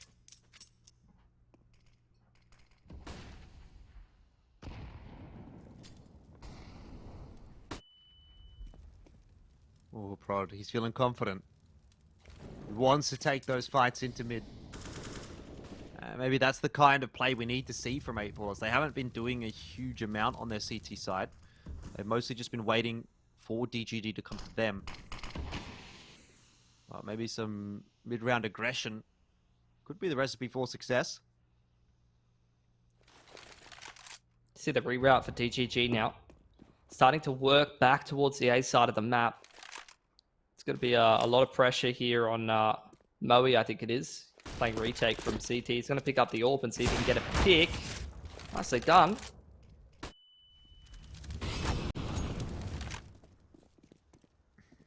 Bogeyman. Ready to receive those DGG players heading into the A bomb site. Mizzy. Oh, he's going to be cleaned up. And now it's on to Moe. Back in CT spawn. Can't do anything about denying the bomb plant, but could have brought the numbers back in favor of 8ball. As the shot, it connects, but not well enough. No util to make this one happen at all for 8ballers. They just need to be hitting their shots, and they also need to deal with Nexa lining up together, but the two-man peak, it does work out nicely, and Mizzy spotted by Prodigy, so even in amongst all of that, a disconnect, and 8ballers will win the round.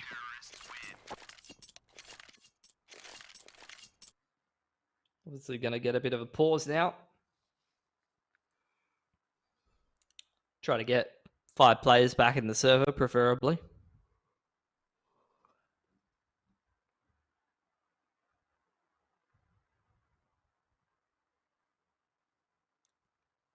So tech pauses, we get one of their players back into the server for 8ballers, but I mean, they would have been disappointed had they lost that round. Yep. Not going to be a factor.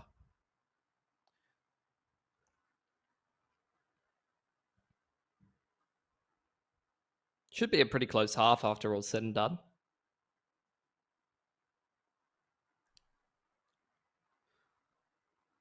It does look that way. I'm still not sure where I'm leaning at the moment. I honestly feel like both of these teams are equally capable of winning this series. I would agree with that. Both of the stand-ins having the rougher end of the time, as opposed to Guag, who just went pretty nicely early in that series. I was going to say went nuclear, but yeah, he had his moments where he was doing very, very well for himself. Very, very deep control of B apps here.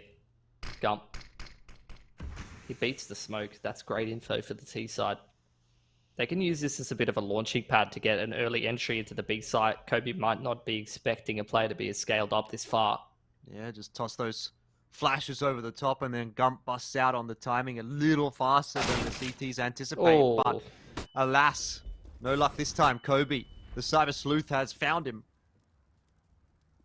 And DGG are actually going to go scurrying back away from B. They've got a lot of time to play with. All of Missy's this working up connector too. Yeah, all of this can be heard by Kobe, though, so I'm surprised to not see a bit more of a rotation. Perhaps they think it's a fake. Either way, Mizzy's going to drop walking into A as well, so doesn't look particularly threatening right now for 8ballers. They might be actually on for 8. Zeph nearly burns alive.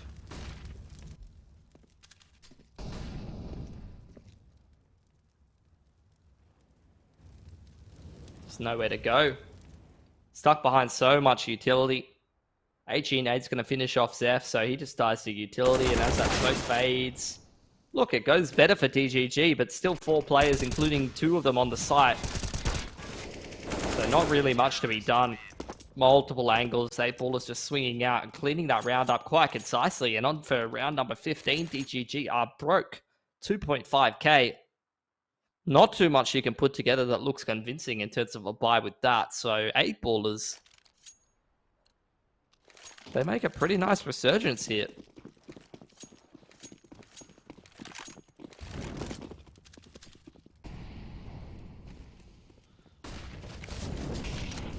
Just pistols out for DGG, so not a whole lot to work with. But Bogeyman, straight out into mid, clears that area of the map out for the CT side. Good map control. Has seen the one player cross at the boxes. Kobe has the secondary orb over toward B. Here comes all that util. Smokes and Molotovs flying into that bomb site. Prodigy can't land any shots, and Kobe run down as well. The Tech 9s, they may prove to be quite successful after all. AK's in the hands of your Wombat. He's got a good close position at the market. Eventually ducks back. 5-on-3, retake into this B bomb site. Normally this would be a save call for 8ballers every day of the week, but last round of the half, here's where you really get to test your metal. And unfortunately, it's not going too well for them. This is exactly why it normally is a save, because that was too easy for DGG. In the end, they will take the half, and 8ballers find themselves with more work to do in the second. Yeah, that's why you don't see that too often. Very, very clean. It's those one-dimensional retakes out of market. Very rarely work out. If they do, you often need to see the flashes over the top to help them scale out. Bit of progressive utility. Not sure if that's something they had on hand. Either way, though, role reversal now as 8ballers move over to the T side. You're going to get this smoke onto top con. Flash over the top of A ramp, in fact, and then 8ballers going to go late into middle, make contact onto Zeph. Who is not currently landing too many shots. Pistol round, a 1-for-1. I was going to say was going the way of 8ballers, but Gump is in the perfect spot to tap a couple of heads away. And now it's down to just the 2 remainders for 8ballers. Mr. Shark, 6 HP. Doesn't have a lot to play with. Very, very split defense, though, at the moment, Pilski. So maybe 8ballers can isolate some 1-on-2s.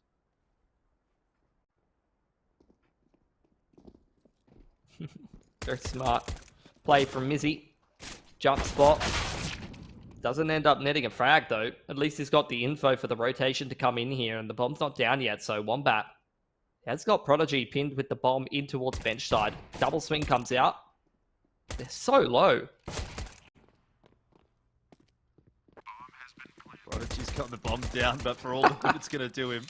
I mean, let's be real. That's the best he could have done in that scenario, especially in the current meta. You know, you're happy with that bomb plant, especially with a couple of kills coming in there. You've got a couple of players up above 3k. You can put together some kind of force buy here, but no plant makes it a lot harder to do that.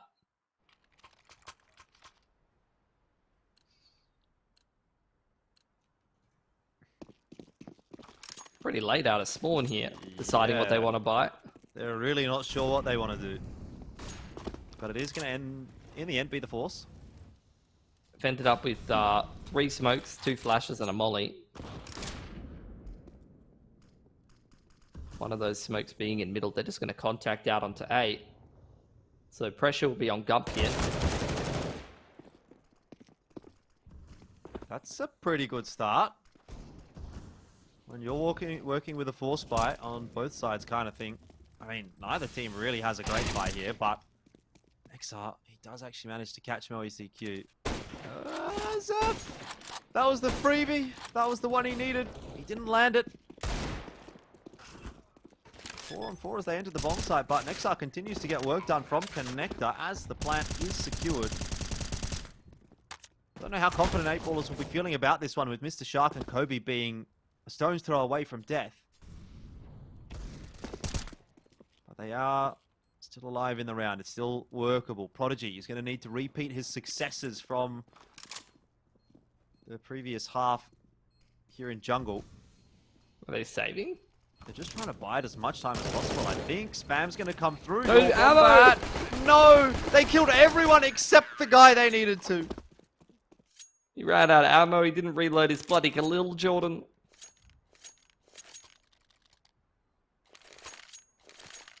It's a lot of damage, though.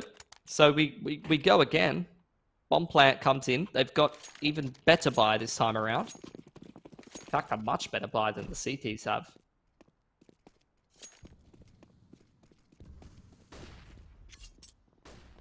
Ooh, push in from Gump. Famas. 1 for 1. Ooh. You'd be happy with that, I suppose, although 2 would have been better, but even still a 2 for 1 trade. Quite decent for Nexar. He can't get out to safety, and then Bogeyman absolutely slams your Wombat through a smoke. So 8ballers are not done yet. Yeah, it's gone really well. 3-on-1, Mizzy with an MP9. Don't fancy his chances, honestly. And the closest gun to him is a Famas, which I'm not even sure is necessarily a better tool for the job. That's great for 8ballers. Hard reset on DGG. They'll almost certainly force into this one. 1400 to 1700 across the board on all of the players. That's nightmare fuel. The worst possible scenario for the CT side has just been inflicted on DGG. Whereas 8ballers, even after winning that round, they've got a buy up across the board, and all of them have got about 1500 plus in the bank.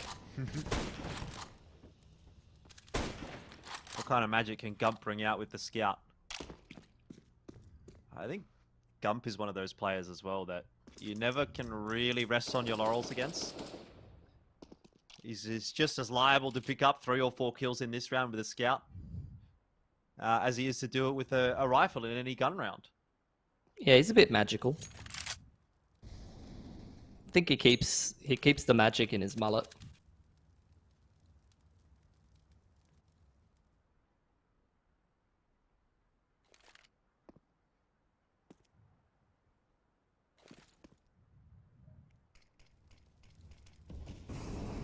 That's a pretty tight angle to be holding with the Scout. He's going to get mollied off as well. Yeah. So Mizzy maybe with the Deagle. Already seen some good work from him. Zeph's having a crack too. Oh no. 8ballers. That's not how they hoped the round would play out at all. It's going to be a full wipe. They haven't even gotten a single kill. A clean round maybe. And indeed it is. Hell. DGG. Where have they pulled that from? It's happened a couple of times this game where I think one team's going to set themselves up sitting pretty for the half, and then just absolutely turns on its head.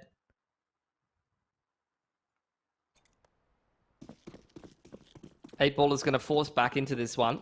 It's not as pretty as their last buy was. Galil's across the board with util. DGG have got the much better end of the buy.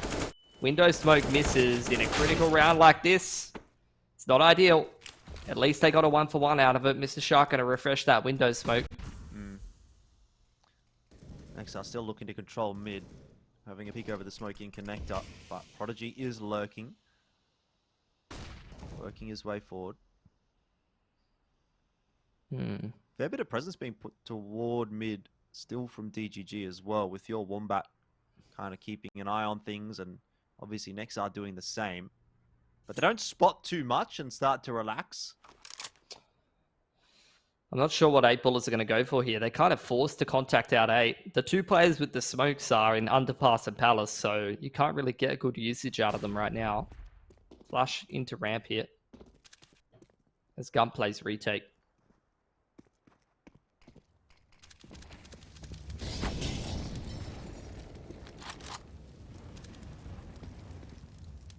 Still 40 seconds, so plenty of time. But like I said, Gump with a scout. He's pretty scary. Gets a nade tag onto Bogeyman as well. Puts him down to 75. And there's another right on top. They know there's a player at Firebox. Tap on. Molotov now into Firebox is really going to force all these 8-ballers players out into the site proper. Prodigy working his way forward, looking for control of jungle. Your Wombat, though, has an 8k, but it won't matter. He doesn't get to fire a bullet. Bogeyman's also won a duel against Mizzy. And how quickly the tables do turn. Gump upgrades to an M4. But this was not how DGG saw the round playing out at all. Nexar can't land the shots onto Bogeyman. Eventually watches and waits and now gets that kill he was looking for. But time, very much a factor. And Gump is going to have to find 2. Can't do it. And with that, surely now the round is done. Nexar not even on the defuse. And 8-ballers, they know it. Maybe had a chance if he would have stuck the defuse from around the box. But wasn't to note, and so 8-ballers will win a crucial round to keep themselves alive. Yeah, Prodigy going to kill everyone in this screen just for safety. Just in case. That breaks TGG's money. How to describe this game? I would say Fiesta.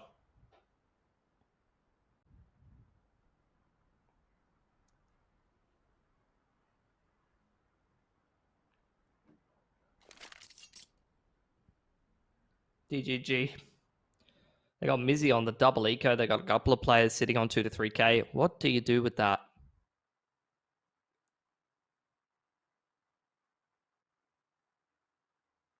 I think it's going to be single save, most likely.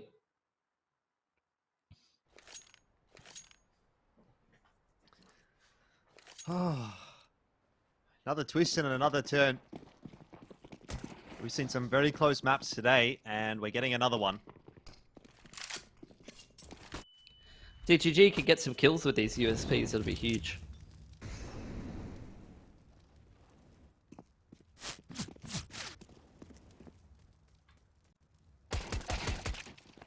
How about 2 of them? And some upgraded guns. Way.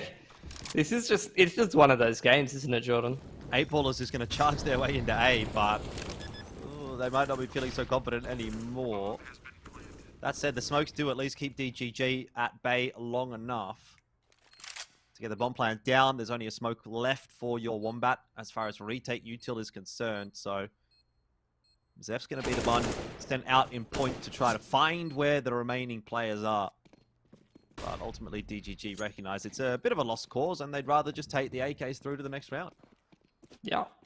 They got good value out of that round. Full USPs. They take 2 guns off of the T side. They get a couple upgrades in there. Especially getting that extra rifle that you can throw over to Mizzy so you can buy more util is a pretty big deal.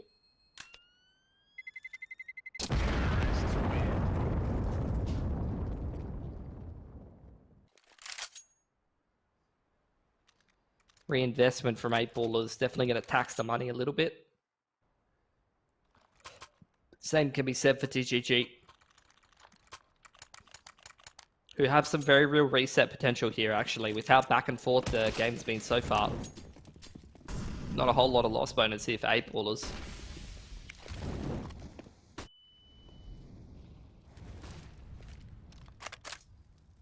Going to be a quicker A split, it's looking like here for the T's.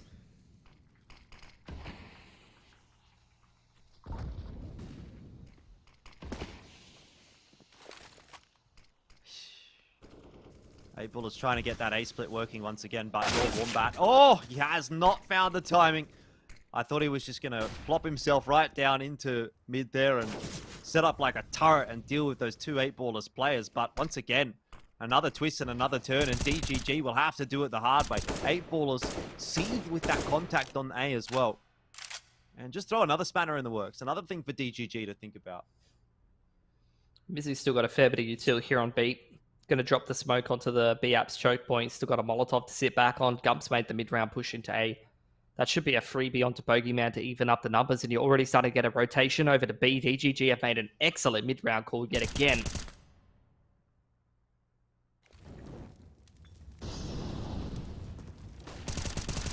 And XR. He'll deal with one. Mizzy, another. Zeph, a third. It's just dominoes falling for 8ballers as they try to work into the stacked bomb site. That was the wrong choice. That's a hard reset onto Mr. Shark now. With the rest of the boys, 3.4 to 4.4. No bomb plant there. Makes things a lot more difficult. What do you do now? As 8ballers. Weird money situation to be in. I imagine they're going to take a pause and have a think about it. DGG once again in the pole position. As long as they don't get ecoed, Jordan. Those are the magic words, aren't they? As long as they don't get ecoed. This game is an interesting one, that's for sure. You do have to take a look at Mr. Shark and think, you know, how is it that he always looks perma-flashed on camera? What are you trying to say about what's going on with his lighting? You trying to say something about his skin tone, mate? No, that's not what I'm trying to say. Just think he needs a better camera or maybe some better lighting. He's got that monitor tan going on. Good on him. That's the dedication. Oh, that nade. It's not done him any favors, has it? Nope. No armor. Unfortunately, he's the only player with no armor. He very really could have died there if that run boost comes in a second earlier. 15 HP. He's lucky to be alive. Aren't we all? Here's the mid smoke coming out from spawn side. 8ballers. Lot of pressure in middle as the refresh on that con smoke comes in. 8ballers looking to see if they can get a timing to boost into window. Top con smoke comes out from Mr. Shark here. He's going to flash his teammate onto the con line. So that's a fair bit of mid control here for 8ballers, but they still got to put the pieces together in the late round. Actually, also for Nexar. Not expecting the peek from the left side. So DGG have another opener. Where does DGG go from here? They've got the one player over toward B. It's not the stack on this side of the map that 8ballers ran into last round. It's just your Wombat. Mizzy seems to be creeping in that direction. Incend will come down at a nice time, but Mr. Shark, who was low, still got past it and soaked up enough bullets to get that drag onto your Wombat. Mizzy, a 1-for-1 entering into the bomb site. Hasn't really done enough to make it look easy for DGG. So, Gump working his way through into apps may be the difference maker if he can find a timing. Catch Prodigy, take control of this area of the map. Well, that's nice. Great crosshair placement, bloody hell. Oh, and he's actually found Kobe as well. So, Moe in the van has been spotted out as well, Gump. and that's a masterclass from Gump. That makes it look so easy. I mean, he made it easy because of just good fundamentals. Good crosshair placement on the first kill. Gets that player close market. Again, great crosshair placement and awareness, pre-aiming that van position. Easy as you like. Seems pretty happy about it as well.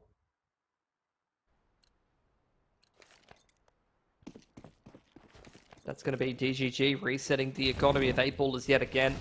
If they close out this anti-eco, put them in pole position to close out Mirage here.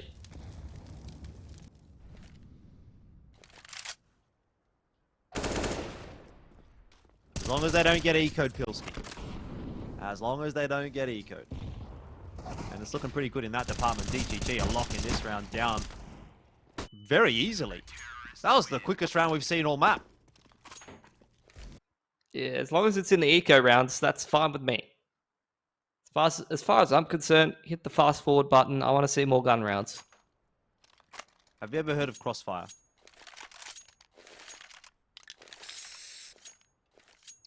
I'll take that as a no. That's what good old Call of Duty Pro mod used to be. No economy. Make it easier, make it simpler.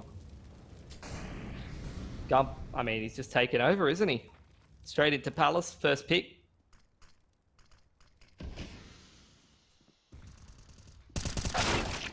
Oh. Definitely could have gone the way of Nexar, but MoeCQ gets the timing net. Zeph on the line, picks up Mr. Shark. Things are going bad to worse for 8ballers here. Kobe picks up the AWP, but Moe's the only one with util, and he's in middle right now.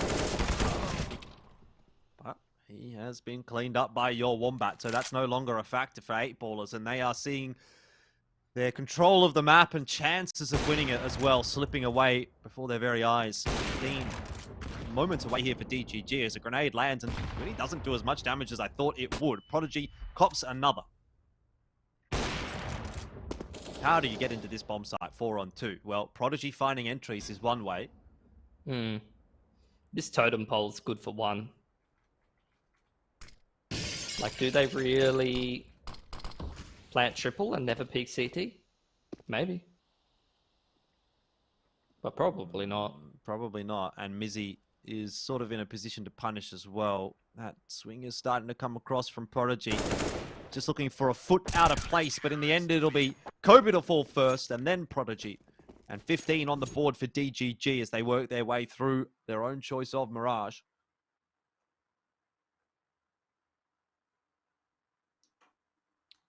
The sign of a sick man. MoeCQ just open mouth breathing on the cam. That nose is no good anymore. I was experiencing that recently. Not a good place to be.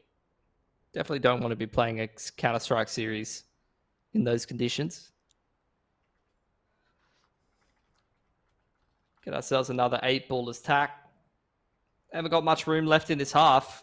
No room for error at all. So it all starts here with a bit of a half buy. They've got to take a bit of extra time to discuss how they can be creative and think of a way to potentially make this half buy-esque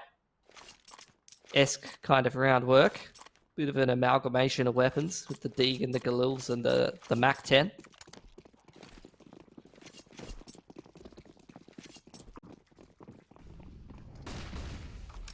Last chance for 8ballers. And it hasn't started off the way that I'd liked it to. Your Wombats. Dispatching of MoeCQ, and 8ballers look like they want to go fast into B. The fastest round we might have seen on the T side for the entire map, and maybe there's a reason we haven't been seeing fast rounds, because this has been cleared up nicely by DGG. Not a foot wrong by DGG in that round, and the CT side, as a general rule, was quite good for them as well. So 16-10 the result, and DGG pick up their own map choice with a high degree of comfort.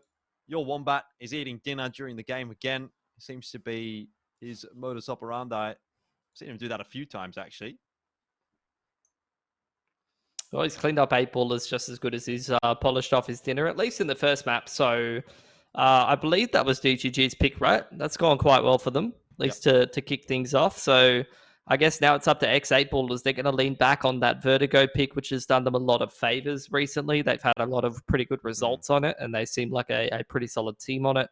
I think DGG's played a little bit of Vertigo as well. They've got 2 maps under their belt, and they've gone 14-16 against Vertex and 16-5 to 16-20 Kings. So that seems like an okay map for them as well. Can't really call who's going to be taking that one away. Yeah, I think it's a bit more of a difficult one to say for DGG. We just haven't really seen enough from them yet on Vertigo to make an educated guess. But look, 8ballers, it's kind of in the same territory. Like, we've seen enough from them, but it hasn't really been a map that's been super consistent. You know, they've had some losses, they've had some wins. They had a great win against Order, which I think is probably the main one that we're talking about. But T-side needs to be good for 8ballers when we do head into Vertigo. So that's going to be a big question mark for us. But we'll answer that one on the other side of the break. And see you in just a moment for map number 2 of this series.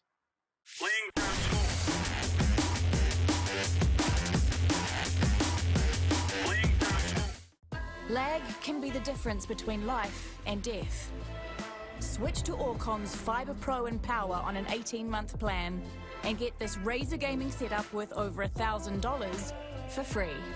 Orcon for the win. tarnished will soon return.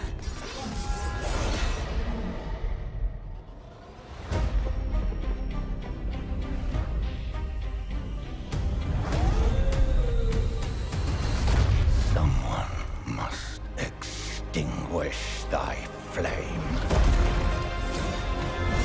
They will fight. And they will die. For how else is a champion to be born?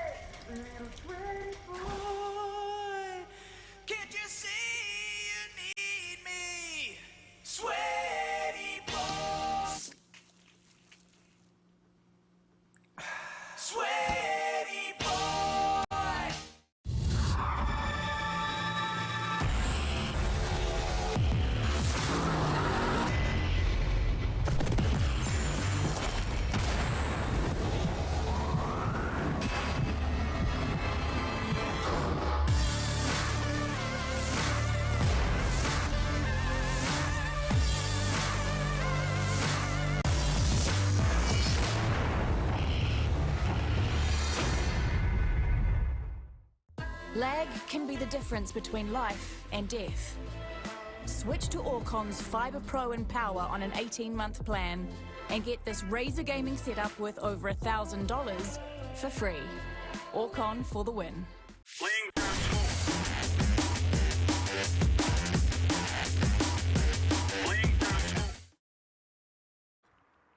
G'day and welcome back. It's LPL Pro CSGO and we are in our second series of the day. If you missed the first one, it was an absolute banger. Go back and watch it. Vertex and Antic went all the way to 3, but it was Vertex to make their way through to the grand final. And now we're trying to figure out who is going to be the other team to join them in that grand final, who gets knocked down into that third place match.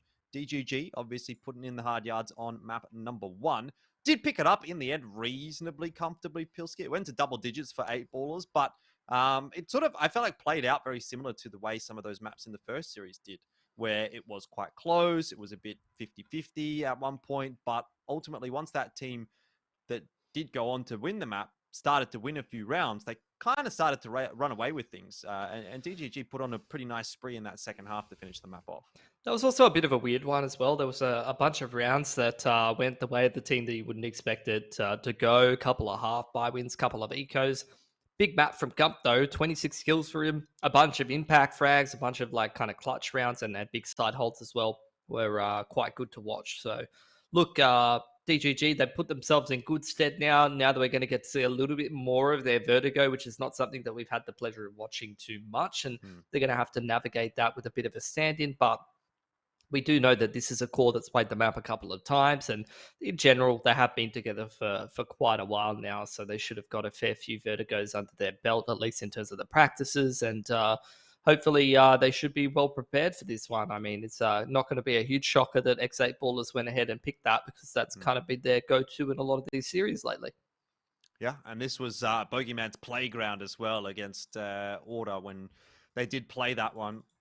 I think he dropped, 23 and 11 on that map, and, did something to the same effect on Mirage in the second. But, I mean, it doesn't really seem like we're getting that same kind of vibe through from 8 Ballers today. I mean, to be fair, they are playing with a substitute, Moe coming in. Not a bad sub, but the play that they had to sub out was Shui, their in-game leader. I think that makes life a little bit more difficult. And now they're going to have to step into Vertigo and really pick up the pace a little bit here, because down 1-0 in this series, they're sort of facing not elimination, obviously, from the competition, but elimination in a sense from the playoffs, at least in terms of getting through to that grand final. This is a single elim bracket, right? You lose here, best case scenario, you're playing for third. You're not going to be able to make a lower bracket run. There is no discussion around that. So 8 Ballers definitely need to pick things up on their own map choice. And yeah, look, I guess end of the day, it's not the worst case scenario, because they did, get to move into or they are getting to move into their own map choice, and instead of rather than, dropping the first map being their own and moving into their opponent's map choice, blah, blah, blah, blah, blah. There's all this, but it's sort of feeling like it might be DGG's day. They did have a couple of good moments there. Individuals are firing at the moment, it seems like, and it doesn't seem like they're really having to hit the next level to get it over the line yet against 8 Ballers. But maybe that's what is required here on Vertigo. It depends, I think, on the relative strength of these two teams on the map, and it's a hard one to call, because we're not too sure where DGG really sits on Vertigo. We have seen it a couple of times from them, but not enough to get a great grasp. So, ball's in their court, I feel. We know that 8 Ballers is pretty decent here, but how good is DGG? It's a good question. They're going to get to start out on CT side at least, so they can get the ball rolling early on. They can get the pistol, get the CT economy going nice and strong. Then might make their lives a little easier. 8 Ballers has a pretty nice Vertigo. Particularly T-side, it's been impressive to watch, and you highlighted him as well. Did see Bogeyman go ballistic on this map. Yellow and Scaff is his playground, but this time he's going to be playing over towards stairs side, while the rest of 8 Ballers just absolutely stomp through middle. They're making a bit of noise as well.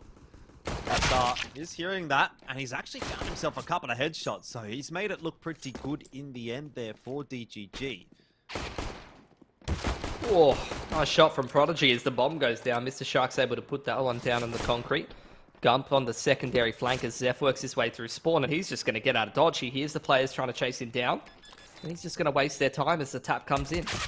Oh, Zeph hits a headshot, and now Gump is going to go charging toward the stairs. He spots out Prodigy and tries to win this duel. They'd really love it if Gump could get it done on his own, but in the end, it will be Zeph to fall before Gump finds the trade. Regardless, though, that is a good round win for DGG to start the map off. It is their opponent's map choice, so every single round is going to be important. Build that CT money up will be ideal, but obviously bomb plant goes down, lots of kills. T-side can think about a buy. Absolutely. Almost guaranteed that you'll see it. In fact, the full commitment as well from 8 Ballers. Sometimes you'll see them second round go for the hero AK, and then the same across the board on the rest of the players this time. Everyone investing in. And not even the AK drops, investing in the MAC-10s, investing in the Galils. Very, very big ramp contest coming out here early on. Prodigy trying to send it up through the smoke here. Making contact onto Gump. It's going to be Moe to find that entry. You can still see the CTs wanting to keep fighting. Ooh, Zeph. Lucky to get back safely to the boxes. Rotation has come through. Just got Mizzy over toward the B side of the map, and even he is a little more interested in what's happening in mid rather than on B.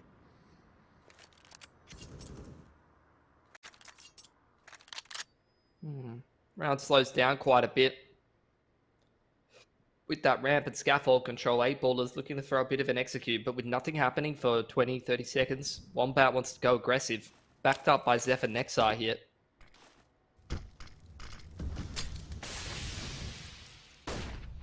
bit of util landing incorrectly. Molly goes into a smoke. Ballers are trying to mind game DGG a little bit here. They've just stopped on ramp and haven't made any noise. Bogeyman, though, was found. 30 seconds left now, and 8ballers pretty much are forced to execute into the bomb site. Next side, it's a nice one through the smoke, and DGG, it looks like they'll wrap it up relatively cleanly. Mr. Shark can obviously still do a bit of damage, but Zeph eventually spots him out above the smokes, and 2-0 secured for DGG with the loss of a couple of guns. Ends up being pretty okay. That's the start that they wanted. Clean up the force buy very nicely. And they are well and truly on the front foot now. They're staring down an anti-eco. They survived with enough guns up here, and they're going to be able to stabilize that CT economy. And on their opponent's map peak starting out CT side, that's exactly what you wanted. 8ballers.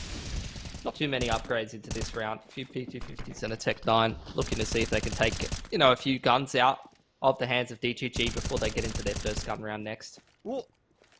There's a freebie for Gump, and this nade's going to soften the targets up a little more so. Here comes another good grenade by the looks of things. Lands right on top of Mr. Shark. Molotov lands as well. Gump is just getting so much work done here. Yeah, good use of util. Farmer. Just segmenting the Ts into 1v1s that they're uncomfortable taking on that angle. It's exactly what you want to be doing. Mizzy is stomping around here. Even checks the corner. Gets that MP9 kill, so an extra plus 600. Grabs himself a P250. 3 in a row for DGG. Money is well and truly cemented. They survive with 5 players up, and they have 4 A1Ss and only the single MP9 here, so it's going to be a strong buy into the first round. AWP comes out here for Mr. Shark, so we'll see if he can use that scope to be able to find an early pick here, or work some of those A-ramp angles, which he does quite well at usually. Him and Bogeyman are a bit of a duo here, over here towards A.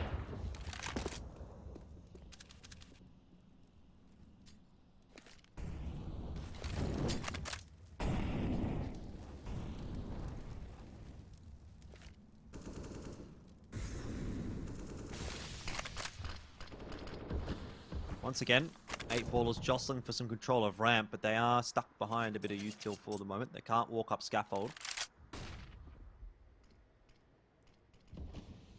Just looking to find that timing to clear it out.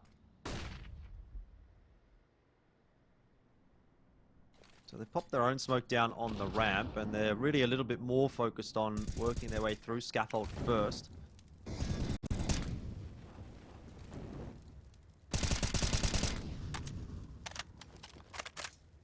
Taking their time working through the map. They limit the info from DGG over towards ramp and scaff side. Then start to call the audible walk back towards that B side of the map. Smoke onto stairs here at 38 seconds allows Mizzy to play on a closer angle. Wombat doesn't really have any supportive utility that it can offer him, but with a bit of retake A setup, you've got Gump and Nexar very close on the rotate. Going to do a little bit of damage. Wombat able to recalibrate onto Bogeyman quite quickly, and Mizzy is chiming in with the MP9 as well. That's a bonus frag, all things considered. Pistol does have to come out. The rotations are coming through from DGG, but maybe not fast enough. Nexar! 4 seconds. Shot onto Mr. Shark. Bomb plant can't go down in time. Kobe's finished off anyway. And DGG will win another round. 4-0 on the CT side. They're starting to stack up a little.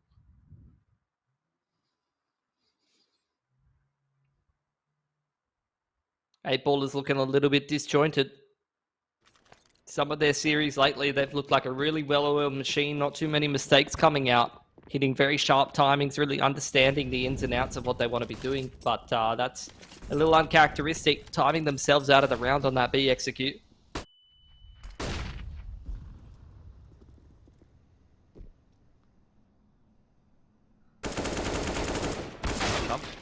We're actually only able to get a 1-for-1 there.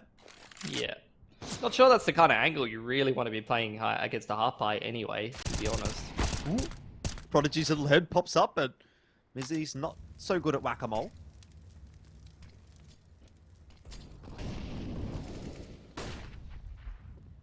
This is starting to look a little more dangerous than they would have liked.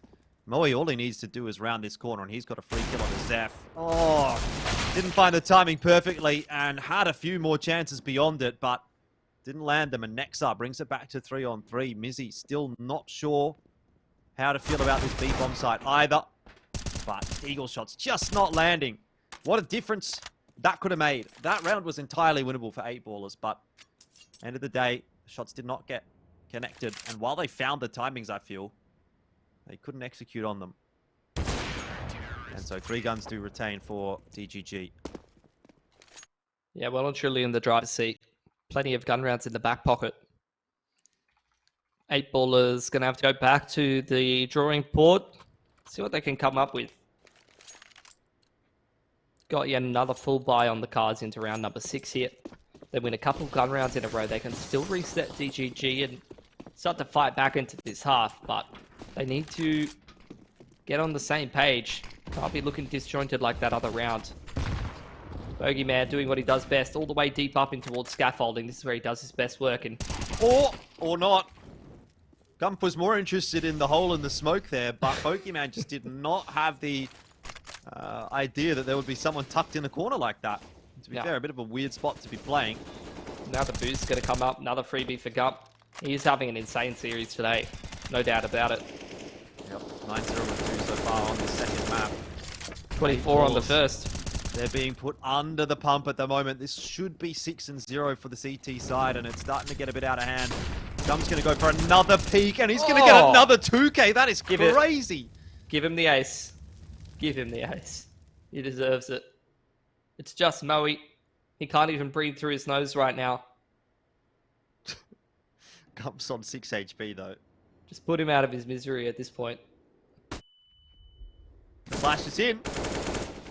They're trying to give Gump every possibility of winning this round himself. He got Moe pretty damn low, but in the end, he eventually fell. Still, a mighty fine round from Gump.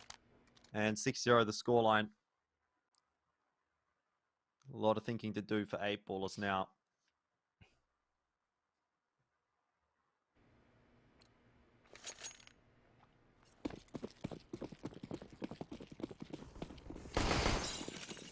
Mac 10 out here for Bogeyman. Full loss bonus in full effect. Allows the T's to keep stringing fly rounds together. Prodigy snuck through and taken that stairs control.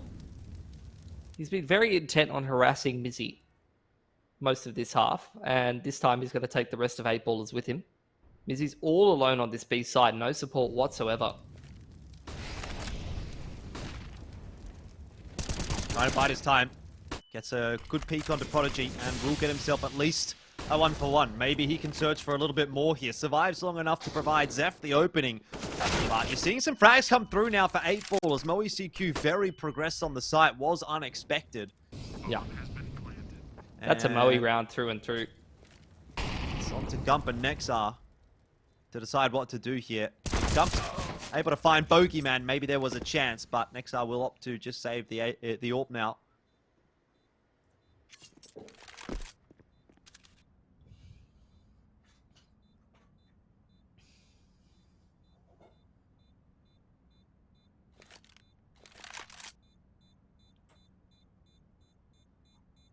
AWP picked up by Kobe. So that's going to be something that 8ballers have back in the hands of Mr. Shark. He's good for it as well. Usually quite proficient at finding some of these AWP picks. Third for Moe in the round. Stops the AWP being saved by Nexar. So that's going to be a bit more of an expensive reinvestment here for DGG. But they're good for it. They can afford it. They've done a great job with this 6-0 start of building up their economy.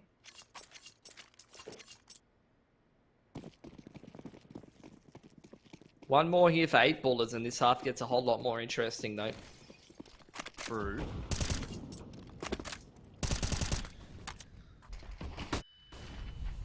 Well, last round did look good, but it is one out of many, and of course the many have gone the way of DGG, so still have to hedge your bets with the CT side for the moment. Love this angle for Nexar. Oh, and it might well pay off. Moe got past him. Nexile's in trouble now, but he's got the shots. He's got the crosshair placement, and in the end, he's found the kill somehow anyway. 8ballers had no idea where he was. Bogeyman! That it was wasn't Kobe. the second for him. Yeah, It was Kobe. thought so too. Oh. That would have been an absolutely disgusting spray transfer, but now he's in a 1-on-3. 16 HP.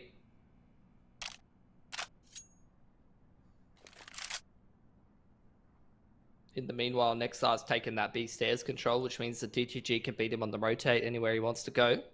Unless they leave mid open.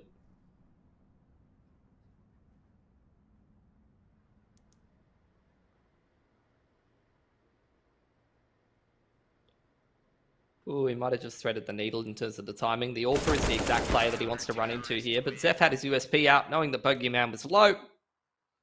And cleans him up very nicely.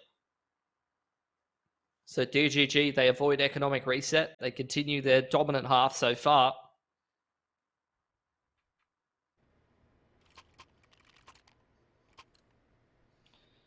You are going to get a reinvestment from 8ballers. Bogeyman goes down onto the Mac 10 again, but if they lose this one and don't have a bomb plant, they might not be able to buy. Be getting a bit desperate at this point, 8ballers. Wanting to try and get every round possible. And I think it's still awkward for CT side, so it's not too bad. They would only have to take a single save if they lost this round. Would it be like a hard reset or anything like that? sure. But end of the day, 8ballers, I guess they're still in with a chance, right? They're not out of it just yet. Few more rounds going the way that they have so far, though, will pretty much lock it in for DGG. Yeah. Your Wombat is going to try and do something Gump-esque as he receives the flash from Gump and gets himself a 2k. So very nicely done. That's the Start to best the round. That's the best kind of star player, isn't it? Not only does he do it himself, but he also goes, here you go, Wombat. You have a couple as well. Nice guy. Round's not done just yet. Your Wombat's down on 7 HP. Mr. Shark hit a nasty wallbang with the orb.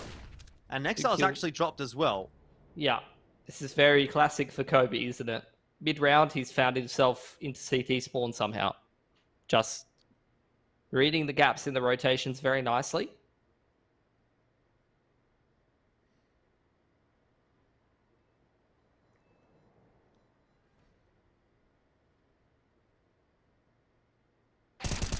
Oh, wow, that is sharp. He's so fast. Your Wombat doesn't quite find the timing on Demoe, but 8 seconds. They need to get that bomb plant down. Mr. Shark does a great job of covering off, and now Zeph is forced onto the 1-on-2. A few touch-and-go moments for 8ballers, but now it should be their round to lose. What's Moe doing? He had no idea where Zeph was. That must have been been he a walked miscom. into his arm. Yeah, for sure. They must have thought he was on ramp. Gets across. And now it's anyone's guess. Zeph over the top of the smoke one way. And Mr. Shark is donezo as well. That is very nice from Zeph. I don't think you can mentally recover from that one as 8ballers losing that one.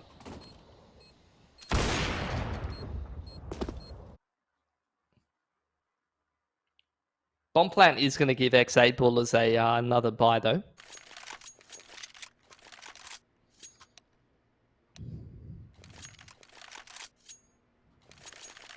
Look, all I'm going to say is good on you, DGG. At least one Australian team is winning. Wow.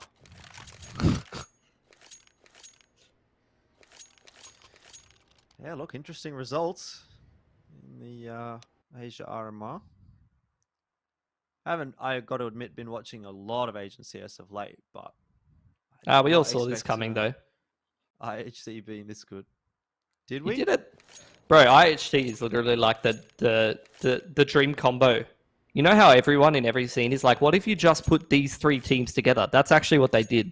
They were like, we'll take score from D13. Yeah. We'll take 2 Tiger players and 2 Checkmate players. Let's go. Well, wasn't score on... Yeah, he ended up on Tiger. He's played for everyone at this point. He was on... What the hell? What's the NKT, yeah. NKT, yeah. I was thinking NRG. Anyway, Good look, stuff from besides the Zeph. point, we'll keep an eye on how DGG is going because they continue to impress here on Vertigo.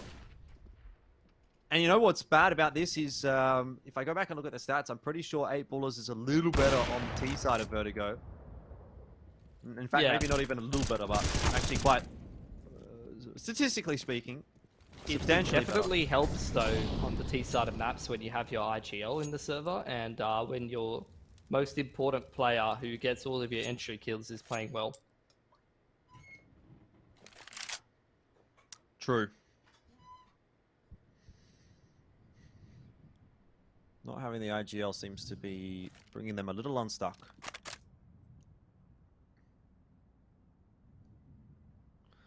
Nonetheless, a pretty deep run from 8ballers in this tournament, and with all of what they've been going through for the last couple of months considered, I think it's been a pretty decent run. You know, they've had the org, and then they don't have the org, and then there's been roster changes with Mr. Shark coming in.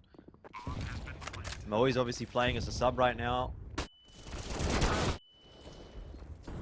Decent 1-for-1 there for DGG, and Zeph looks to get it done himself, but it's ultimately going to fall by the wayside of your Wombat.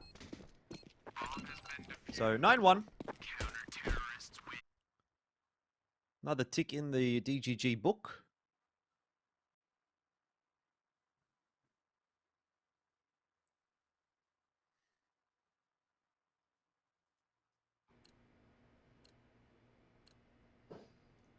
Buy back in here for X8 ballers, no AWP to speak of. They're lacking a couple of nades, but definitely one that they can put together. Prod, a little bit of util thrown over towards the B side of the map there. But afterwards, going to start working his way back towards middle as 8ballers contesting 8. Haven't had a whole lot of luck or a whole lot of success in this part of the map, and Gump is elite right now.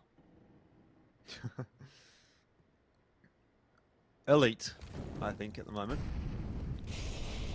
Boosted up high in the sky, and no one from 8ballers is checking this angle at the moment. Bogeyman should be spotted, but it's in the end Moe that's actually going to receive the shots in the back. So, numbers advantage for DGG again as they make that boost work out. Your Wombat is not having nearly as good of a time as what Gump is, but maybe that doesn't matter when Gump is terrorizing everyone. Swings maybe one too many times as we do find ourselves back in the 3-on-3. No bomb plant though, and now the smoke signal on.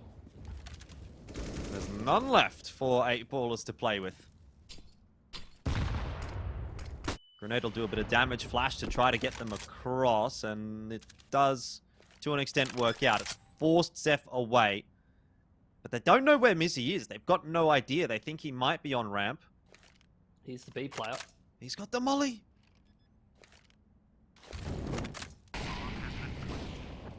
And unfortunately for Bogeyman, he can't get off the site safely. So as soon as that bomb plant goes down, Molly forces him away. And it means that Kobe's now in a 1-on-2. And Mizzy, that was sharp. 10 up for DGG, double digits. I mean, what is there to say, really? It's an absolute demolition. That's what the D in DGG probably stands for. Demolition Gang Gang. Demolition Guys Gaming.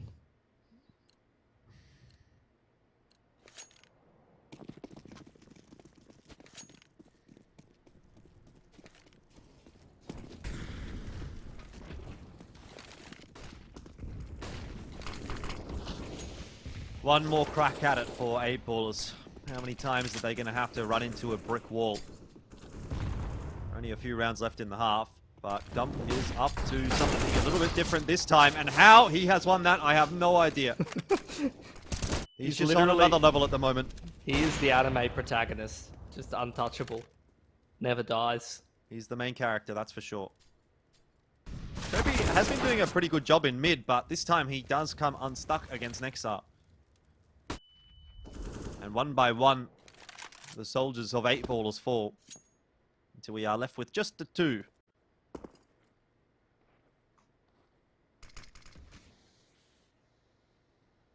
Bit of a boost up. See if you can spot a player in heaven. Would be a cheeky little pick to get. Much needed. But they are not obliged, unfortunately.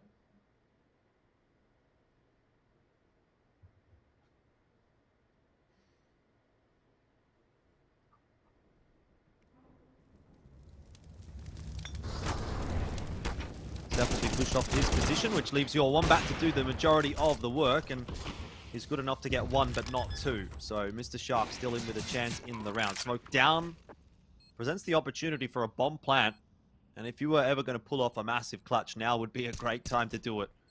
1 on 3, you're down 10-1. 8ballers need something out of this half.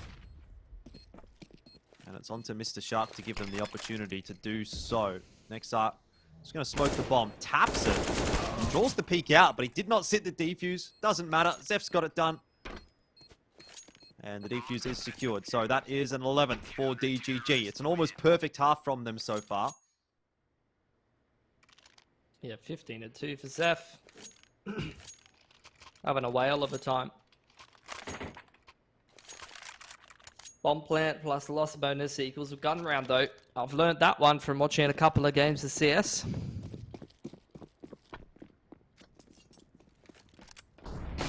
Another chance for 8ballers to double up their rounds this half. They throw a bit of progression utility towards ramp, as they often do. Just not wanting to give away any tells to DGG, and now they start to do a 1-4 heavily towards B main. Mizzy's over here. Nexar's ready with the pop flash onto the line. Sends him in. 3D first opening frag, and he sees the bomb. Still only a 1-for-1, and 8ballers going to need a lot more to get into this bomb site. Nexar will swindle another frag away, and DGG, their woes will continue here on Vertigo. What's Moe up to? Just, you know, on top of the pallets of things. Nice. Yeah, not an expected angle for Zep there, and Nexar playing with fire. Mr. Shark not going to get it. Bogeyman, though, will, and now the numbers are favouring 8ballers for what feels like the first time in a long time. Gump's got the bomb, though, hiding behind the traffic cone. Don't know if you can see it.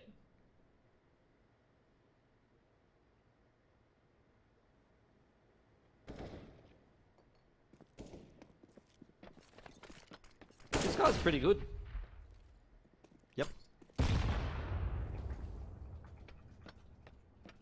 They still haven't got the bomb. There we go. Well, Moe, 15 seconds, 42 HP, 2 players to deal with. Not a lot to work with. That's a good start, but he's got no idea that your Wombat is playing behind the pillar. And so 12 is secured for DGG. Worst case scenario, a 12-3 half, and you'll take that every day of the week, regardless of map. But especially when you're on your opponent's map pick, it is a massive boon.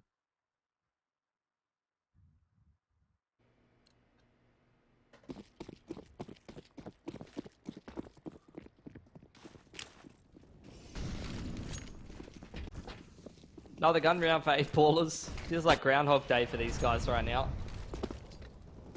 Just another chance to get a T-side gun round. Hoping for the best, fingers crossed. Gonna start progging up ramp, contesting yellow. Haven't been fought too much early on here by DGG. They've been given a little bit more space than normal, and actually DGG going to shift around a little bit. This is that util set that wasn't working before. This time One lands for a bit ones. better. Always 1-for-1s at the start of the round, but now Gump tries to activate, and again, he gets away with bloody murder. 2 kills in the round already for him. Zeph not able to land a headshot, almost went diving off the map. In the end, Prodigy will send him off the side of the building. This is looking better for 8ballers. Don't have a smoke to get into the site with, but if they can creep their way forward, Kobe taking a lot of map control, Prodigy winning a duel as well. Mizzy and Nexar will find this a difficult round to win. It's got to be Mizzy for the most part. He's high HP. Prod taking contact on the site. Or maybe it's Shark taking contact rather. Prod ready to swing off of him as the progression smoke comes in from Mizzy on front site.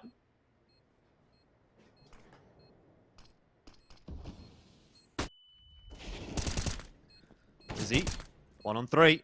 Prod's very low, working a dispatch of him. There's a chance. He's got a defuse kit as well. He's going to tap that bomb. Is he going to sit the defuse? Yes, he is. That might be the right move. Kobe, though, gets there in time. And DGG will see a second round fall They're by actually the broke. wayside. They're actually broke. 2 of them are double eco in the last round. Oh well. 12-3. Who cares?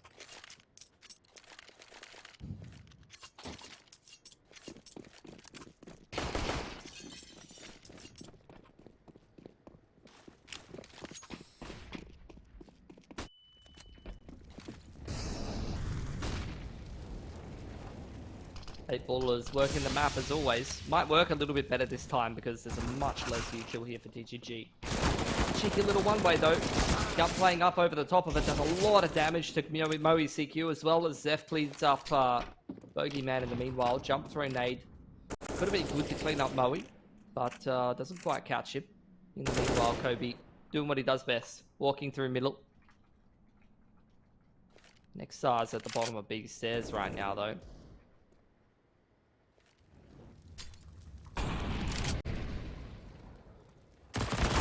Nexar could get work done with the MP9. Fair bit of damage actually there onto Prodigy as well before the trade comes through. So this is still very winnable for Zeph and Mizzy. Particularly given Mizzy is the high HP player up on the site. And Zeph behind Prodigy has caught him. Bombs dropped. It's on to Kobe now. And 1-on-2. He doesn't know where that second player was. I thought he spotted Mizzy. Maybe he did. Maybe he's got a call. Now he does. Molotov to come out, but Mizzy's already crossed away. Gets around the corner, survives. Kobe knows he's got time to work with. He's got the AK as well, so he will finish the round off, 12-3. But DGG will be very happy with the proceedings, and that first half well and truly rests with them. Couple Kobe clutches, good for a few rounds, but outside of that, nothing really outstanding to speak of from X8 ballers. A very quiet T side for them. All it's going to take is one gun round or a couple of resets here for DGG, and this game is theirs on the silver platter. These kind of scorelines are almost impossible to come back from on the CT side, the way the economy works. Quick one into B here, full exit, couple of flashes over the top, big ball of smoke, and it's a full retake setup here for 8 ballers, so we're going to get straight into a 5-on-5 post plan.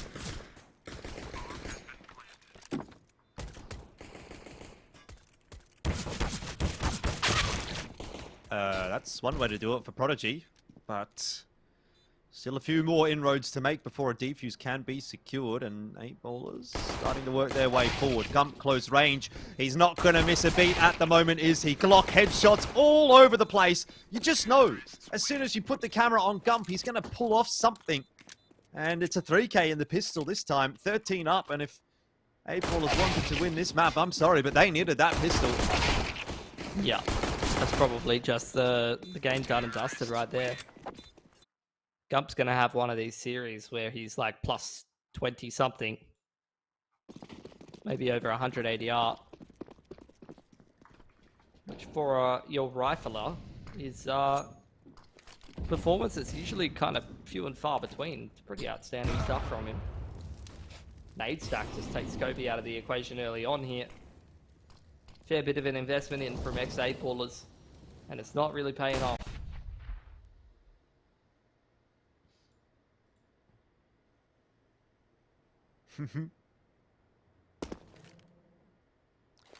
Well, no silent drop, unfortunately, for Bogeyman. Zeph, he does get caught a little by the flash, but he escapes into the safe, loving arms of your Wombat.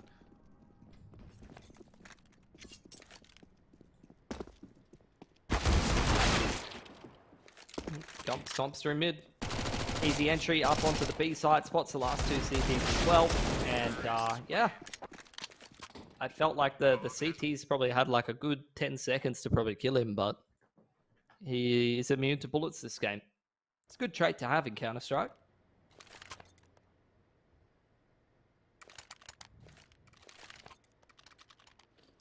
$14-3. 8 ballers will not be able to buy into this round, so they are going to have to fight for overtime. That'll require 12 rounds in a row. Don't really see it happening. Unfortunately, the world has really conspired against 8 ballers today.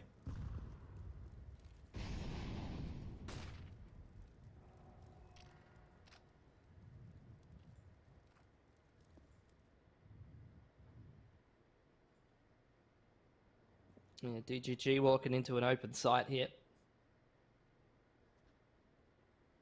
Kind of a foregone conclusion that they secure map and series point here.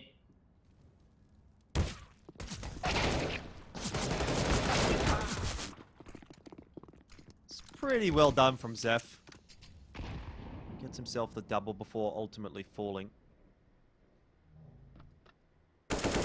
Wombat spots out Moe CQ. Nice quick raw adjustment. Gets the better of him.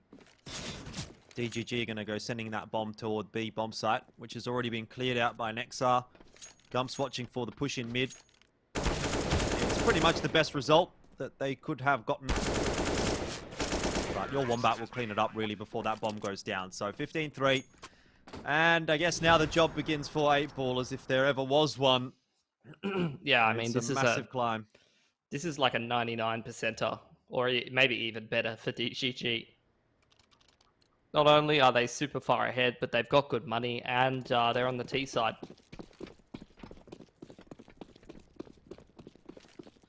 First gun round here for 8ballers, give them the benefit of the doubt. They've got that AWP on Mr. Shark. He's going to start off well. That's a bit more like it. First pick in his favour. Man advantage for 8ballers now. Gump's going to start progressing through middle, looking for a pick. DGG and potentially look to try to cut some corners here. Get back into the round. Get back into the map. It's going to be really what 8ballers is focusing on, but that comes one step at a time. DGG are going to find it difficult to get back into this round, though. 2 half HP players, 2 players dead. Lots of util to be fair, but not really a whole lot of map control and an awkward fight for Gump to take against an AWP at this kind of range, where his head might even be spotted before he peeks, depending on how he goes.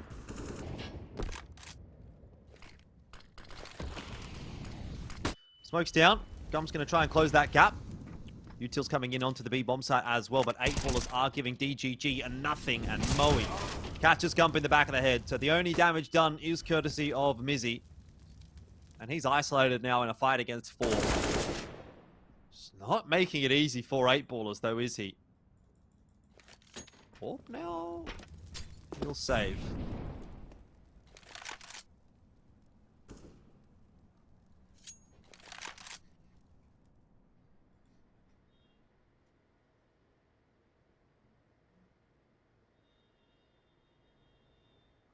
Moe in the vicinity.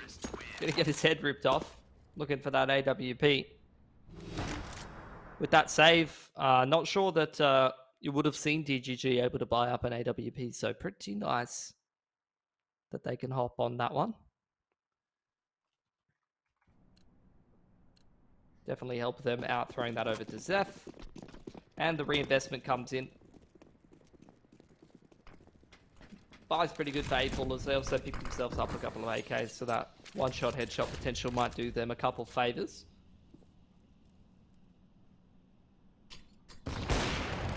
Oh, could have seen that shot connecting to Zeph. Mr. Shark gets on the angle, but can only get that leg shot just due to the way that angle functions. Didn't have a whole lot of surface area to shoot at.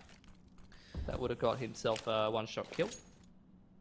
Yeah, I mean, if DGG can't get this one over the line, then job gets a bit more difficult for them.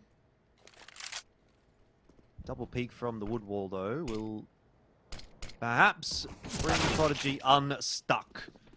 It was actually just your Wombat. He got it done himself. Kobe's there to try and defend, gets an incense down at a reasonable timing. It's going to make it difficult for the bomb to get in and get planted, but DGG well and truly now have control of the site, tossing their own util out, and inevitably the molly does fade. Gump's gone down, but a good trade from Nexar brings it back to the even numbers situation. 8ballers losing players left and right. And this could well be the last dying stages we see of their vertigo. In the end, it is 16-4 for DGG. They'll finish the map and series off 2-0. And a very comfortable win on the second map is going to put them in great standing heading into the grand final. Yeah, very, very nice performance from them. Clean win, even with the stand-in. They've done very, very well for themselves. Wombat, like that series was so fast, Wombat still hasn't even finished his dinner, so good on him. Very, very Yeah, that was nice sweet. win 2-0 there for DGG. I don't think they would have expected that game to be so cut and dry for them, to be honest. I thought that was going to be I honestly thought that semi-final was going to be the game of the tournament, honestly. I thought that was going to be the closer one, that's for sure. I thought maybe Vertex gets the 2-0 today and DGG 8-ballers goes to 3. But, I mean, obviously there was subs to factor in and a little bit of a weirdness in the lead up there. But end of the day, DGG, they still look like they're not really missing a beat. And that's a fantastic sign for them. So it'll be Vertex and DGG into that grand final. Antic and 8-ballers down into the third place match. And that's how things are going to shape up at the end of the day's play. So here's how the bracket ends up looking if you needed a visual representation of that. But one day left here in LPL Pro for this season. And Vertex and DGG vying for that 6.5 grand prize pool in, prize for first place. The pool total, 10K. So 6.5K is a very, very large chunk of it. Yeah, for sure. I think it's a pretty good grand final. And honestly, if you asked me at the start of the tournament who was going to be ending up there, I probably would have said Vertex DGG. Just looking at the rosters on paper and the history of some of those players. So yeah, I think we've gotten the grand final that we probably expected. Maybe not necessarily in the fashion that we would have expected it in either of the series. I think Antic looking very, very competitive despite their rough standing situation. And yeah, that series was very, very cut and dry. Indeed it was. All right, we've got an interview ready here with Mizzy, who is obviously coming off a pretty solid win there, mate. What did you think about Vertigo? That's my first question, because we haven't seen it a whole lot from you guys. Is that a map that's actually quite in your map pool? Because it looked pretty damn good. 16-4 is quite solid. Yeah, no, we've been cracking Vertigo a fair bit, and mixed results and stuff. But I mean, just goes to show that. I mean, I guess when you play officials, like the hard work pays off. So there you go. There you go. What I got two questions for you. I'll throw a less serious one at you. First of all, did you guys think that you'd make your life a little bit harder just taking the top stat player out of the whole tournament out of your roster, just to maybe give 8-ballers a bit of a crack today? Yeah, that's right. I mean, versus he's had to duck off to England of all places for like a family emergency. So actually, there wasn't anything we could do about it, but it did make things a bit more interesting for them. I guess give them a bit of a chance into the series. So yeah, there we go. But yeah, Riley will be back soon, and then. Yeah, I actually wanted to follow up with that. What's the situation then for the grand final? Obviously, next weekend, is he back for that, or No, he's not actually. For ASL will be I don't know actually what's going to be going on. Yeah, we might have to use Blade for the rest of the season, but yeah, we'll see what happens. Fair enough. Okay, well, at least you have some like level of familiarity with him. Some of you boys have played with him before and stuff like that. How are you feeling at the moment though with your team? Like obviously you guys have been a roster for a little while, and I think now you mentioned it yourself. You guys made the playoff of the other league that's going on, and now you're in the grand final of this league. Do you think you guys are in good form at the right time? What's your confidence level at the moment? Yeah, I think just in general, doing. We've had some very mixed results. Like some nights and scrims we're just on and like things. I don't know. You can see the skill potential of the team, honestly, and it's just like pretty crazy. And then it's just a matter of finding the consistency at the moment. So yeah, it's just a bit hit or miss, more or less. So, but yeah, that's basically how it is at the moment. It's just ironing out all the kinks, and then I think once we've done all that, then who knows what will happen? Yeah. Awesome. All right. Well, we're looking forward to that grand final, Mizzy. I think I'll wrap up the interview there. Thanks very much. Can I give a shout out to DGG, the Slovakian org hooking us up? Also, I'm actually just going to check Twitter now. We've only got 72 Twitter followers on the DGG Esports Twitter. So go follow DGG Esports on Twitter and then hook these guys up. They're bloody awesome. So, yeah. Just got to shout out the org. But yeah, thanks for having me on, guys. And I'll probably see you next week in the finals. Indeed. Well, I guess we'll have to hope and wait and see. Thank you very much, Mizzy, for your time, and have a good night. Very, very model player, Mizzy. He's always on those sponsor shout-outs. I remember when he used to play on like Ground Zero, he'd go and shout all the sponsors out as well. Oh, they got another follower from me, so there you go. Farmers worked out very well. I want to try and get them into the triple digits, and yeah, I mean they're doing good work. It's funny how an org with not really that much of a Twitter following can make better merch than an org with like 6-figure Twitter following. But anyway, you know, yeah, it is what it is. I guess that all really comes down to your graphic designer, though, doesn't it? You know, Yeah, like sometimes 100%. it's just the right person in the right place, and yeah, interesting jerseys. Love to see them one time at LAN, maybe, if they can get to one of those, although we're not too sure exactly when the next one will be.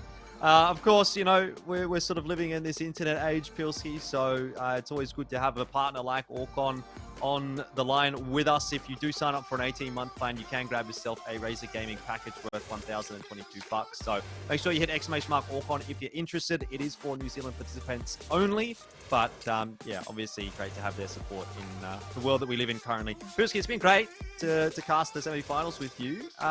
Looking forward to those grand finals as well. I think that'll be coming up next weekend, so we'll be keeping a keen eye on that one. But any final words before we say goodbye for tonight?